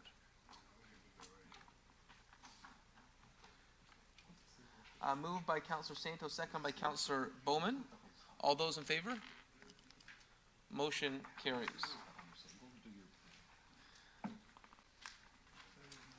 Nine point 10, our next item. Approval of the 2019 development charges background study and bylaws. Do any members have questions regarding the staff report? Councillor Paleshi. Thank you, Mr. Mayor. I'm just trying to pull it up here. I had a couple questions related. I was going to ask staff to walk me through the just the change in determining, I think it was singles to stacks. Back-to-back townhouses, the charge back-to-back townhouses, the rows, the multiplier GC rate consistent with the treatment of street townhouses. And I'm not for or against or anything, I just kind of, just give me a better understanding of why the change. Through you, Mr. Chair. So for clarification with respect to how we will levy development charges on back-to-back townhouses. So in the previous DC bylaw, so the 2014 DC bylaw, the back-to-back townhouses were treated and defined as apartment units. In the 2019 proposed DC bylaws, we will be treating and defining back-to-back townhouses as the same category as what we call street townhouses. So a typical townhouse with a backyard, we'll be treating and levying the same development charge as the back-to-back townhouses. Now for the stacked townhouses, we will be treating and defining those as apartment units. So we're not changing the policy on stacked townhouses. We're now just treating back-to-back townhouses as typical street townhouses. Okay, I'm good with that. The hotel discount. And I know why we're removing the discounted DC rate from the DC bylaw. We've really never had much activity on this as of yet. We currently have 3 proposals that are either working through or starting here in Brampton. How does this affect those 3 or maybe even more proposals? Through the chair. So with the proposed policy change with respect to removing the hotel discount, all that would mean is that the hotel proposals, if they were to come through with a building permit applications and then pay their development charges, they would be levied the commercial development charges rate. And I should just note that the hotel discount that was previously provided in the 2014 DC bylaws, it was a very nominal discount. I believe the discount was in the range of a 5% decrease to the commercial rate, so it was a very small incentive, and during the time that we provided that incentive, we received little to no uptake in that incentive. So we're now proposing to remove that. Having said that, the rate for commercial is not increasing by that much. It's remaining relatively flat to the current 2014 rate. I believe it's about a 5% increase from the current charge. So, and the only reason I raise this is because of the fact that I know that we have not received much activity in the way of new hotel proposals, and we do have 3 really nice hotels that are coming to Brampton, and it's kind of like the start of something big, especially in the areas that Councillor Willens and I represent. So I have not been lobbied on this whatsoever. I guess I'm sure that staff have discussed this with the applicants, and I just don't want in the future for more hotels to be coming forward, understanding that there was a discount. This council decided to remove the discount, as nominal as it is, and then the lobbying start to us potentially change or amend the bylaw. So those discussions have been had with the applicants. Are we sure about that? Through the chair, I'm not exactly sure which particular 3 applicants you have in mind. I would be happy to have discussions with those applicants to ensure that they understand the policy change that we're proposing in the 2019 bylaw, to ensure that there are no surprises to them when they come in for the building permit and when their development charges are due and applicable. I would just also note that our commercial DC rate is fairly competitive in the GTA, especially amongst our bordering jurisdictions. Yeah. Okay. Thank you. Happy to move, or you probably already have a mover. Councillor Vicente. Thank you, Mr. Chair. We've gotten a lot of positive feedback from major office developers and companies, and they're excited about the opportunities that exempting major offices from development charges may have a positive effect in spurring development in that area, and that is one of the priorities for this council, is to incent investment in the city of Brampton. But we've had some feedback that we are increasing DCs for medium and small office development. Would you have a comment on that, on where we are in terms of our proposal here? Through the chair, in formulating our incentive for our major office with respect to an exemption, we chose a threshold of 50,000 square feet for a reason. We looked at past data, we looked at the major offices that did locate in Brampton in the past, and those major offices, they well exceeded that 50,000 square foot threshold. So we are of the opinion as staff that if you are a company of a fair size, 50,000 square feet is not an unreasonable threshold to attain that discount and exemption. Secondly, with respect to the office rate, yes, it is increasing. I would just remind you from, perhaps you recall the office rate that was calculated and presented to you at the council workshop. It was, I believe, well in excess of $240 a square meter. That was the fully calculated office rate. What we've done for the office rate, if you do not meet that threshold, so for the small and medium offices that you may be referring to, we have actually discounted that rate and set it equal to the commercial rate. So we've already made a reduction, a fairly significant reduction to our fully calculated office rate, in recognition that that rate would be too high and a barrier to entry for those small and medium office users. So I'm trying to understand, so have we in fact then increased the rate for medium and small offices, or is it actually flat or lower? So if we go with the scenario, if an office building comes in below the 50,000 square feet threshold, then development charges do apply. If you're comparing the 2014 charge to the 2019 charge, yes, we are increasing the office rate. It is an increase from what they would be charged today. By how much? It is in staff report on page 6, and it is a 125% increase. Can you, would you be able to comment on whether or not it would be advisable for us to maintain that rate at the previous level? Through the chair, that's certainly something that we can explore if that's the will of council. Again, I would perhaps remind you to review some of the past information that was circulated to council with respect to the office rates that are in effect in surrounding jurisdictions.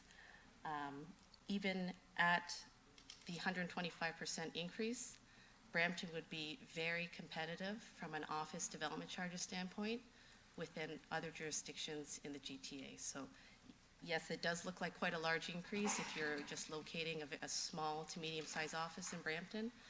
But even so, if you would go to another jurisdiction to set up shop, I believe that this rate is fairly competitive with other DC bylaws in the GTA. Thank you. So through you, Mr. Chair, what would the DC rate for small, medium office be, say, for the City of Toronto or the City of Mississauga? Through the chair, I don't have that information with me offhand. I'm happy to report back to council with that information. Through you, Mr. Chair, so would we be higher, equal, or lower? We would, through the chair, I don't want to misinform council at this point in time. I believe we would be lower, but again, I would prefer to send a memo, a briefing note up to council just to confirm that. Okay, thank you. Councillor Mullins.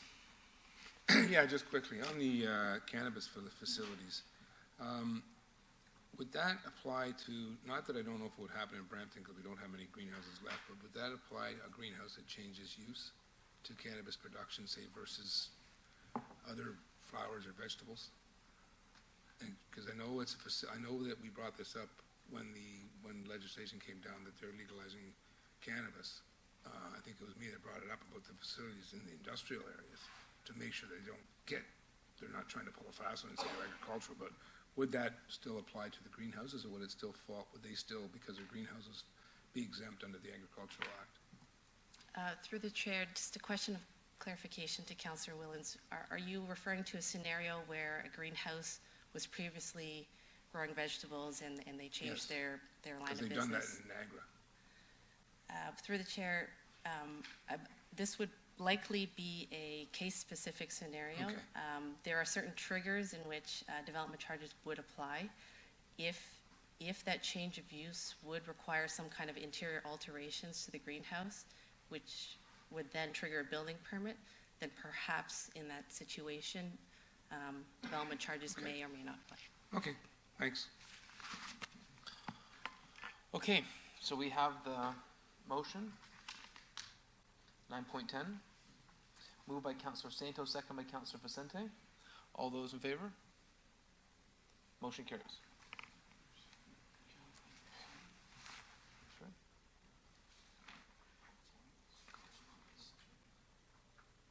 What item is that? 13.2, this one here. Yes. Okay, we have a motion from Councillor Bertini, Councillor Vicente, that the following correspondence to the council meeting of June 19th. Approval of the 2019 development charges background study and bylaws be received. All those in favor? Motion carries. Okay. So now we're on to 9.14 was on consent. On to number 11. We're now at item 11, committee reports or minutes.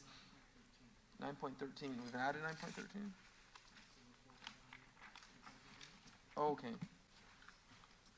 Our next item is staff report 913, direction to enter into a consent agreement, Callaway 9940, 9980 Airport Road. Do any members have questions regarding the staff report?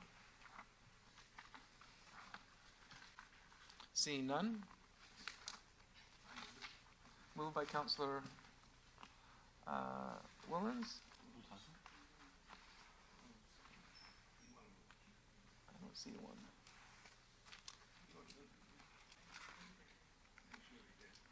Okay.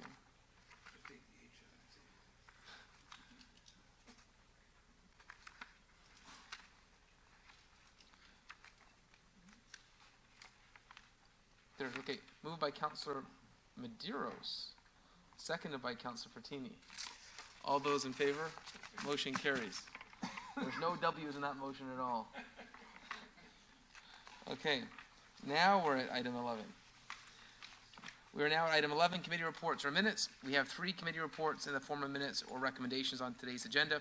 Under Council's meeting procedures, the committee or section chair introduces their committee report or minutes and summarizes the matters considered and now brought forward to Council today for ratification.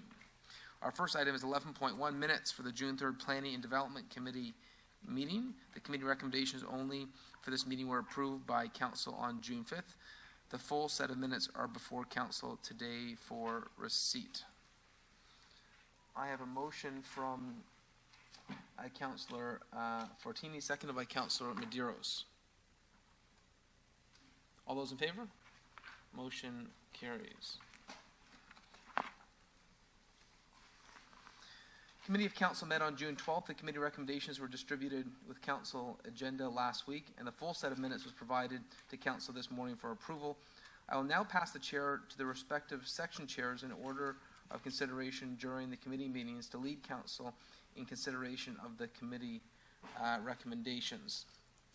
And one question before we go to last Council meeting, and Bruce can help us with this. The last Council meeting we had said that the 5 previous park namings were dealt with, and anything going forward would go through the committee structure.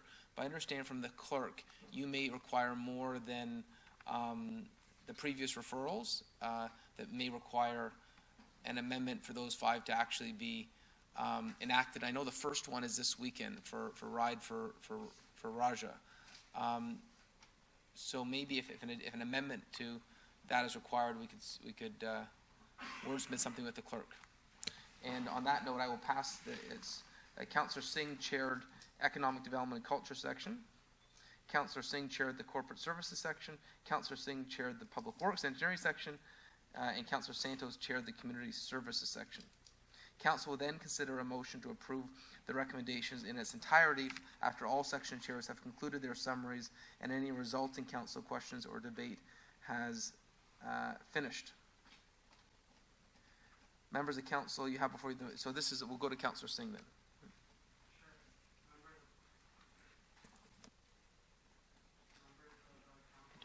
Minutes from the June 12th, 2019 Corporate Services section of the Committee of Council meeting. Do any members have any any members have any questions? Seeing none, I pass it on to you, Mayor Brown. Okay, thank you, Councillor Singh. And I'm just checking if we need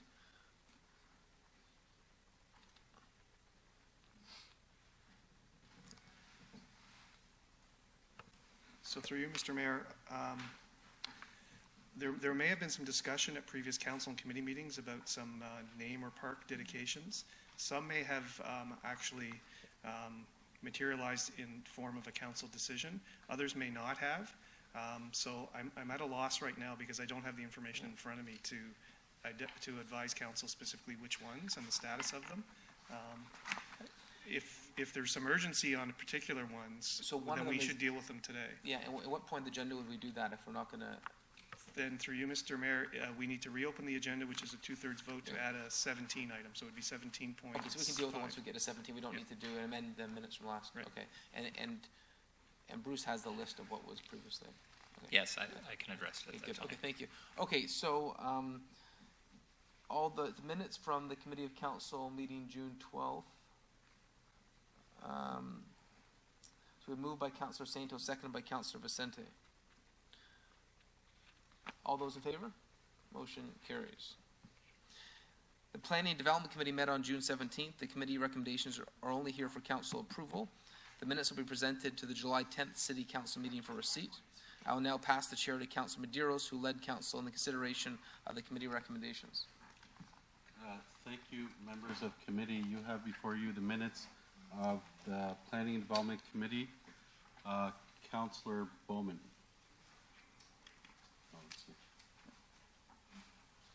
Thank you very much. Through you, Mr. Chair.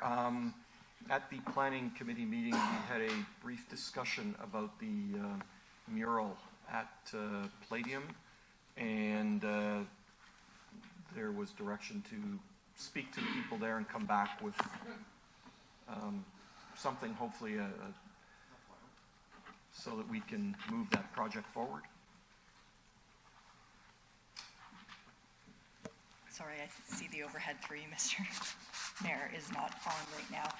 We did get clarification from Palladium as to the nature of the mural and the urban art style. Their suggestion was that the previously approved tiger image was somehow not really tied and associated to their branding, and was perhaps even confusing for the public, thinking that there might be a live animal display inside with the Live Wild being sort of a secondary messaging on that image. So they have provided us with a complete image, because it does wrap around the side of the building as well. And actually, with the complete image, it almost makes a little more sense, personally speaking. They have indicated, however, that they would not in favor of reducing the size of the lettering. The largest letter that is found on the image is approximately 3.8 meters high, whereas 1.8 meter high lettering is what would be permitted. Again, it's their branding. The suggestion to reduce it led them to conclude that it would look like a secondary and sort of an afterthought on their image, rather than really the main message that they were trying to convey. I apologize that, oh, here it comes. There we go. So that is the new image that they have sent us yesterday. And I mean, in reviewing it, obviously Live Wild is a main component, and I'm also told that the lettering will not be pink. It is intended to be yellow, like the smiley face that you see. So perhaps that will integrate it more into the mural in the long run as part of the urban art display that they're intending to put forward. Anyway, that is before you for consideration, and the motion, I believe, is the same. It's the oversized lettering and the urban art display for the mural on Palladium. Okay, is this acceptable to your department and to, I don't think the young lady who was here who was talking about the urban art. Correct, and to be honest with you, it hasn't really been evaluated by our urban design staff or through any kind of, culture review and evaluation of a graffiti type art of this nature. We're still concerned that the precedent of the oversized lettering, now in excess of 2 meters more than what would be otherwise permitted, could lead to a precedent. Granted that any mural, however, of this nature or oversized lettering would still have to come back to this council for approval. It simply would require either an amendment or a council approval like this mural. So I leave it in your hands to make that determination. Okay, so we would need to put a motion forward to accept the mural and allow them to continue their work rather than having everybody held up there? Correct. The motion that was, I believe, put forward on Monday night's Planning Committee agenda is the same motion that would be before you today for ratification. Okay, thank you. Okay, Councilor Fratini. Actually, sorry, Councilor Medeiros. Oh, no, I'm chairing. Councilor Fratini. Yeah, thank you to Councilor Medeiros there. I just want to open it up about the driveway. I think I talked to staff. I think we're talking about first. Sorry. We're still talking about the minutes there? the mayor. Okay, well, I'll wait for that. Councilor Pellicci, you want to speak about this or driveways? Neither. Okay, so you'll be next. So there's no further questions or comments, Councilor Bowman? Okay, so moved by Councilor Bowman. Through you, Mr. Chair, just to clarify, we're voting just to reaffirm council or committee's recommendations, PD 104 that's on the screen. Yep. So no amendment. All in favor? Carried, thank you. Now, next on the board, Councilor Pertini. Yes, thank you through the chair. Just going back to Monday night, we talked about the driveways and met with staff, and so we're going to stop the bylaw as of July 2nd, and they're going to go back to the drawing board with all of us and have more discussion and bring it back in November 22nd, 2019. And I think we also have to change the bylaws. So that's what the motion says. Do we have a copy of the motion? So through you, Mr. Chair, the motion's being placed on the screen. Councilor Fortini will require a seconder. Yeah. And the intent of the motion is only to pass an amending bylaw to change the date upon which the new program comes into effect from July 2nd to, at this point, November 22nd. And have staff report back on some of the comments that members of council have received in terms of the program and implementation in the future. Councilor Madero seconded already, and just giving us more time to look deeper into this.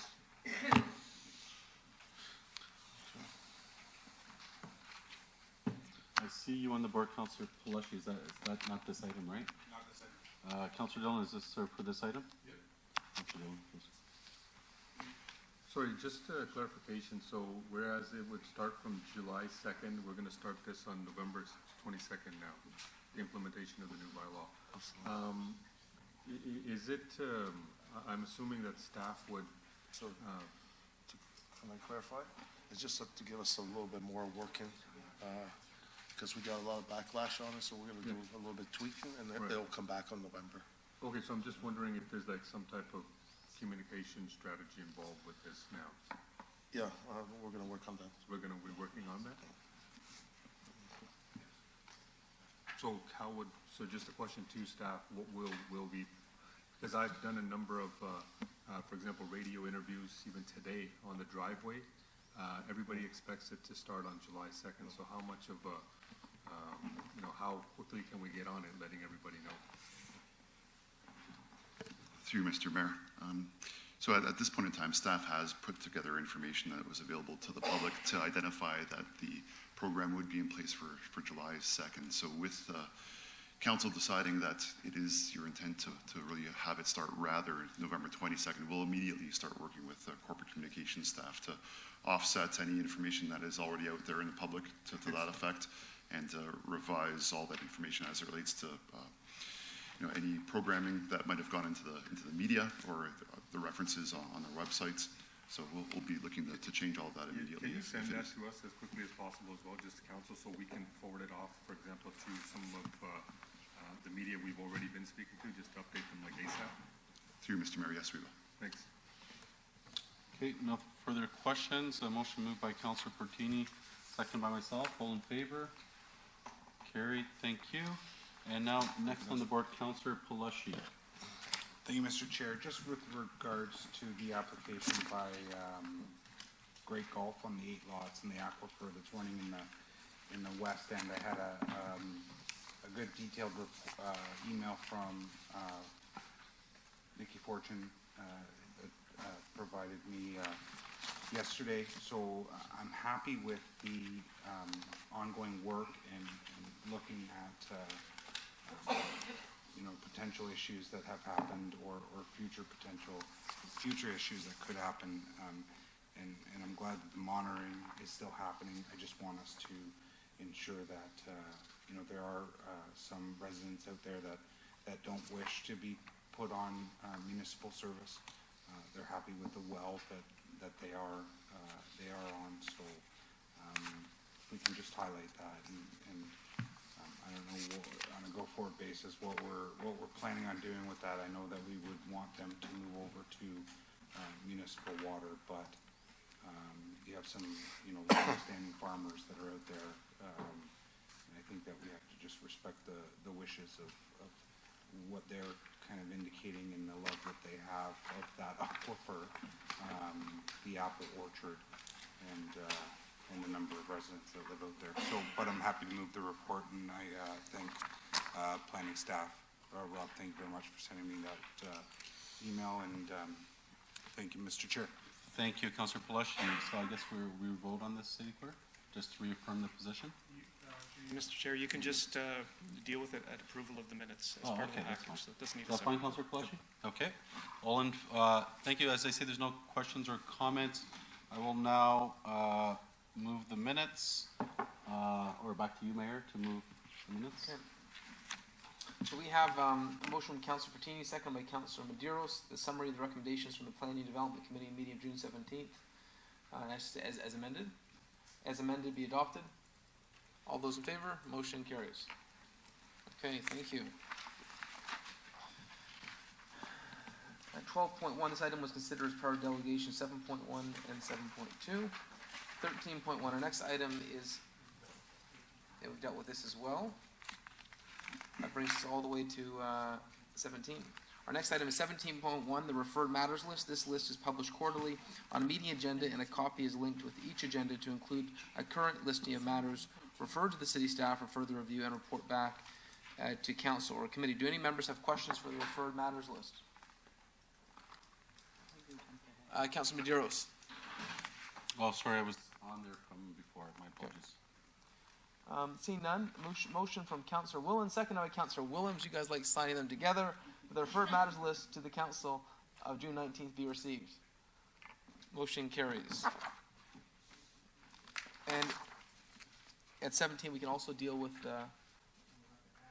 Okay.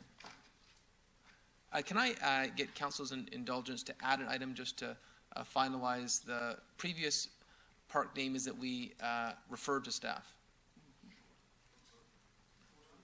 Yeah. The previous ones we referred to staff? I'll explain. The park names. Yeah. Okay. Just no, the ones we've already discussed. All those in favor of adding the agenda item? Motion carries.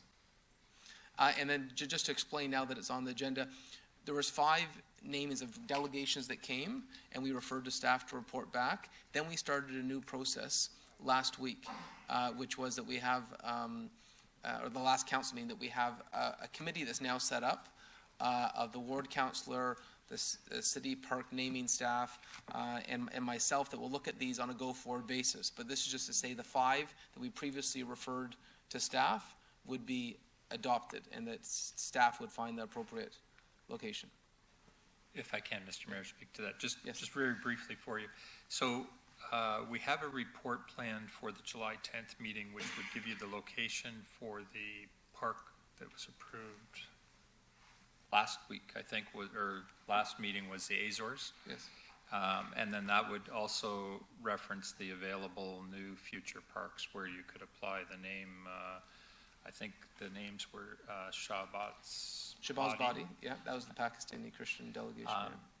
Saigon Park has been mentioned, but there actually council hasn't taken a position on that name. It didn't actually refer that to us, so I would need clarity on that. So we had the delegation that came, and we referred the delegation to staff?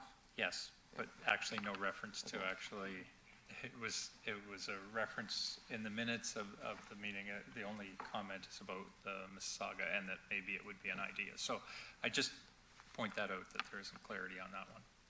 So I think that's the goal of this. We could bring that as part of the July 10th report, and it would be dealt with then. And I think that this is to give you clarity on those 5 delegations, that if I can move a motion that we adopt the 5 previous referrals, and for you to include in your July 10th report, with the exception of the one that's this weekend, and if we could.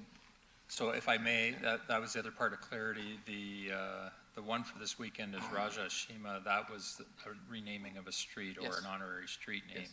So that, unfortunately, the process was that we need the Peel Region street naming to vet that name and to clear that. And my understanding is that hasn't happened yet. So while council's taken a position, and it's highly unlikely there will be a conflict, we don't actually have that confirmation for council yet. And the procedure that council approved earlier this year was that we bring that back. So that one is in a bit of a frustrated state right now, along with the renaming of Midair for the late CEO of Dynacare. The Dynacare one's up in the air too. Yeah. Because those are street names, and so we have to go through that other process.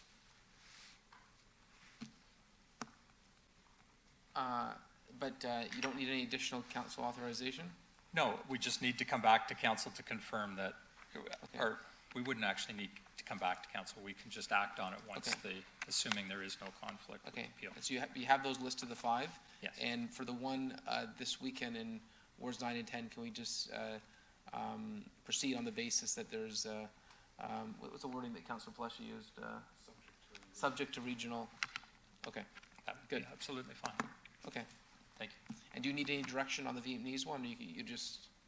I think probably the most effective way is if I include that in our July 10th report, and you can do it at that time. I just didn't want any of these to go off be lost, because council had indicated a goal to act on these, and we had the first one coming up this weekend, and so I had concern that we might miss out on that. Okay, so no motion required.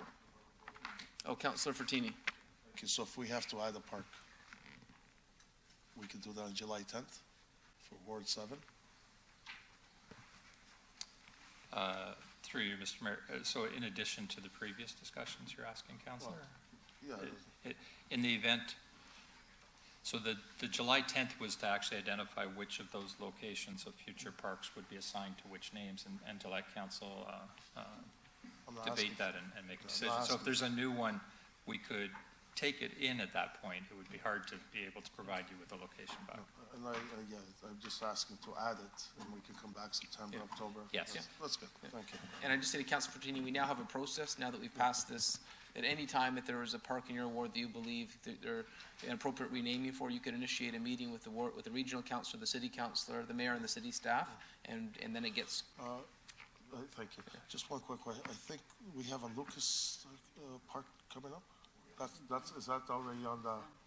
We did that last time, right? The sign's already done and everything. Through you, Mr. Mayor, yes, that particular one started. Contacted with Jamie. Okay, thank you.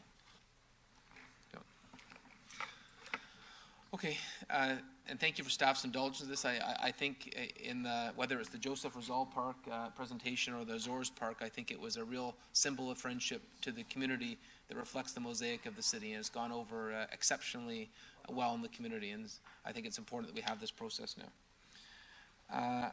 So moving on to item 19, we can now deal with item. Oh yes, Councillor Singh. 17.2, Councillor Santos, and then we also have an added item from Councillor Singh. Okay, yeah. Councillor Santos.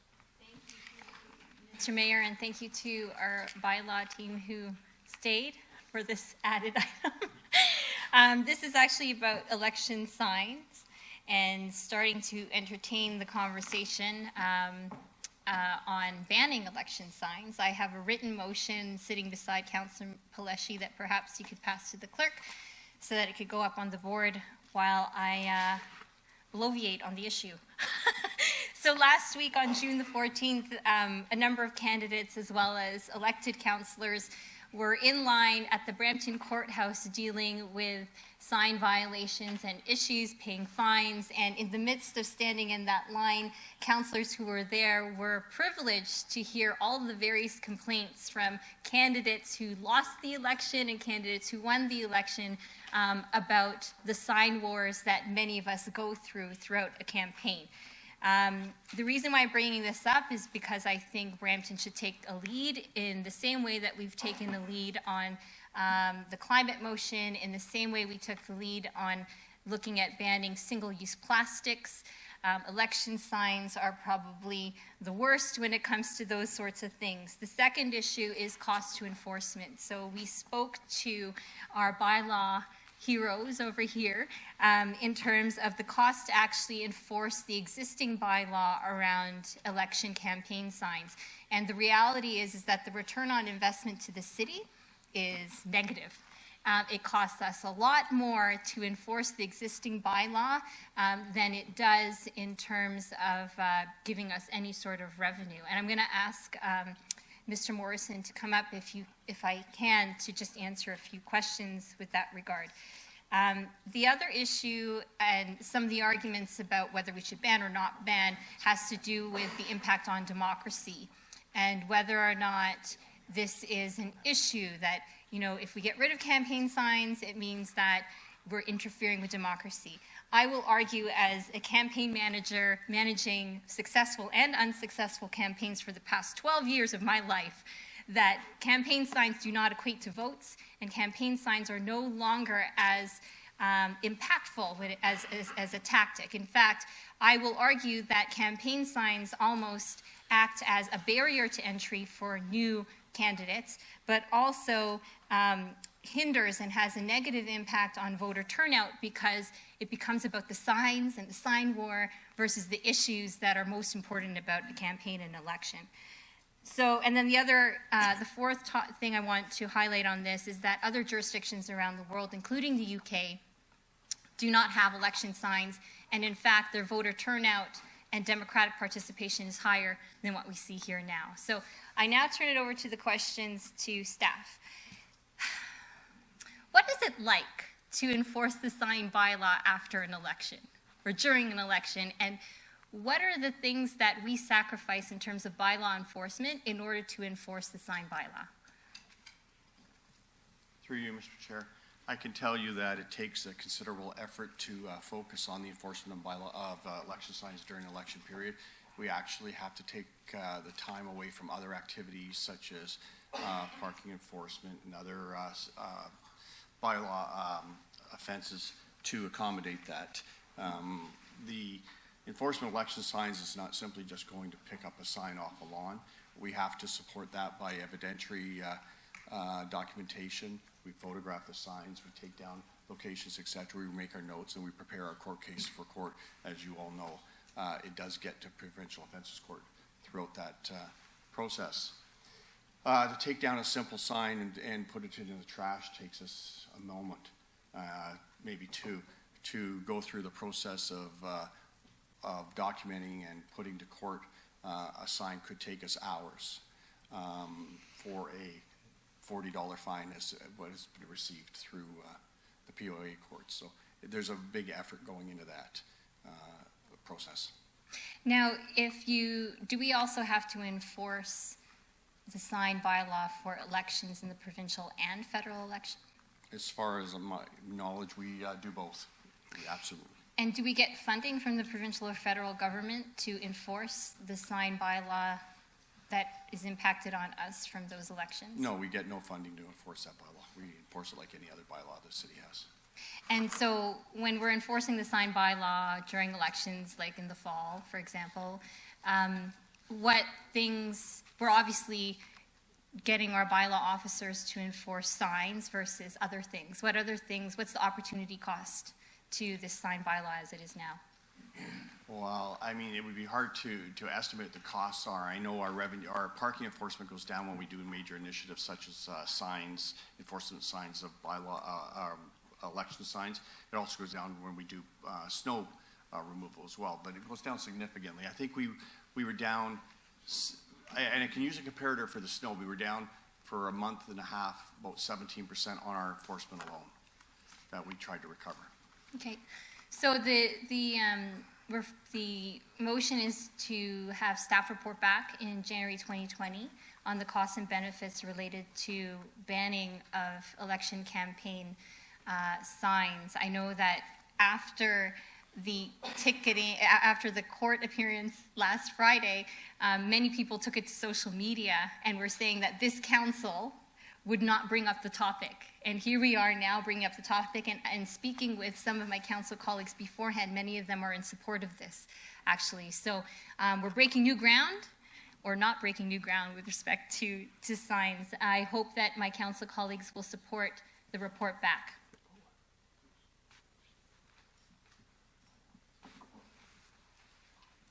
Councillor Willens. Thank you very much through you, Mr. Mayor. Thank you, Councillor Santos, for bringing this forward. I said I would be happy to second this motion, and it's odd that I would say no signs since I didn't get any election signs the last two elections, so no fines at all whatsoever. So, but I'm happy with this. Just to give you a bit of history on signs, it was actually my father back when he was mayor got the bylaw created to keep election signs only on residential properties, keep them off boulevards, keep them off of, unless you have to have permission to have them on. So I welcome this motion. I think it would be interesting. It makes people get out there do the legwork, go door to door, rather than rely on signs. So I just wait for everybody else to say, but I'd be happy to second that motion. Thank you, Councillor Willens. Councillor Fortini. Thank you. You know, I did 2 elections and I only got like 4 or 5 signs. I think if you obey the rules, you should have no problem. I was there at the courts Friday and I see the names of like hundreds of them. So sometimes it's intentional, you know, hoping the last day you put up 2 days before you put up all the signs and hoping to win. And they don't realize signs do not vote. To do it 2020, so we're letting the federal election go by, and then we're going to crucify the provincial and municipal. I don't think so. That's fair ground. And second is, when we run election, it's hard for someone to compete against us without advertising. So are we being fair to other candidates? And I don't know anything in Ontario where there's signs about, like you can't put signs up. There's a bylaw, is there?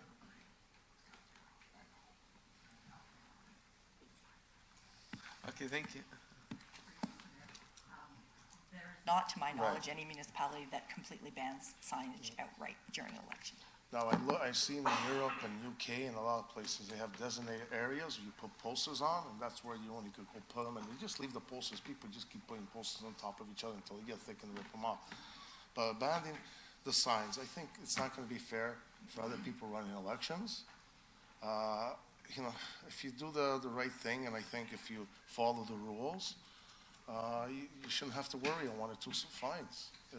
I've seen signs in 2014 where there was hundreds, and if you're driving along the road on the island, you can't even see the other lights because along Bavaria. So, I'm not going to support this unless we do it as of now. We cannot just use the federal elections and then all of a sudden go against the provincials and ourselves. Or we do it now, or else I will not support this for that, to give everyone fair grounds. And I believe, you know, whoever had to pay lots of fines, we went through this already last term, and it was the same thing. And we're going to go through this next term if the signs stay on. So I cannot support this. Thank you. Councillor Paleshi. Stop poking me. Thank you, Mr. Mayor.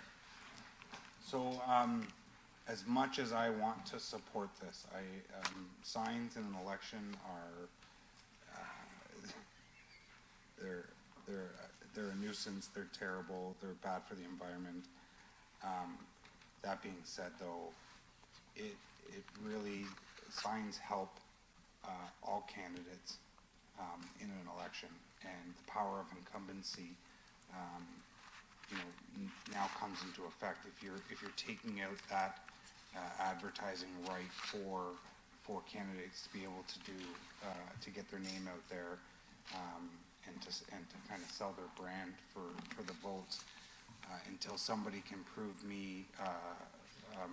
it otherwise, I don't think I can support this. I think that this is it goes against what we try to ensure that we have some good possible candidates running in elections, and this provides them with the opportunity to get their name out. So unless that's going to be incorporated into somehow into the report that comes back, I can't support this going forward. Thank you, Mr. Mayor. And me and Councillor Fortini are on the same page. Councillor Willems. Councillor, so. Well, how did Bowman get ahead of you there? I don't know. Okay, Councillor Williams. Thank you, through you, Mayor. For me, the problem is not the signs. And to me, banning the signs is punitive. And you do not have effective behavioral changes when you have punitive consequences. The only thing a sign ban will help, the only people it will help, are us at this table. We are the only ones who would benefit from a sign ban during an election, because we've been working 4 years and we've gotten name recognition. And if you're only supporting those at the table, you are not encouraging democracy. So, and then to me, through you, Mayor, do we know how many candidates ran in the last election, municipal election? Through you, Mr. Mayor, I believe it was 129? 129? So 129 people ran in the election. Some people had over 1,000 signs, some people had a few hundred signs. All of those signs, most of those signs, some of them may even run in the next election. I know my signs will be used in the next election, so I'll be reusing my signs. And many other people will do the same thing. So I think we would be actually contributing to our environmental emergency if we throw all of those signs into landfill. And I just think we need to give people the opportunity to participate in democracy. And many people requested of us for signs to go on their lawn because they wanted to show their support for their candidate. That is how they participate in the democracy that we have today. And I don't think we should be taking that away or that option away from the residents. Residents are proud to put a sign on their lawn, and we should support that. So to me, I would like to amend the motion to strike out banning and to look at solutions to better manage and enforce the sign bylaw. What kind of boundaries we put in place. Make it a requirement that campaign managers do not let a sign go out the door without an address and a signature from the person that lives there.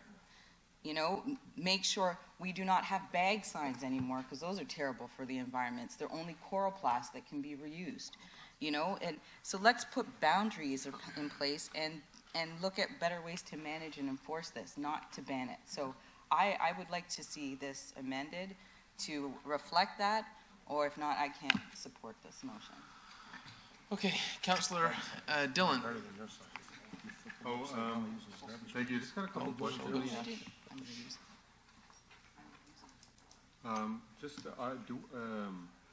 Do we have the ability to ban provincial and federal signs?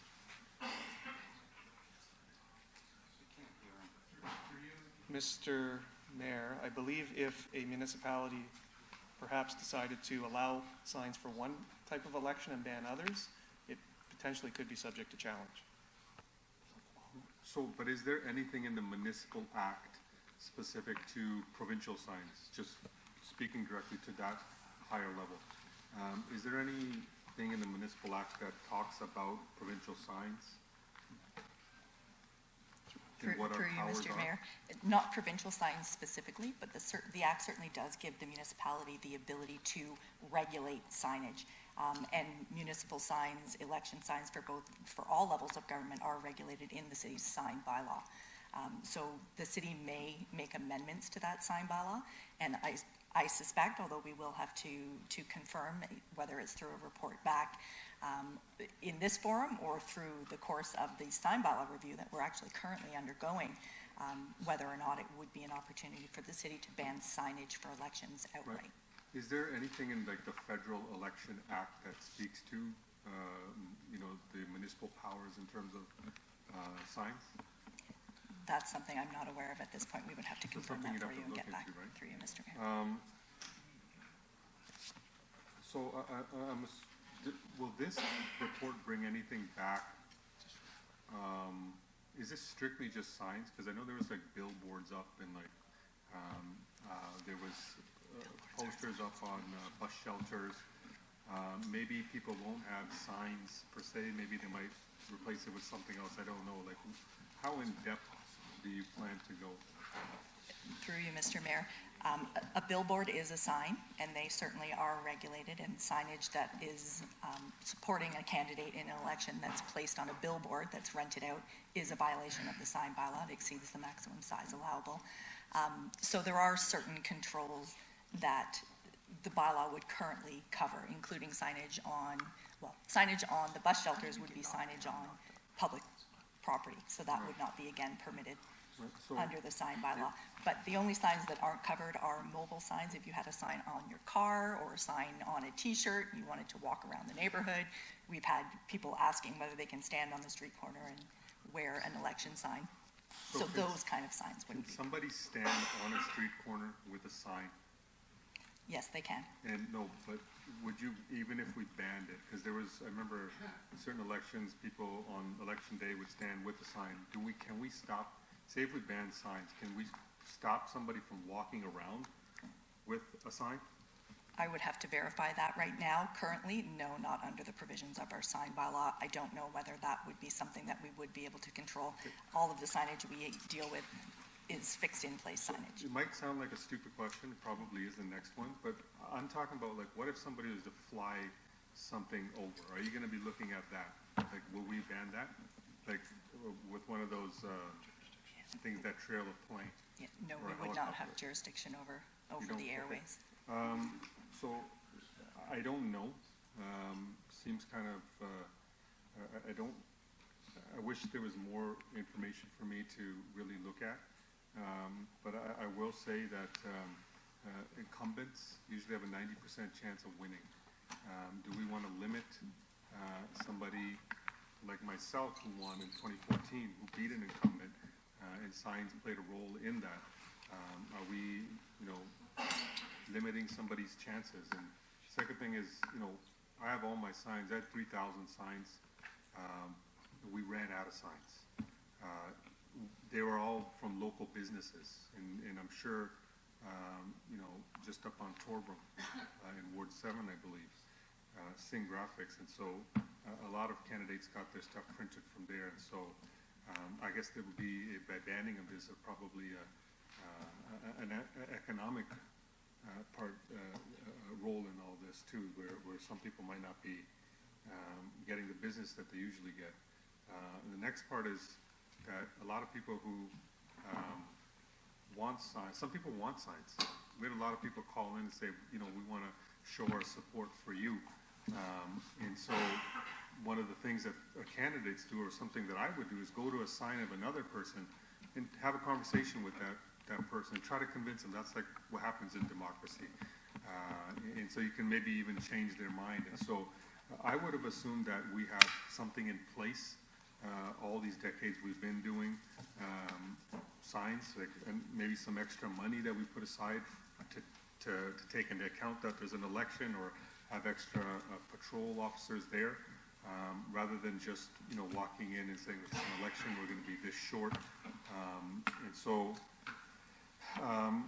I think whether the report comes back, I don't know, but I think this would probably benefit us around here more so than anybody. If we were to eventually get to a ban, and I might not be here, some people might not be here who beat incumbents. And so I guess what we have to think about is, do we want to make it democratically fair as possible going forward? Thanks.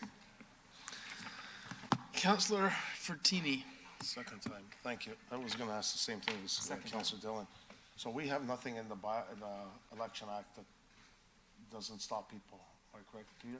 Through you, Mr. Mayor, I can only speak to the Municipal Elections Act. It doesn't speak specifically to signs, and signs generally are left to the regulation of the local municipality. I can't speak to the provincial or federal, but our sign bylaw regulates the size, location, number per property, and timing for election signs. How much days is we put the signs out? I can't remember. Before the election? There is a prescribed number of days, and I would have known it by heart last year, but I think it's 20-some days. 24. 24? 24. And then you have, maybe we could extend our bylaw and give it a couple of days extra to pick them up, because that's where the headaches is to pick them up, I think, whatever's left over. And I think I got 2 tickets that I forgot to go pick them up, because, people start putting them around. I believe, through you, Mr. Chair, it's a 72-hour window, I believe, Yeah. to take signs down after the election is over. And a lot of volunteers sometimes take them, and then, you win, and it's hard to get the volunteers back. But like Councillor Dillon said, these businesses we have in Brampton, between the federal and provincial, municipal, we had so many candidates run. They depend on these costs, and they're going to be losing hundreds of thousands of dollars on the business. Now, I know the bylaw's there. Do we post all the people that had all the tickets online to show who actually obeyed kind of the rules, or one just slaps hundreds of signs just to get the name out there and hoping to win? And now they're crying that they got lots of tickets. We do, through you, Mr. Chair, we don't post. We advise the candidates of the process, and after the process is done, they get their notification for illegal signs through the court, so we don't do anything different than that. It would be nice to see who actually follow the rules, or actually, most of those candidates that lose or won, and now they're complaining because they have to go pay. It's part of they already know there's a bylaw. They already know that before the election, and now they got fined, and I've seen over there hundreds of signs, now they're complaining. Well, because they know they have to go pay. And some people never showed up. I was there, and some people did show up. So if you obey the rules, I believe it's the right thing to do. And I don't believe this is right at 2020. I'm going to say again, if we do it, we got to do it now, or we wait right till after the municipal elections. Make it fair for all three. And we set the bylaw now, or something now, to go through the federal, the provincial, municipal, and after that, it's a clean slate for everyone. But to abandon the federal 4 or 5 months, 6 months before they're allowed to put signs, that's very unfair. After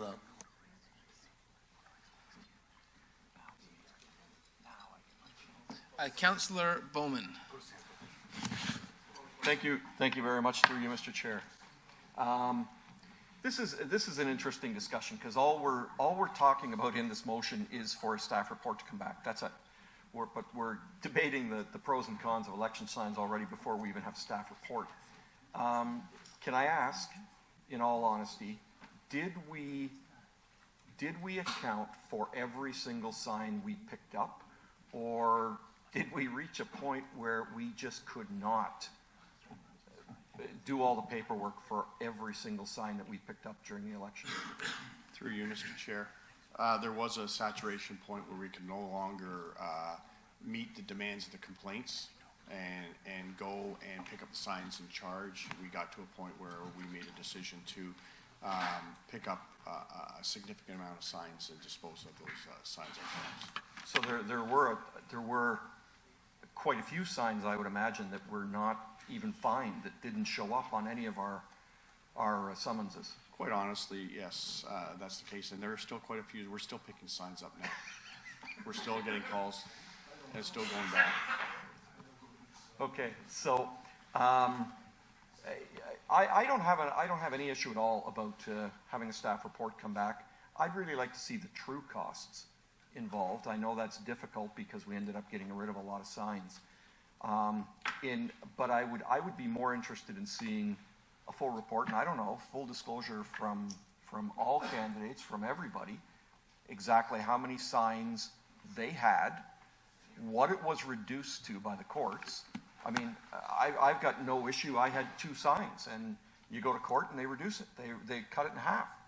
So I got charged with 1 sign, $40.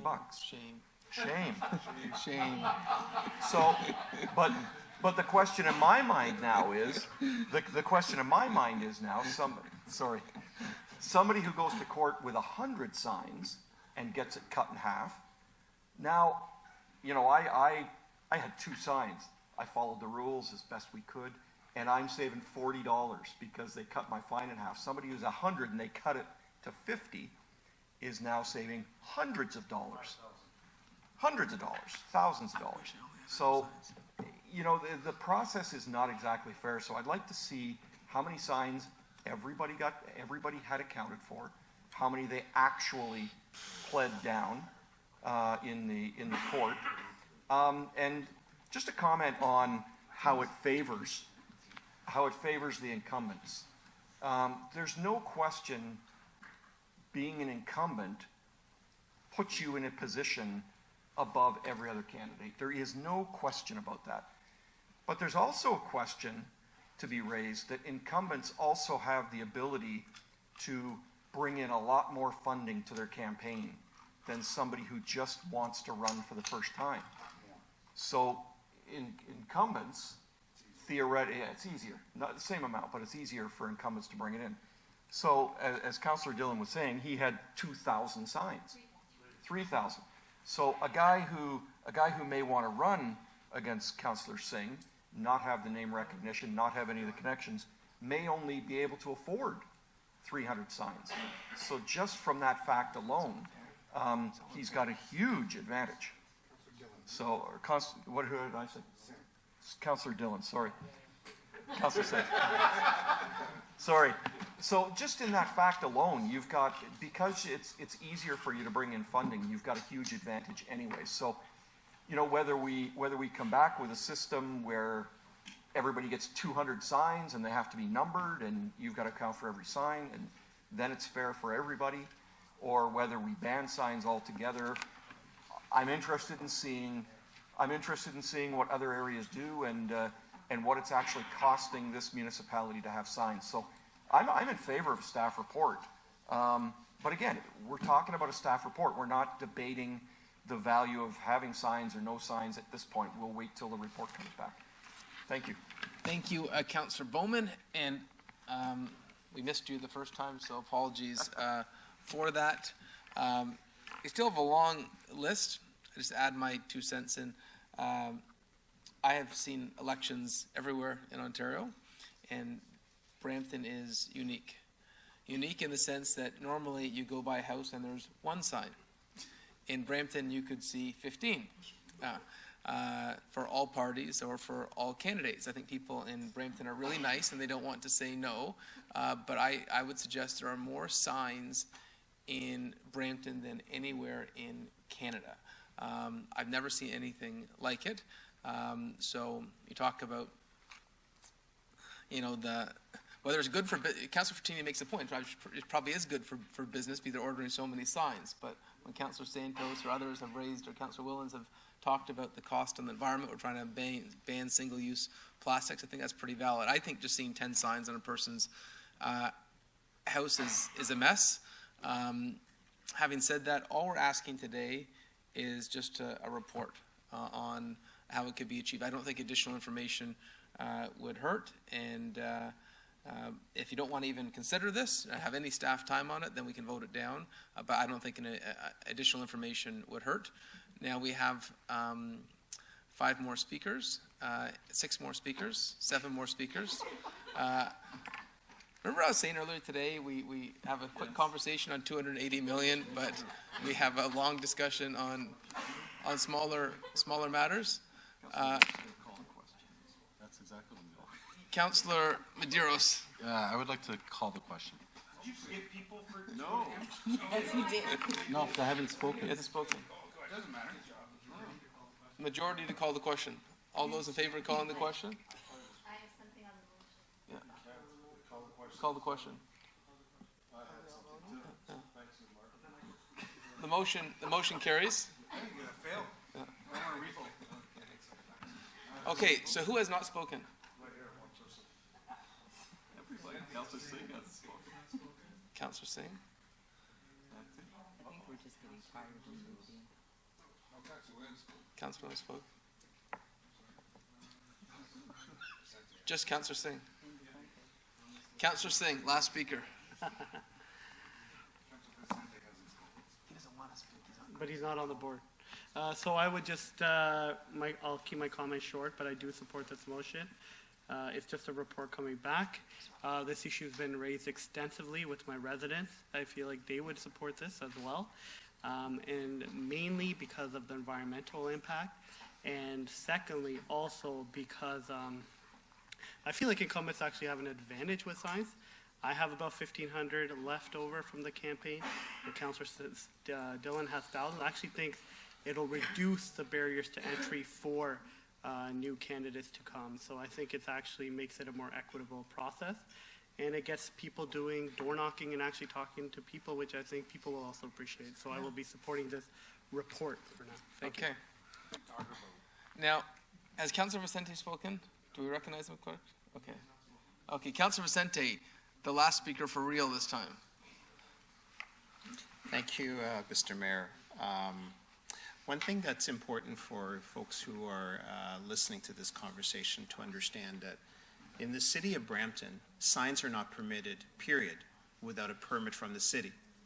And so in the case of an election, the municipality has traditionally permitted signs, but it certainly has the power to not permit them as well. And when you look at the kind of games that happen during elections, I can tell you, having been through 2 of them, that it's not a good feeling to be running in an election when Individuals are going about destroying property, moving signs from one address to the other, and upsetting residents. And it's really a huge distraction to the work of engaging with residents and talking to them and sharing your ideas about why they should vote for you and why they should participate in the election in the first place. Ultimately, this comes down to costs. If,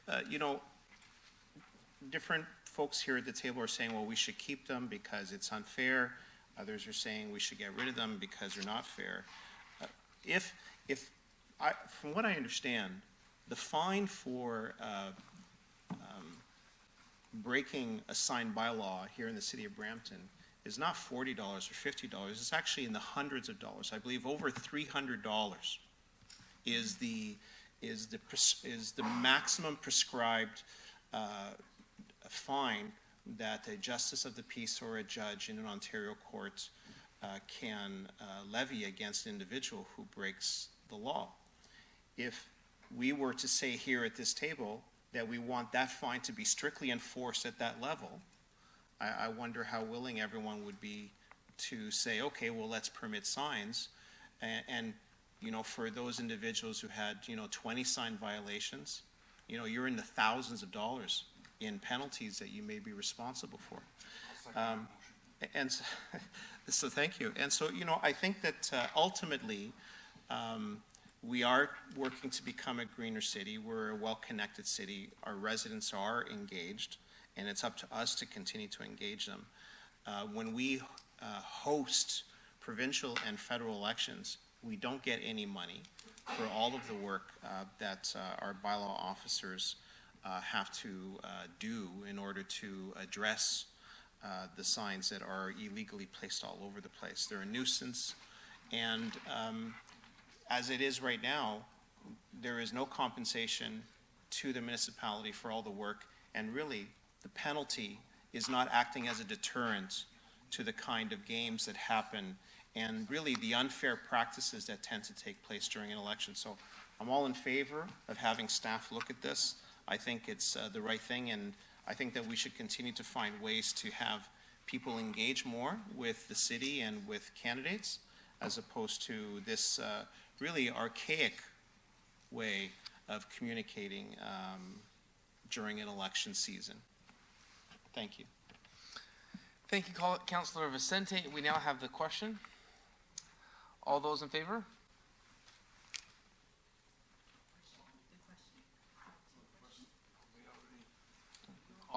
I called the question. Through you, Mr. Mayor, the vote is being taken on the motion as shown on the screen. All those in favor? Motion carries.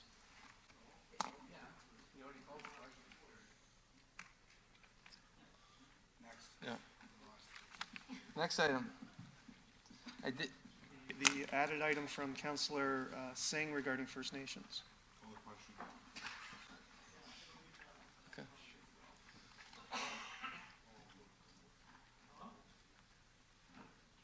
I'm not on the board yet. Yes, you are on the board. Okay, now I can hear. Okay, so as we know, National Aboriginal Peoples Day is happening in Canada on June 21st, and I did a lot for the First Nation, Métis and Inuit community. I had the opportunity to work closely in the school board, and then moving to the city, I realized we haven't done a couple of things that I think are critical for the healing process with the First Nations community. So I have a motion, which if I could get on the screen.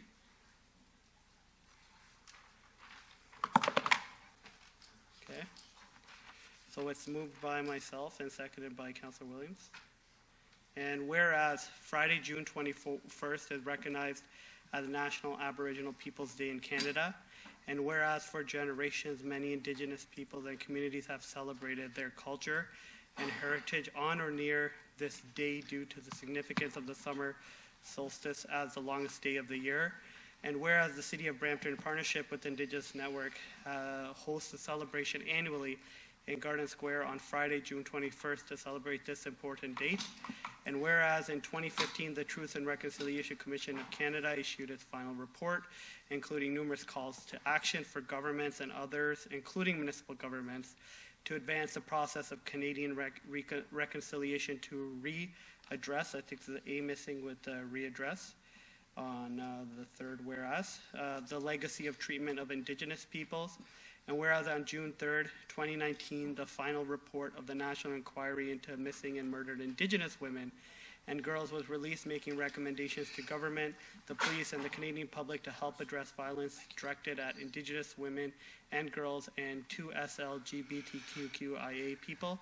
And whereas it is essential that we acknowledge the contribution of the First Nation, Métis, and Inuit residents to Brampton and foster a future based on relationship building, awareness, and understanding of Indigenous histories, traditions, and cultures.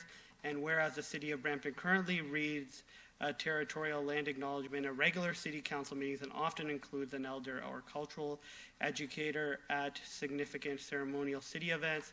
And whereas the Cultural Master Plan's goal of presentation and production includes the strategies and actions to strengthen the relationship with the Indigenous community and work together toward better inclusion and meaningful collaboration. Therefore, be it resolved that the City of Brampton formally endorse all calls to action in the 2015 Truth and Reconciliation Commission of Canada report, and that staff report back on the calls to action that explicitly recognize the role of municipal governments with recommendations for the City of Brampton's response and the calls for justice identified in the final report of the National Inquiry into Missing and Murdered Indigenous Women and Girls, and a meaningful engagement strategy working closely with the Indigenous Network and the Mississaugas of the Credit First Nation, the region of Peel, and Peel District School Board. So I also, through talking to staff, understand that a lot of work is also happening in silos. So this report will also put things together in an overall strategy. I got to shout out the city clerk's office and particularly Teresa for helping with this. Her insights helped me a lot with this draft. So thank you. Councillor Williams, sorry, get back on the board, please. Thank you. Thank you through you, Chair. Thank you, Councillor Singh, for bringing this forward, and I'm happy to second this. I think when we look at our First Nations brothers and sisters, there's a lot of work that we need to do.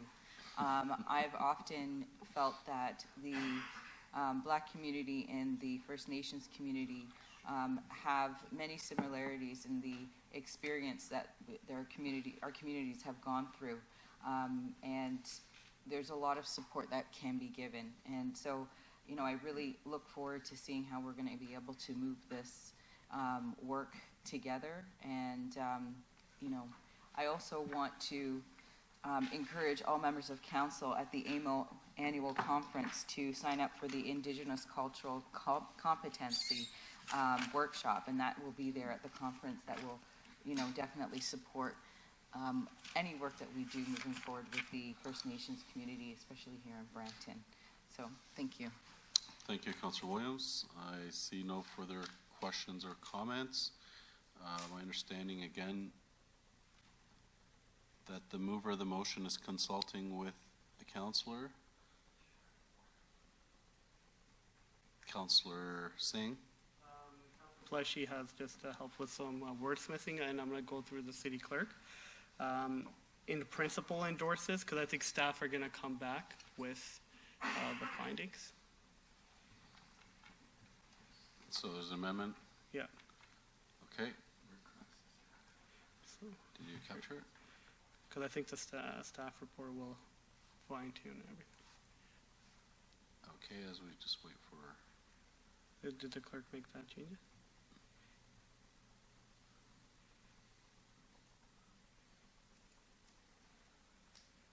So if you can just repeat that again, Councillor Singh? So I think we're going to principally endorse until the report comes back to make the final endorsement of what staff comes back with. Sounds good. Okay. If there are no further comments, all in favor? Carried. Thank you. Mr. Chair, the next item is the Aaron Oaks. It was added by the mayor.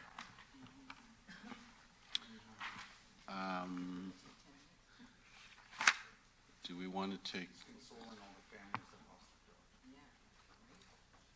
Can we move on to the next item?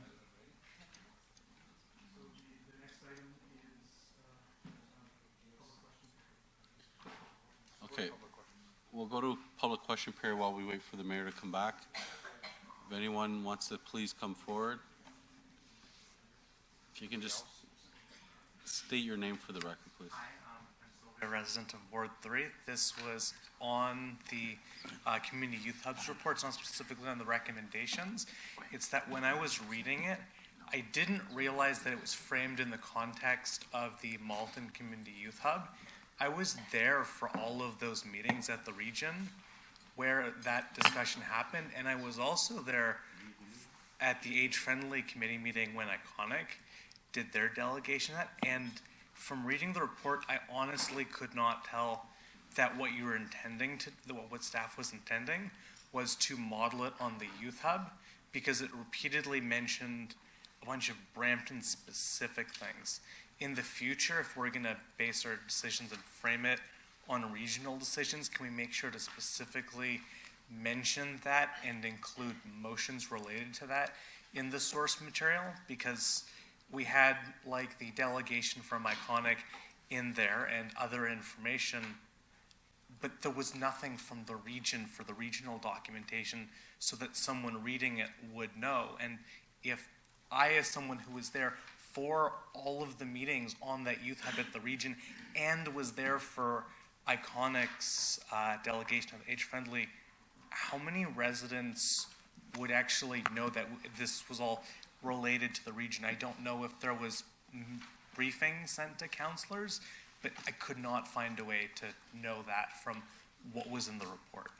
Moving forward, could we please try to make sure regional stuff, if we're going to follow the region, that it's very specifically called out that that's what we're basing our decision on?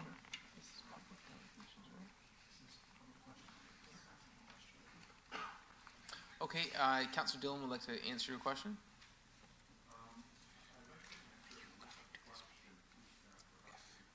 So, can you, sorry, I don't know if this is directed to you, Al. How did this agenda item come to council today? Was there a report that was approved by council? Through the chair, if my recollection is correct, this was an item that was added to the agenda a couple of weeks ago, and it was deferred back to staff to bring the conceptual report back today. Can you give me the date on that? Sure, absolutely. Yeah, I can't give you the date right now, but I'll look at it. But it was added. Staff was after April 30th. I'm being told it was added April 30th, and then we deferred it to come back to today's council meeting. Okay, so there was a staff report requested back. Yes, it was deferred to staff to come back with a report. Okay, all right. Okay, thank you. Councillor Santos, would you like to ask a question too?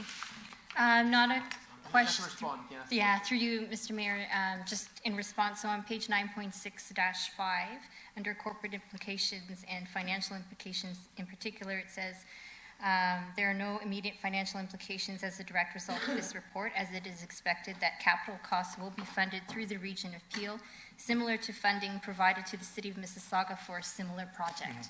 So I know it's slightly perhaps not as prevalent in the report, but certainly it was covered in the report that we were looking at funding from the region in a similar way that the Malton Hub was funded for a similar project. So that does it for the capital cost, but doesn't quite explain that we were basically going to have it built and then hand it off to other organizations to run it. That wasn't really explained in there as far as I know. Did I miss something on that? Because Seeing no other questions, thank you. Now I understand we're going to the item I added on Aaron Oaks, and can we put up on the screen? As many of you heard in the news, there was a disappointing We've seen a number of staff members let go at Erin Oaks that helps a lot of families, children with autism. I understand the numbers close to 300 staff that were let go. This has made province-wide news, and thought it would be important to add our voice to the chorus of disappointment with this short-sighted cut. Obviously, it changes a child's life when you can get this early help, and we hope that this will be revisited. And Councillor Singh is the seconder, and this is Erin Oaks is in his and Councillor Dillon's ward. Councillor Singh. I think we're going to ask to both second it, if that's okay. Can two people second it? Also, we both have a personal connection with this. And actually, if you like, Councillor Singh can move it and Councillor Dillon can second it. Okay, all right, thank you. Okay, thank you, Mayor. Because I know a lot of the families have been affected by this, especially in our wards. It's something I dealt with as a school board trustee. So I thank you for your leadership, actually, in bringing this. And you know, I really like this activist council we have going, and standing up for our residents and advocating on their behalf, because nobody has done that for a while. So thank you for stepping up and taking that role. Thank you, Councillor Singh. All those in favor? Motion carries. Okay. Now we can deal with 20. We are now at the portion of the meeting where we deal with the adoption of city bylaws to give effect to council decisions made at this meeting and previous meetings. I have a motion by Councillor Willen, seconded by Councillor Willems, to approve the bylaws. All those in favor? Including bylaw 147. All those in favor? Motion carries. Okay. The council proceed into closed session to discuss matters pertaining to the following: minutes closed session city council regular meeting June 5th, minutes closed session committees of council June 12th, proposed or pending acquisition or disposition of land by the municipality. Do we have? Councillor Fertini wants to know whether we can adopt these. Cameras, and the councillor wants us on camera for this. So through you, Mr. Mayor, I have the item 21.1 to distribute, which are minutes just from the June 5th council closed session. 21.3 members have received, and there would be a public motion, I understand, resulting from it if council gives direction just to proceed as set out in the report. That's right. So Okay, well, Councillor Fertini has put that forward. Is there council willingness to do that? All those in favor? Motion carries. We'll pull up the motion to adopt in public.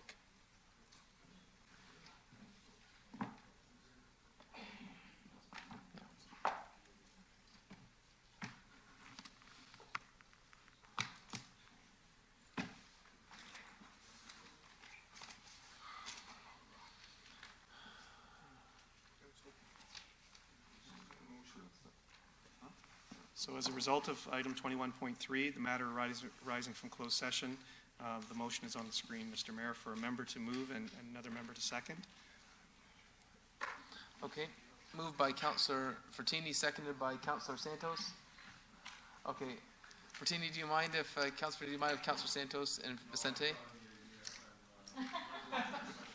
Fine, go ahead. Okay. Moved by Councillor Fertini, seconded by Councillor Santos. All those in favor? Motion carries.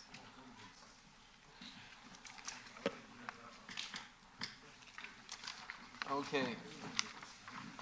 Confirming bylaw 22. Our next item of business is confirming bylaw. I have a motion from Councillor Willen, seconded by Councillor Willems.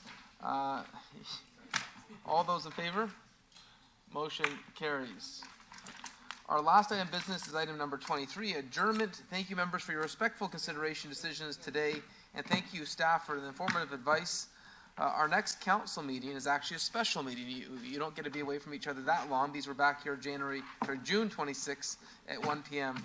And additionally on July 10th and August 10th. I have a motion from Councillor Willen, seconded by Councillor Bowman. All those in favor to adjourn? Motion carries without debate. You gotta cancel the August one. Yeah, there's no business. Just keep it on the book.